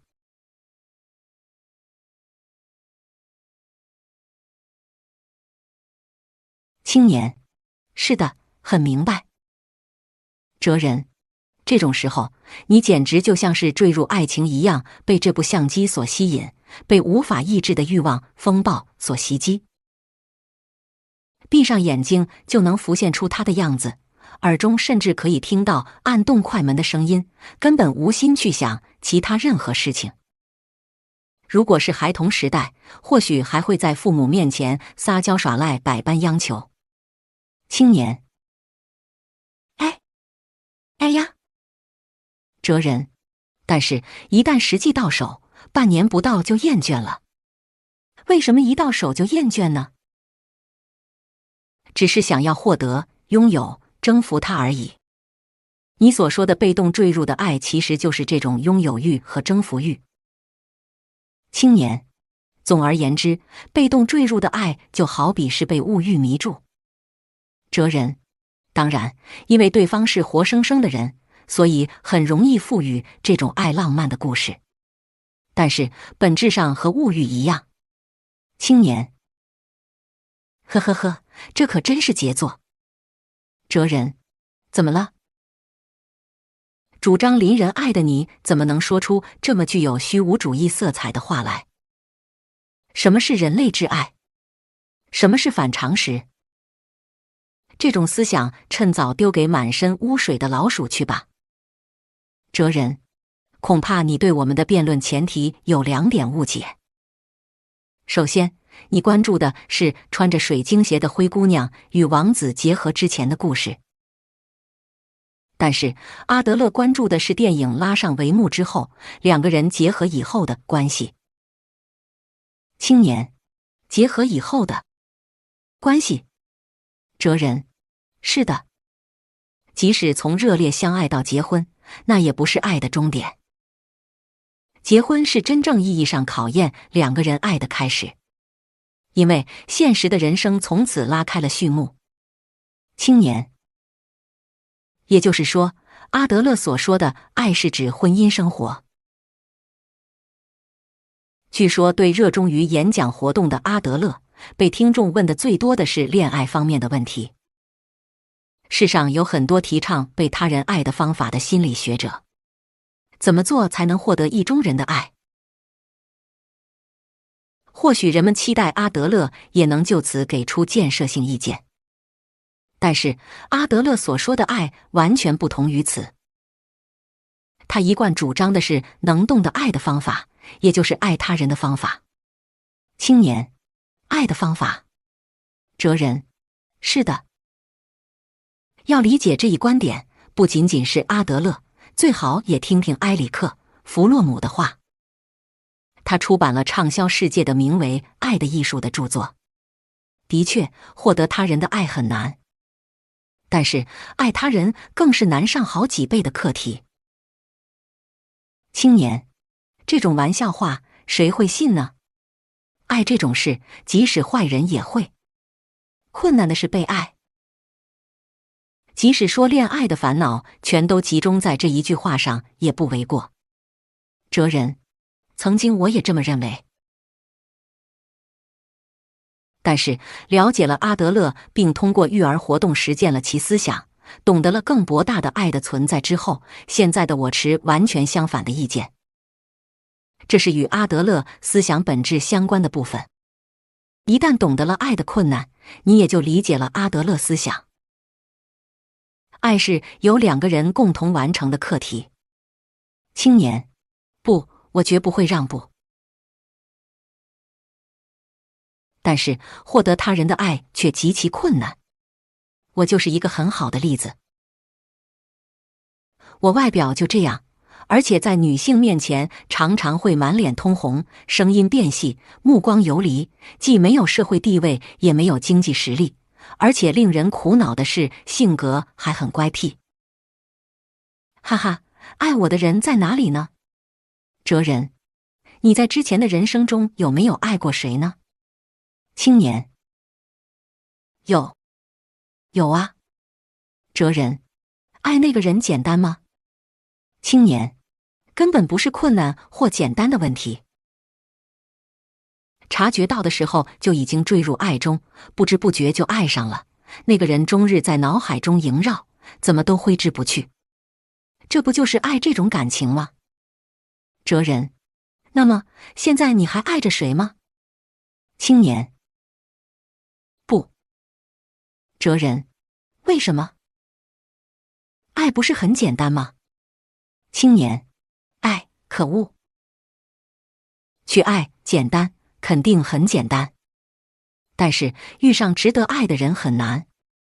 问题是与值得爱的人相遇。一旦遇上值得爱的人，爱的风暴就会席卷而来，那可是你想阻止都阻止不了的激情风暴。哲人，明白了。爱不是艺术问题，而是对象问题。对于爱来说，重要的不是如何去爱，而是爱谁。是这个意思吧？青年，那是当然。哲人，那么阿德勒如何定义爱的关系呢？我们来确认一下。青年，总归是一些肉麻的理想论吧。哲人，最初阿德勒说，关于一个人完成的课题或者20人共同完成的工作，我们都接受过相关教育。但是关于2个人共同完成的课题，却并未接受过相关教育。青年，2个人共同完成的课题。哲人，例如，就连翻身都做不到的婴儿，慢慢学会双腿站立，到处走动，这是谁都无法代替的一个人完成的课题。站立、走路、掌握语言并学会交流，或者是哲学、数学、物理学之类的学问，这一切都属于一个人完成的课题。青年，是这样。哲人，与此相对，工作是与同伴共同完成的课题。即使看似由一个人完成的工作，比如绘画之类的工作，其中也一定有协作者存在。制作画笔或颜料的人、生产画布的人、制造画架的人，以及画商和购买者。根本没有任何工作可以脱离与他人之间的联系或协作。青年，是的，正是如此。哲人，并且关于一个人完成的课题和与同伴共同完成的课题，我们会在家庭或学校里接受充分的教育。是这样吧？青年，是的，我的学校也教给学生这些。哲人，但是关于由两个人共同完成的课题，我们却从未接受过相关教育。青年，这个由两个人共同完成的课题。哲人，就是阿德勒所说的爱。青年，也就是说，爱是由两个人共同完成的课题。但是我们没有学习完成它的方法。这样理解可以吗？哲人，是的。青年，呵呵呵，你也知道这些我全都无法接受吧？哲人，是的，这只不过是入口而已。对于人类来说，爱是什么？它与工作关系、交友关系有何不同？还有，我们为什么必须爱他人？黎明将近，我们剩的时间不是很多了，咱们抓紧时间一起思考一下吧。变换人生的主语。青年，那么我就直截了当地问了。爱是由两个人共同完成的课题。这句话看似是说了些什么，但实际上什么也没说。究竟由两个人共同完成什么？哲人，幸福，过上幸福生活。青年，回答的倒很干脆啊。哲人，我们都希望获得幸福，追求更加幸福的生活，这一点你同意吧？青年，当然。哲人，并且我们为了获得幸福，必须摄入人际关系之中。人类的烦恼全都是人际关系的烦恼，而人类的幸福也全都是人际关系的幸福。这也是我反复强调过的话。青年，是的。正因为如此，我们才必须面对人生课题。哲人，那么具体来讲，对人类来说，幸福是什么呢？3年前的那个时候，我讲述了阿德勒关于幸福的结论，也就是幸福即贡献感。哲人，阿德勒说过，我们都是只有在感到我对某人有用的时候，才能够体会到自己的价值。体会到自己的价值之后，才能获得可以在这里之类的归属感。另一方面，我们无法知道自己的行为是否真的对别人有用，即使眼前的人表现得非常高兴，原则上我们也不可能知道他是否真的高兴。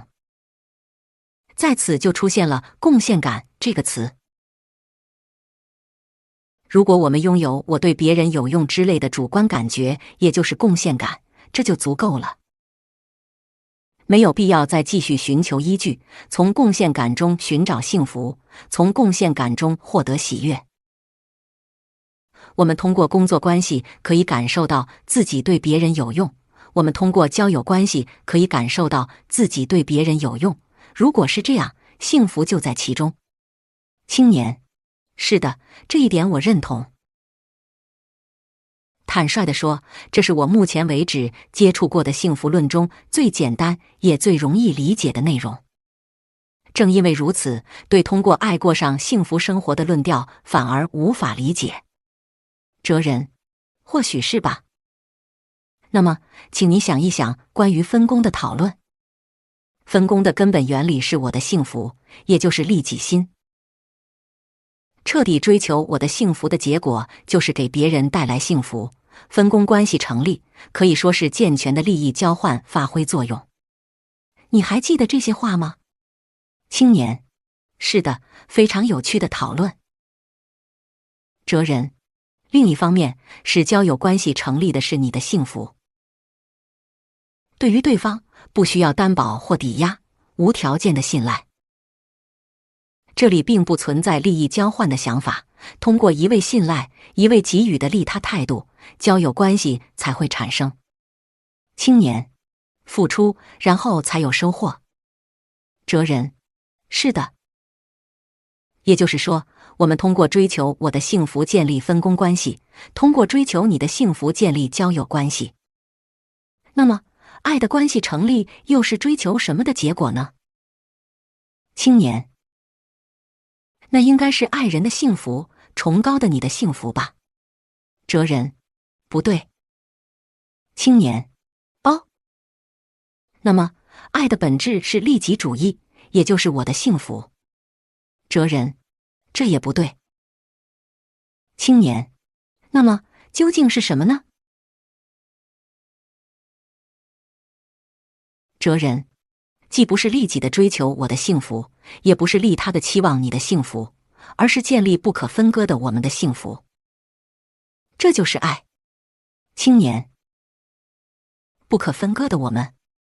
哲人，是的。阿德勒提出了比我或你更高一级的我们。关于人生的所有选择都遵循这一顺序，既不优先考虑我的幸福，也不只是满足你的幸福，只有我们两个人都幸福才有意义。有两个人共同完成的课题就是这么回事。青年，既利己又利他。哲人，不是。既不是利己，又不是利他。爱并非兼顾利己和利他两个方面，而是两者都排除。青年，为什么？哲人，因为人生的主语发生了变化。青年，人生的主语。哲人，我们自出生以来一直都是用我的眼睛观察世界，用我的耳朵聆听声音，在人生中追求我的幸福，所有人都是如此。但是当懂得真正的爱的时候，我这一人生主语就变成了我们。既不是利己心，又不是利他心，而是在全新的准则下生活。青年，但是那自我岂不是有可能消失了？哲人，正是。为了获得幸福生活，就应该让自我消失。自利就是摆脱自我。哲人，爱是由两个人共同完成的课题，通过爱让两个人过上幸福生活。那么，为什么爱可以带来幸福呢？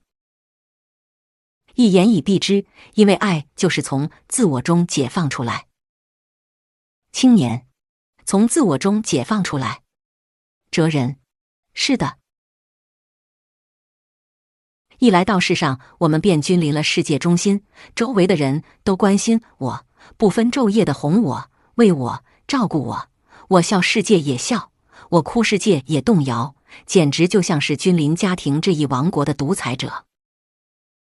青年，哎呀，至少现代社会是这样。哲人，这种类似于独裁者的绝对力量，其力量源泉是什么？阿德勒断言其为脆弱，孩童时代的我们通过脆弱支配大人们。青年，正因为是脆弱的存在，周围人都必须帮助。哲人，是的，脆弱在人际关系中是极具杀伤力的武器，这是阿德勒在长期临床经验中得出的重大发现。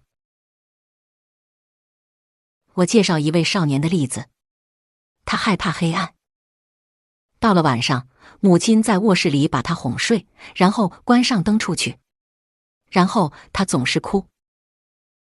因为一直不停地哭，所以母亲就会回来问他为什么哭啊。停止哭泣的他就会细声回答：因为太黑了。觉察出儿子目的的母亲就会叹口气问：那么妈妈来了之后就明亮些了吗？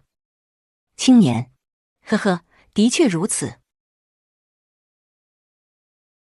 哲人，黑暗本身不是问题，这个少年最害怕、最想逃避的是母亲离开。阿德勒断言道，他通过哭泣、呼喊、不睡觉或者其他手段，把自己变成一个累赘，借此努力将母亲留在自己身边。青年，通过展示脆弱来支配母亲。哲人，是的。再次引用阿德勒的话就是，曾经他们生活在有求必应的黄金时代。于是他们中有人依然认为，只要一直哭闹、充分抗议、拒绝合作，就能够再次得到想要的东西。他们并不把人生和社会看作一个整体，而是只聚焦于自己的个人利益。青年，黄金时代，的确如此。对孩子们来说，那就是黄金时代。哲人，选择他们这种生活方式的并不仅仅是孩子，很多大人也试图以自己的脆弱或不幸、伤痛、不得志以及精神创伤为武器来控制他人，想要让他人担心，束缚他人言行，支配他人。阿德勒把这种大人称为被惯坏的孩子，并严厉批判这种生活方式、世界观。青年，啊，我也很讨厌这种人。他们认为哭可以了事，还认为摆出自己的伤痛就可以免罪，并且他们还将强者看作恶，并企图把脆弱的自己扮成善。如果按照这些人的逻辑，我们根本不可以变得强大。因为变强大就意味着把灵魂出卖给恶魔，陷入恶中。哲人，但是这里必须考虑的是孩子们，特别是新生儿身体上的劣势。青年，新生儿。哲人，原则上来说，孩子们无法独立生活。如果不通过哭泣，也就是展示自己的脆弱来支配周围的大人，令其按照自己的愿望行动，那他们甚至会有性命之忧。他们并不是因撒娇或任性而哭泣，而是为了生存不得不君临世界中心。青年，的确。但是我们不能总是君临世界中心，必须与世界和解，明白自己是世界的一部分。如果能理解这些，今天反复谈论的自立一词的意思也就会迎刃而解。青年，自立的意思。哲人，是的。为什么教育的目标是自立？为什么阿德勒心理学把教育当作最重要的课题之一进行考虑？自立一词包含着什么样的意思？青年，请指教。哲人，自立就是脱离自我中心性。青年，我们必须脱离顽固的自我中心性，放弃做世界中心，必须摆脱自我，必须摆脱被娇惯的孩子时代的生活方式。青年，也就是说，当摆脱自我中心性的时候，我们才可以渐渐实现独立。哲人，正是如此。人可以改变，可以改变生活方式，可以改变世界观或人生观。而爱就是将我这一人生主语变成我们。我们通过爱从自我中解放出来，实现自立，在真正意义上接纳世界。青年，接纳世界。哲人，是的。懂得爱之后，人生的主语就会变成我们，这是人生新的开始。仅仅开始于两个人的我们，很快就会扩展到整个共同体乃至整个人类。青年，这就是哲人，共同体感觉。青年，爱、自立以及共同体感觉。什么？如此一来，阿德勒思想的一切不都连结起来了吗？哲人，是的。我们目前正在接近一个重大结论，让我们一起跳入深渊吧。哲人开始谈论的爱与青年预想的完全不同。爱是由两个人共同完成的课题，在这里必须追求的既不是我的幸福，又不是你的幸福，而是我们的幸福。唯有如此，我们才可以脱离自我，才可以从自我中心性中解放出来，实现真正的自立。自立就是脱离孩童时代的生活方式，摆脱自我中心性。青年感觉自己将要打开一扇大门，门前等待自己的是辉煌的光明，还是深邃的黑暗？无从知晓，唯一知道的就是自己已经触到命运的门把手。爱究竟指向谁？青年。深渊通向哪里？哲人。思考爱和自立关系时，一个无法回避的课题就是亲子关系。哲人。刚出生不久的孩子无法靠自己的力量活下去，有了他人，原则上来说是母亲的不断现身才能维系生命。现在我们能够活在这里，正是因为有母亲或父亲的爱和现身。认为我的成长过程中没有得到过任何人的爱的人，不应该无视这一事实。青年。是的，这是世上最美好、最无私的爱。哲人。但换一个角度看，这里的爱也蕴含着妨碍美好亲子关系形成的非常麻烦的问题。青年。什么？哲人。虽说是君临世界中心，但孩童时代的我们只能依靠父母生存。我的生命由父母掌控，一旦被父母抛弃，就有可能无法活下去。孩子们能够非常充分地理解这一点，并且有一天他们会察觉到，我正因为被父母爱着，所以才能活下去。青年。的确。哲人。而正是在这个时期，孩子们会选择自己的生活方式。自己生活的这个世界是什么样的地方？那里生活着什么样的人？自己是什么样的人？青年。不知道。哲人。我们选择自己生活方式的时候，其目标只能是如何被爱。作为性命攸关的生存战略，我们都会选择被爱的生活方式。青年。被爱的生活方式。哲人。孩子是非常优秀的观察者。思考自己所处的环境，摸清父母的性格、脾气。如果有兄弟姐妹，就会衡量其位置关系，思量各自性格，在充分考虑什么样的我才会被爱的基础上来选择自己的生活方式。例如，据此有的孩子会选择听父母话的好孩子生活方式，或者正相反，也有的孩子会选择事事排斥、拒绝、反抗的坏孩子生活方式。青年。为什么？一旦成为坏孩子，不是就不会被爱了吗？哲人。这是常常被误解的一点，通过哭闹、发怒、喊叫进行反抗的孩子，并非不能控制感情，他们是在充分控制感情之后选择的这些行为，因为他们感觉如果不这样做，就无法获得父母的爱和关注，进而自己的生命就会有危险。青年。这也是生存战略。哲人。是的。被爱的生活方式完全是自我中心式的生活方式，他一直在摸索如何集中他人的关注，如何站在世界中心。青年。事情终于能够联系起来了，也就是我的学生们做出各种各样的问题行为，也是基于自我中心性。他们的问题行为源于被爱的生活方式，您说的是这个意思吧？哲人。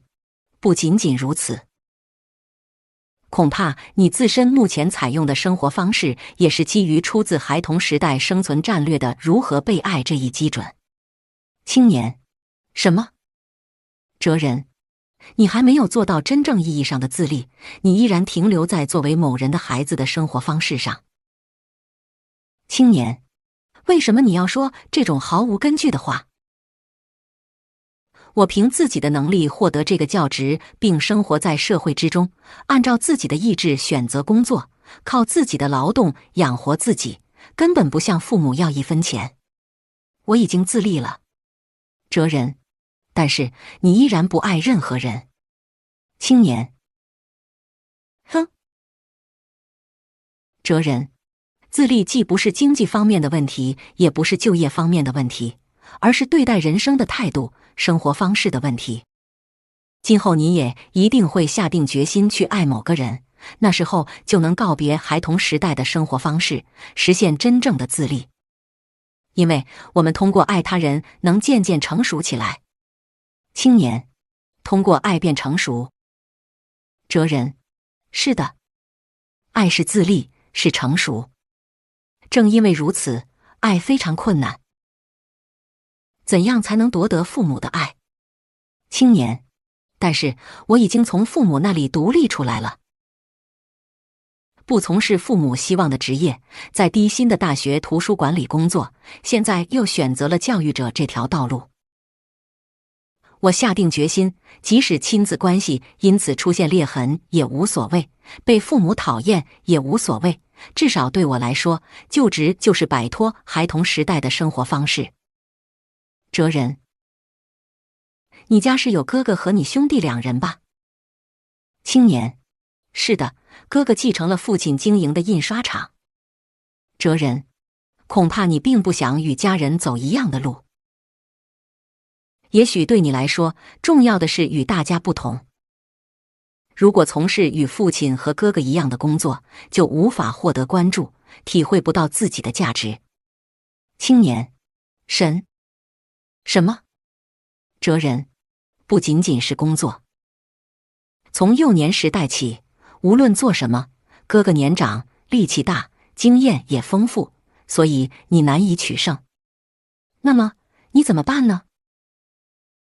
阿德勒这么说，一般情况下，家里最小的孩子往往会选择与其他家人完全不同的道路。也就是说，如果是科学者家庭，那孩子也许会成为音乐家或商人；如果是商人家庭，那孩子也许会成为诗人。必须时常与其他人保持不同。青年，控诉，那是对愚弄人的自由意志的控诉。哲人，是的。关于兄弟姐妹的位次，阿德勒也只说了这种倾向。但是自己所处的环境具有什么样的倾向，还是可以了解一下。青年，那么哥哥呢？哥哥具有什么倾向？在第一个孩子之后出生的孩子没有独占父母的经历，常常有抢先的竞争者，很多情况下会被置于竞争关系之中。不过，曾经独占父母之爱的第一个孩子，由于弟弟或妹妹的出生，其地位不得不随之下降。无法平衡这种挫折的第一个孩子会认为，有一天自己应该再次恢复原来的权利。用阿德勒的话讲，就是他们往往会成为过去的崇拜者，形成保守的、对未来十分悲观的生活方式。青年，呵呵呵。的确，我哥哥就具有这种倾向。哲人，十分理解力量和权威的重要性，喜欢行使权力，重视规矩约束，正是保守的生活方式。不过，弟弟或妹妹出生的时候，如果已经接受了协作或援助方面的教育，第一个孩子也许会成为优秀的领导者，模仿父母照顾弟弟或妹妹，并从中获得喜悦，理解贡献的意义。青年，那么第二个孩子呢？我是第二个孩子，也是最后一个孩子。第二个孩子有什么倾向？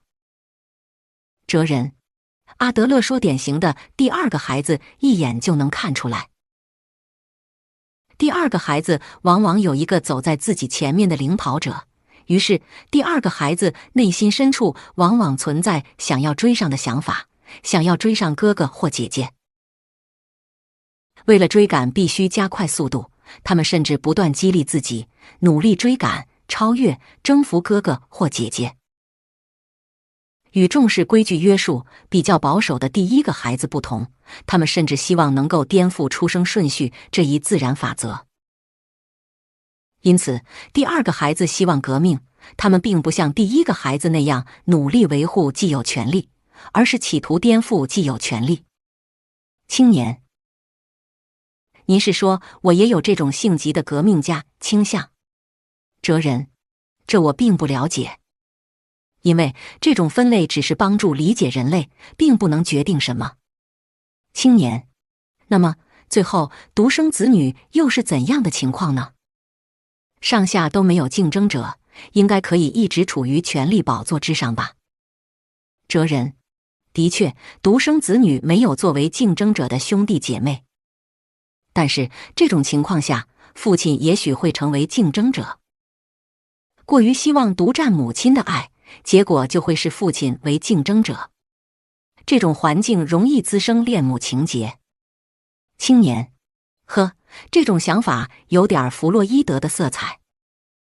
哲人：不过阿德勒更加重视的是独生子女所具有的心理不安。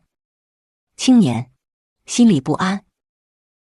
哲人：首先，一边看着周围的人，一边担心自己什么时候也会有弟弟或妹妹，怕自己的地位受到威胁，特别害怕新的王子或新的公主诞生。青年：父母的怯懦。哲人：是的。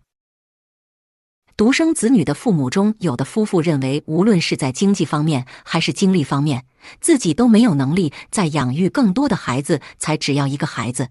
他们不管实际经济状况如何。据阿德勒看来，他们中的许多人对人生充满胆怯，十分悲观。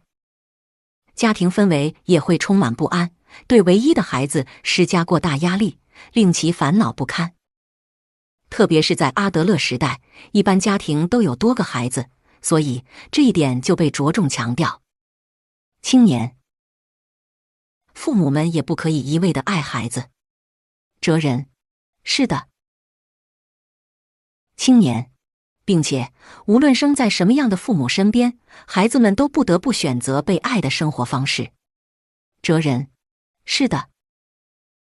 你不顾父母反对，坚持选择图书管理员的工作，现在又选择了教育者之路，但仅仅如此还不能说你已经取得了自立。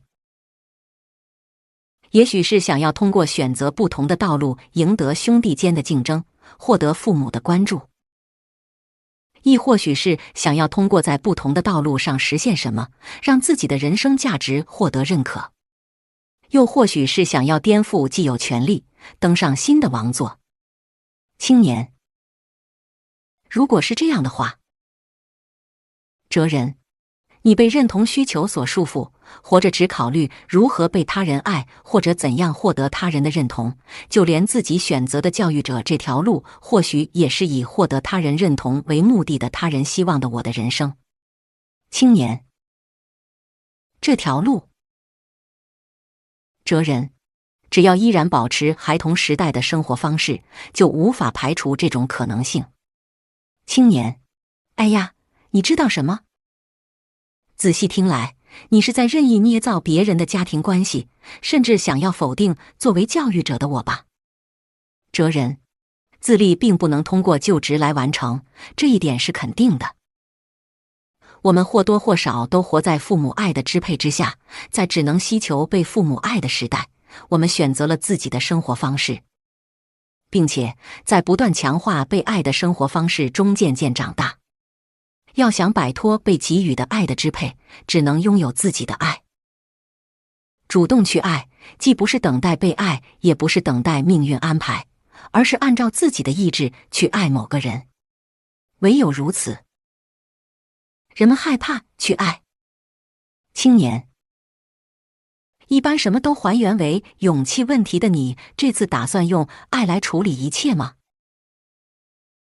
你还不懂爱，惧怕爱，回避爱，因此依然保留着孩童时代的生活方式，因为你缺乏拥抱爱的勇气。青年，惧怕爱。哲人，弗洛姆说，人在意识上害怕不被爱，但事实是无意识中惧怕爱。并且他还说，爱是明明没有任何保证，却依然会发起行动，抱着自己如果爱的话，对方心中也一定会产生爱这样的希望，全心全意的自我奉献。青年，是的，甚至可以说大部分恋爱都是这种情况。哲人，这种状态就是即使自己判断失误，也能够确保被爱的保证，感到了担保之类的东西，例如那个人一定喜欢自己，或者应该不会拒绝自己的好意等。并且我们能够依靠这种担保逐渐加深爱。另一方面，弗洛姆所说的主动去爱根本不需要这样的担保。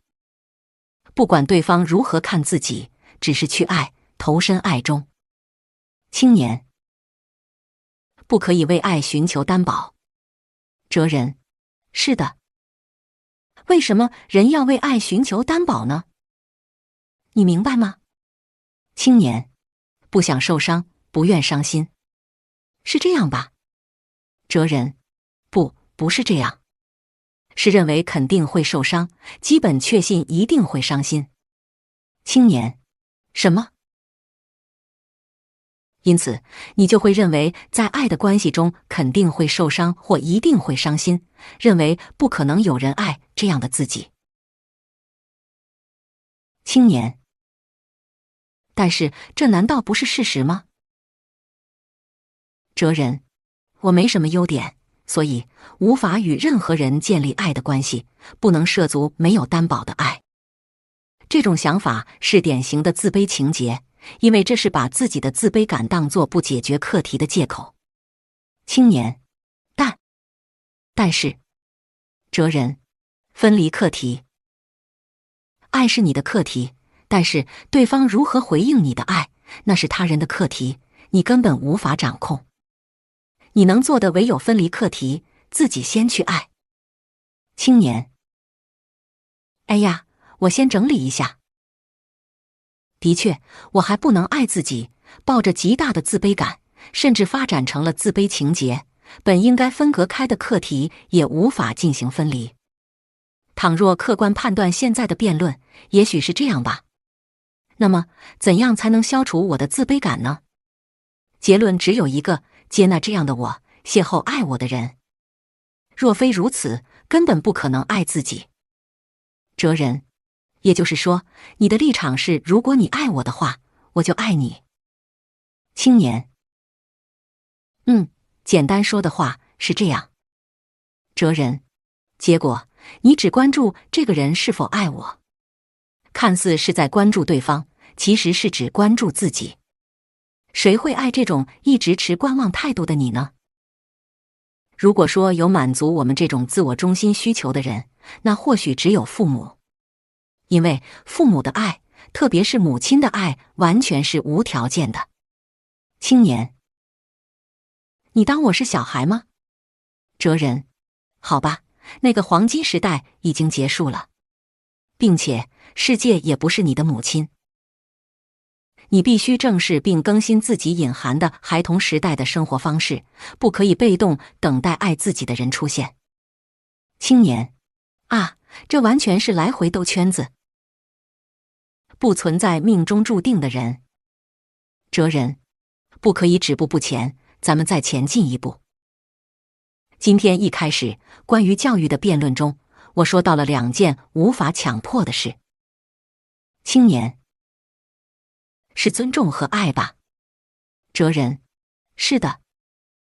无论什么样的独裁者都无法强迫别人尊重自己，在尊重关系中，只能自己主动去尊重别人。归根结底，无论对方态度如何，自己能做的仅此而已。这我已经说过了。青年，而且爱也一样。哲人，是的，爱也不能强求。即使是我也想要去爱某个人，坦率地说，的确有。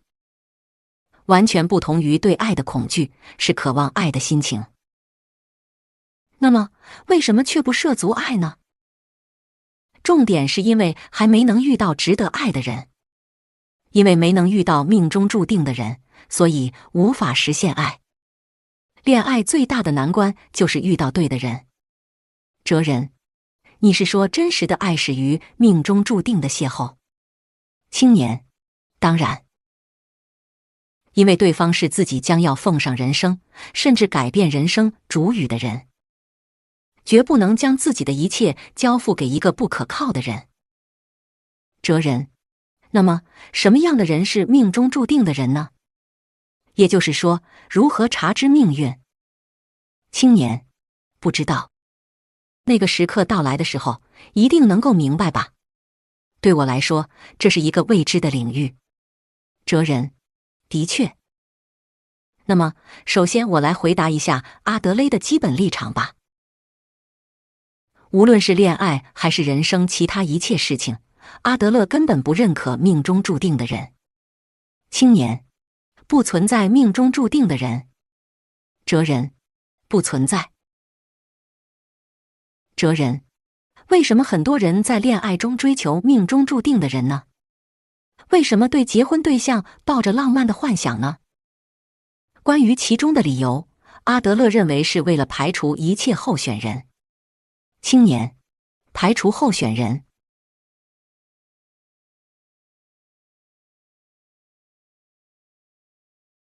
哲人，即使像你这样感叹没有邂逅的人，实际上也几乎是每天都在遇到一些人。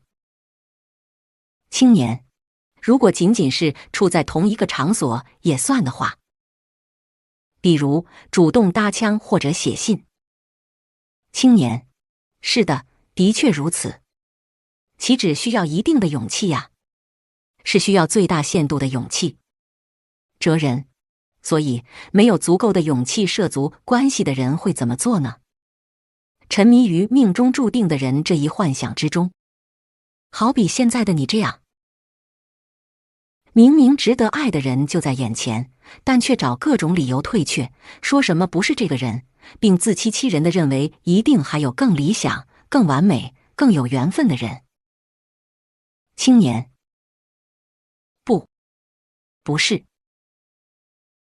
哲人，就这样，通过设定一个过大的、根本不存在的理想来回避与现实的人交往，这才是感叹没有邂逅的人的真实面目。青年，我在逃避关系。哲人，并且活在幻想之中。你认为幸福会不请自来，常常在想，虽然现在幸福还没有到来，但只要遇到命中注定的人，一切都会好起来。青年，可恶啊！你的话太可恶了。哲人，的确，这话不好听。但是如果思考一下追求命中注定的人的目的，辩论自然而然就会归结到这一点上。爱即决断。青年，那么我来问问，假如不存在命中注定的人，我们靠什么决定结婚？结婚可是从这广大的世界选择独一无二的这个人吧？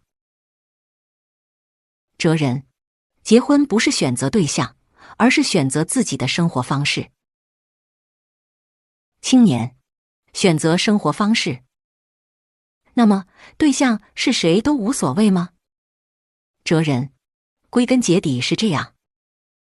青年，别开玩笑了，这种论调谁会承认呢？请收回，马上收回。哲人，我承认这一说法会遭到很多人的反对，但是我们可以爱任何人。青年，别开玩笑了。如果是这样的话，在大街上随便找一位素不相识的女性，你可以爱上她并与之结婚吗？哲人，如果我决心这么做的话。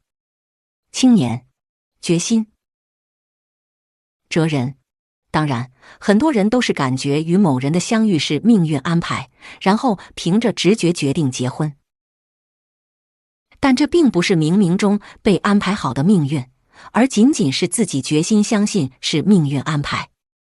弗洛姆说，爱某个人并非单单出于激烈感情，这是一种决心、决断、约定。相遇的形式如何都无所谓。如果下定决心从此建立真正的爱，面对由两个人完成的课题，那么我们与任何人之间都有可能产生爱。青年，您注意到了吗？先生，您正在贬低自己的婚姻。我的妻子并非命中注定的人，结婚对象是谁都可以。您敢在家人面前这么说吗？如果是这样的话，那您就是一个荒唐的虚无主义者。哲人，这并不是虚无主义，而是现实主义。阿德勒心理学否定一切决定论，排斥命运论。根本不存在命中注定的人，我们不可以被动等待那个人出现。被动等待的话，什么都不会改变。这一原则必须坚持。但是，当我们回顾与伴侣一起走过来的漫长岁月时，往往会感觉是命运的安排。这里所说的命运，并不是冥冥中被安排好的东西，也不是偶然降临的东西，而是由两个人的努力慢慢构建起来的东西。青年，什么意思？哲人，你已经明白了吧？命运靠自己的手创造出来。青年，哲人，我们绝不可以成为命运的仆人，必须做命运的主人。不是去追求命中注定的人，而是建立起可以称得上命运的关系。青年，但是具体怎么做呢？哲人，跳舞。不去想未知的将来，也不去考虑根本不存在的命运，只是与眼前的伴侣一起舞动现在。阿德勒认为舞蹈是由两个人共同完成的游戏，他也广泛地向孩子们推荐。爱情和婚姻正如两个人一起跳的舞蹈，不去想将会走向何处，牵着对方的手，关注今天的幸福与此时此刻的感动，不停旋转，不停律动。你们跳动过来的长长的舞蹈轨迹，人们就会称其为命运。青年，爱情和婚姻是由两个人跳动的舞蹈。哲人，你现在只是站在人生这一舞场的角落里旁观着跳舞的人们，感叹不会有人愿意与这样的自己跳舞，并在内心深处焦急等待着命中注定的人向自己伸出邀请之手。就这样，咬紧牙关，拼命守护着自己，以免更加伤心，更加讨厌自己。你应该做的只有一件事，牵起身边人的手，尽情尽力地去跳舞。命运由此开始。重新选择生活方式。青年，在舞场角落旁观的男人。呵呵呵，你依然还是这么瞧不起人啊。不过，即使我也有想要跳舞的时候，而且也实际去跳过。也就是说，我也有过恋人。哲人，是的。青年，但是那并不是可以结婚的关系。我和他并不是因为相爱才交往，双方都只是想找一个男朋友或女朋友。两人也都很清楚那是迟早会结束的关系，一次也没有谈过未来，更不用说考虑结婚了。就是那种很短暂的临时关系。哲人，很多人年轻的时候都有这种关系吧？青年，并且一开始我就对他不太满意，心想虽然有各种不满意，但自己也没有资格奢望太多，自己也就配这样的对象，他也一定是这样选择的我吧。哎呀，现在想来，那真是应该感到羞愧的想法，即使现实就是不能过多奢望。哲人，你能正视这种想法已经很了不起了。青年，所以我一定要问一问，先生，您究竟是如何下定决心结婚的？不存在命中注定的人，也不清楚两个人未来会如何，甚至很有可能会遇到更好的人。一旦结婚的话，这种可能性也就消失了。既然如此，我们不是先生您又是如何下定决心与独一无二的这个人结婚的呢？哲人，想要获得幸福。青年，哲人，如果爱这个人的话，自己能够更幸福，下定决心结婚是出于这种想法。现在想来，那应该是一种追求超越了我的幸福的我们的幸福的心理。但是当时的我根本不知道阿德勒思想，也从未理性的思考过爱情和婚姻，只是想要获得幸福，仅此而已。青年，我也是这样。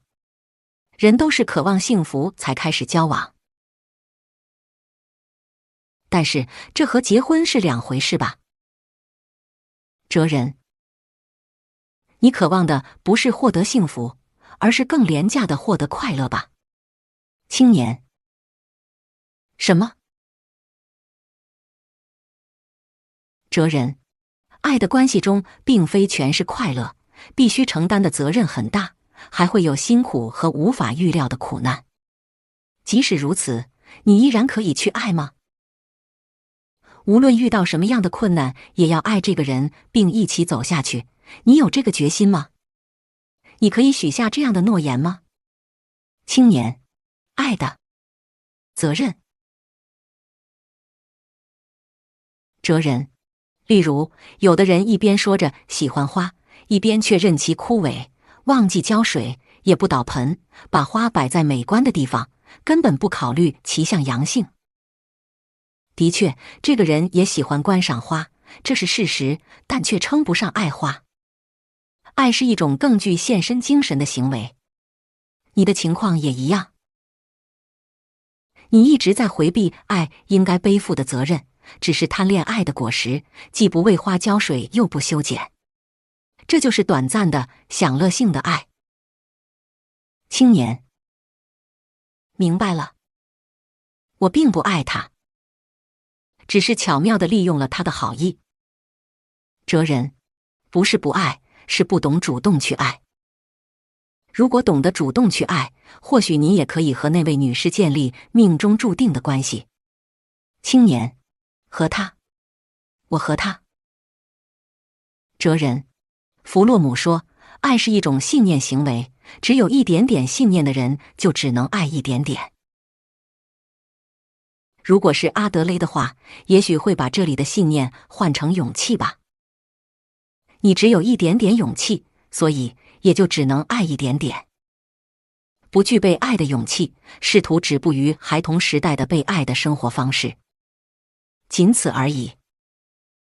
青年，如果有爱的勇气，我和他。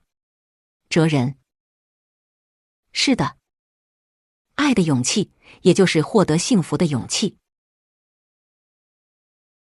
青年，您是说那时如果有获得幸福的勇气，我就会爱上他，面对由两个人完成的课题。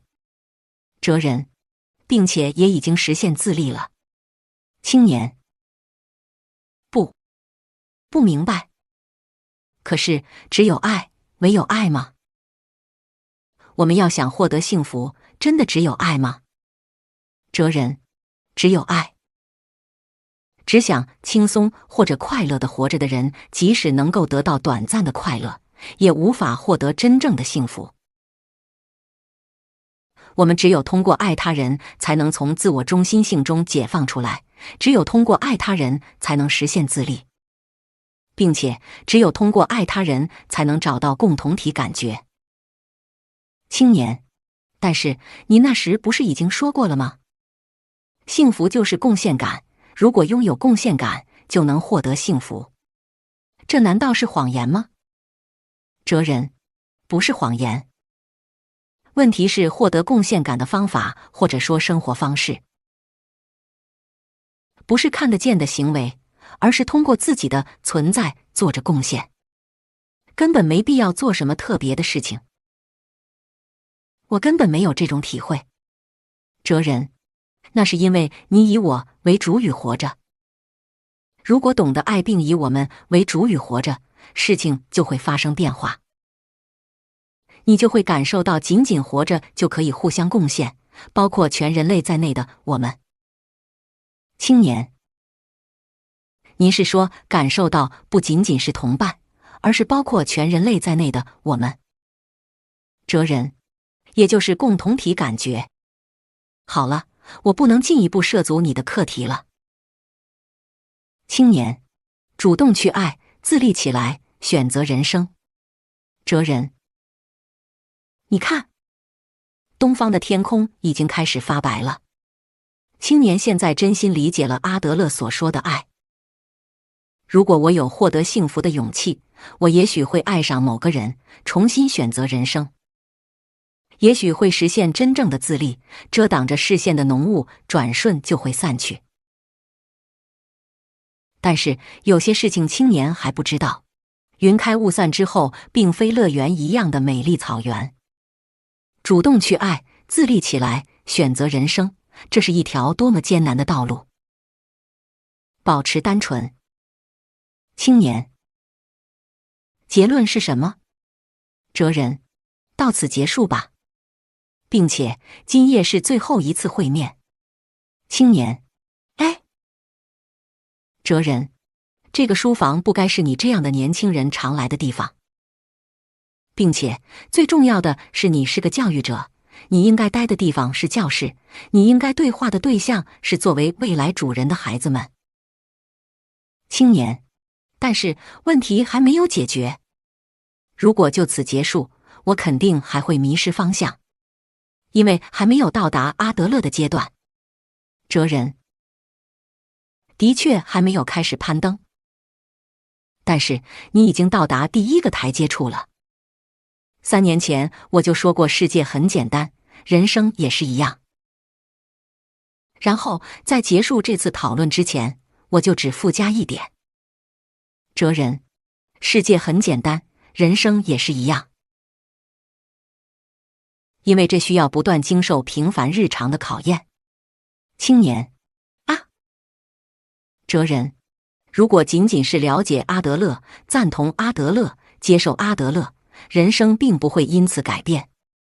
人最初的一步很重要，只要跨越了第一步，就没有问题。当然，最大的转折点也是最初的一步。但是实际的人生，平凡日常的考验是于踏出最初的一步之后，真正考验的是继续走下去的勇气。这一点就像哲学一样。青年，日常生活确实是一种考验。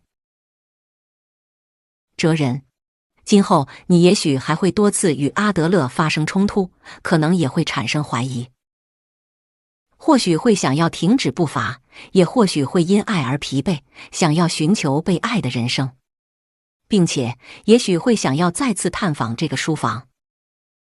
但是到那时候，请你与孩子们，这些属于新时代的朋友们一起交谈，并且如果可能的话，请用你们的手去更新阿德勒思想，而不是原封不动地继承。青年，由我们来更新阿德勒思想。哲人，阿德勒并不希望自己的心理学被教条化地固定下来，只在专家中进行传承。他把自己的心理学定位为所有人的心理学，并希望其作为人们的常识流传下去，尽量远离学院世界。我们并非手拿永久不变的经典的宗教人士，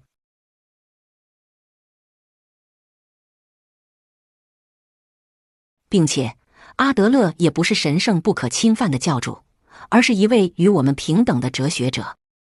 时代在不断前进，新的技术、新的关系、新的烦恼也会随之而生，人们的常识也会随着时代慢慢变化。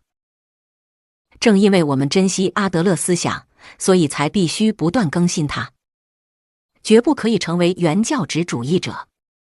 这是生活在新时代的人被赋予的使命。致将要创造新时代的朋友们，青年先生今后有什么打算？哲人，肯定还会有闻风而来的年轻人，因为无论时代怎么变，人们的烦恼不会变。请你记住，我们所拥有的时间很有限。然后，既然时间有限，那么所有人际关系的成立都是以分别为前提。这话并不是虚无主义，现实就是我们为了分别而相遇。青年，是的，的确。哲人，如果是这样，我们能做的事情也许就只有一件。唯有如此。青年，朝着最佳分别不断努力。哲人，不断付出努力，以便有朝一日分别的时候，可以无憾地说，与这个人相遇，一起度过的日子很对，很值得。无论是在与学生们之间的关系中，还是在与父母之间的关系中，以及与爱人之间的关系中，都是如此。例如，假设你现在与父母之间的关系突然终止，或者是与学生们之间的关系、与朋友之间的关系突然终止，你能够把它当作最佳分别，平静接受吗？青年，不，这实在是。哲人，那么你只能今后努力建立起可以做到这一点的关系，认真活在当下，就是这个意思。青年，还来得及吗？现在开始还来得及吗？哲人，来得及。青年，但是实践阿德勒思想需要时间。先生不也说过吗？恐怕要花费人生一半的时间。哲人，是的。但这是阿德勒研究者的见解，阿德勒说了与此完全不同的话。青年，什么话？哲人，有人问人的变化有期限吗？阿德勒回答说，的确有期限。然后他调皮地微笑了一下，又补充道，直到生命的最后一天。青年，哈哈，太高明了。哲人，开始去爱吧，然后与爱的人一起不断朝着最佳分别努力，根本没必要去在意期限之类的问题。青年，你认为我能做到吗？这种不断的努力？哲人，当然。自从我们3年前见面以来，你一直在付出努力。对于我们一起度过的时间，应该也没有一丝后悔。青年，是的，是的，完全没有。哲人，能够以如此神清气爽的心情告别，我感到很骄傲。对我来说，你是最好的朋友。谢谢。青年，哎呀，我当然很感激。你能这么说，我真的很感激。但是自己能配得上您的话吗？我没有这个自信。这真的有必要成为永远的分别吗？咱们不能再见面了吗？3年前我已经说过了吧？答案不是从别人那里获得，而是要靠自己的手去发现。你已经做好了这个准备。青年，从先生这里自立起来。哲人，这次我看到了一个重大的希望。你的学生们从学校毕业后，不久就会爱上某人，实现自立，成长为真正的大人。当这样的学生数十数百地增长的时候，或许时代就会追上阿德勒。青年，这正是3年前我立志走教育之路时的目标。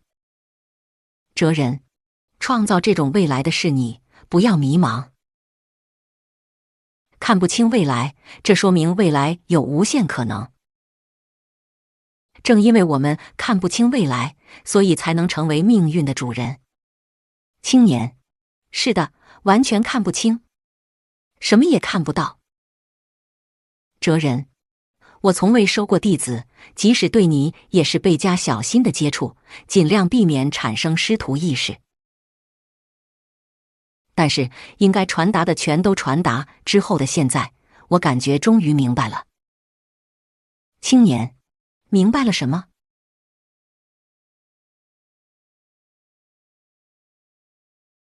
哲人，我一直寻找的既不是弟子，也不是接班人，而是一个伴跑者。你作为一个具有相同理想的、无可替代的伴跑者，助我鼓起勇气继续前行。今后无论你在哪里，我都会感受到你的存在。青年先生，跑，我和您一起跑，任何时候都一起跑。哲人，来，昂起头走回教室，学生们在等着你。新的时代，你们的时代在等着你。在与外界隔绝的哲人的书房，踏出这扇门，外面又是混沌的世界，噪声、冲突、无尽的日常在等着。世界很简单，人生也是一样。但是保持单纯却非常困难，那里有平凡日常的无尽考验。的确如此。即使这样，我依然要再次投身于混沌世界，因为我的同伴，我的学生都生活在这广大的混沌世界之中，因为我生活的地方也在那里。青年深深地吸了一口气，下定决心打开了现实之门。后记一再一次发现阿德勒。古贺史健。本书是2013年出版的与岸见一郎先生的合著《被讨厌的勇气》一书的续篇。因为感觉《被讨厌的勇气》一书即便没有将阿德勒思想讲尽，但也成功阐释了其思想的核心部分，并且当时也没有发现为已经完结的书设置续篇的意义。然后该书出版1年后的某一天，在随意的闲谈中，岸见先生无意间说了下面这句话：假如苏格拉底或柏拉图生活在当今时代，也许他们会选择精神科医生之路，而不是哲学。苏格拉底或柏拉图会成为精神科医生。希腊哲学思想会被带入临床现场。震惊的我良久未语。岸见先生既是日本阿德勒心理学第一人，也是致力于柏拉图作品翻译的古希腊哲学精通者。当然，他的话并不是轻视希腊哲学。假如只列出一个本书幸福的勇气诞生的契机，那肯定就是岸见先生无意间说出的这句话。阿德勒心理学根本不使用难懂的专业术语，而是用人人都能理解的浅显易懂的语言阐释人生的各种问题。与其说是心理学，其实它更是具有哲学特点的思想。恐怕被讨厌的勇气也并不是作为心理学方面的书，而是作为一种人生哲学而被人接受吧。但另一方面，这种哲学性的特点是否也反映了其作为心理学的不完善，并意味着其作为科学的缺陷呢？是否正因为如此，阿德勒才会成为被遗忘的巨人呢？是否正因为他作为心理学不够成熟，所以才没有植根于学院世界呢？抱着这些疑问，我开始进一步接触阿德勒思想。此时给了我灵感的正是岸见先生前面说的那句话：阿德勒选择心理学并不是为了分析人的心理。对于因弟弟的去世而立志于医学的他来说，其思想的中心课题常常是人的幸福是什么。并且在阿德勒生活的20世纪初期，了解人类、探究幸福本质的最先进手法恰好是心理学。我们不可以仅仅去关注阿德勒心理学这一名称，一味致力于阿德勒与弗洛伊德或者荣格的比较。阿德勒如果生活在古希腊，应该会选择哲学；而苏格拉底或柏拉图如果生活在现代，也许会选择心理学。岸见先生经常说，阿德勒心理学是与希腊哲学处在同一水平线上的思想。我感觉终于理解了他这句话的意思。因此，把阿德勒的系列著作当成哲学书又重新读了一遍之后，我再次造访了位于京都的岸见先生的家，并进行了漫长的对话。主题当然是幸福论，也就是阿德勒一直探究的人的幸福是什么。比上一次更加热烈的对话涉及教育论、组织论、工作论、社会论以及人生论，最终，爱和自立这一重大主题慢慢浮现出来。阿德勒所说的爱以及阿德勒所说的自立，读者朋友们会如何理解呢？如果能够像我这样感受到几乎大大动摇人生的震惊和希望，那我将不胜欢喜。最后，对作为热爱知识的哲学者常常给予我指导的岸见一郎先生，在漫长的写作过程中提供了大力支持的编辑室内方文君和钻石社的金泉宪志君，以及广大的读者朋友们，致以衷心的感谢。谢谢。后记2，不要停下脚步，继续前进吧。岸见一郎。自2013年被讨厌的勇气日文版出版以来，日本的阿德勒思想的环境发生了重大变化。例如，在演讲或者大学讲堂提到阿德勒的时候，如果是以前，必须从100年前有一位名叫阿德勒的思想家开始说起。但是现在，到全国的任何一个地方都不必再说这样的话。质疑答辩中的提问也都是一些直触本质的尖锐问题。已经不用再说100年前有一位名叫阿德勒的思想家，可以强烈感受到阿德勒已经存在于很多朋友心中。这一点在《被讨厌的勇气》一书打破史上最长纪录，连续51周销量第一，与日本一样销售额达100万册以上的韩国也可以感受到。在欧美广为人知的阿德勒，其思想于100年之后在亚洲渐渐被接受，这对于常年致力于阿德勒研究的我来说，实在是感慨颇深。上一部《被讨厌的勇气》对于了解阿德勒心理学、概括阿德勒思想来说，可谓是地图一样的作品。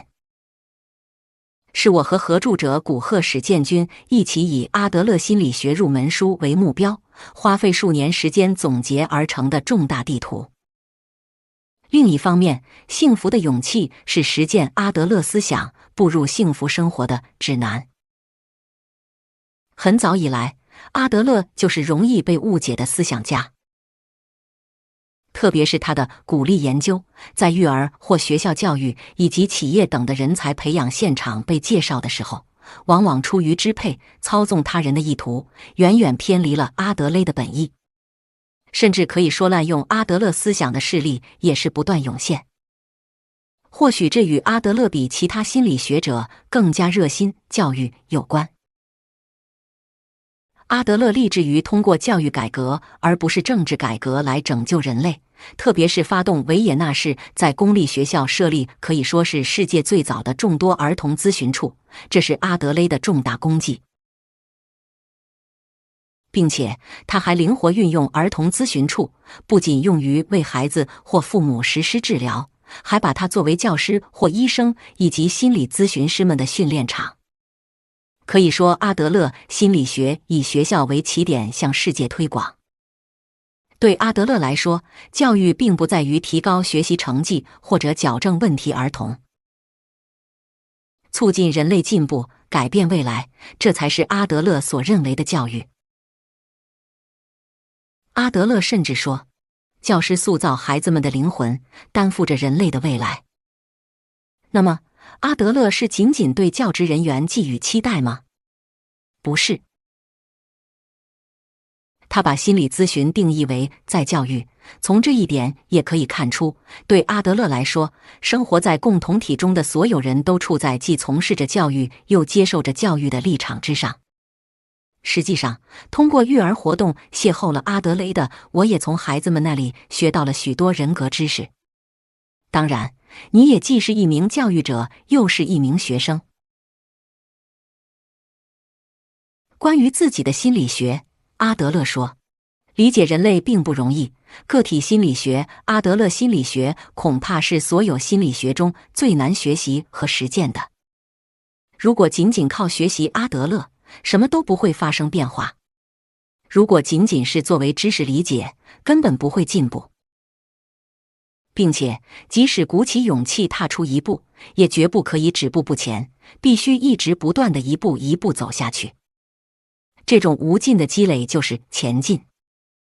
看了地图，也掌握了指南的你，今后要选择什么样的道路呢？或者是还会继续留在原地吗？如果本书能够帮助你鼓起幸福的勇气，那我将不胜欣喜。作译者介绍：岸见一郎，哲学家，1956年生于京都，现居京都。京都大学研究生院文学研究系博士课程满期退学。与专业哲学、西方古代哲学，特别是柏拉图哲学一起，1989年起致力于研究阿德勒心理学。日本阿德勒心理学会认定心理咨询师、顾问。在畅销世界各国的阿德勒心理学新古典巨作《被讨厌的勇气》出版后，像阿德勒生前一样，为了让世界更加美好，在国内外针对众多青年大力进行演讲和心理咨询活动。译著有《阿德勒的人生意义心理学》、《个体心理学讲义》，著作有《阿德勒心理学入门》等。本书由其负责原案古贺史健，株式会社顾问代表、作家。1973年生于福冈，以书籍的对话创作、问答题材的执笔为专长，出版过许多商务或纪实文学方面的畅销书。2014年获商务书大奖2014审查员特别奖，获奖理由是为商务书作者增光，并大大提高了其地位。上一部作品《被讨厌的勇气》出版后，在阿德勒心理学的理论与实践方面产生很多困惑，于是再次访问了京都的岸见一郎。在长达数十小时的探讨之后，整理出了这部《勇气》2部曲完结篇。读著有给20岁的自己的文章讲义等。曲海霞，女，1981年出生，日语语言文学硕士，现任教于山东省聊城大学外国语学院日语系。曾公开发表学术论文多篇，翻译出版《被讨厌的勇气》《感动顾客的秘密》。资生堂之金田魔法平衡计分卡实战手册，一句话说服对方，日产，这样赢得世界简明经济学读本，家庭日记，森友之家的故事等书。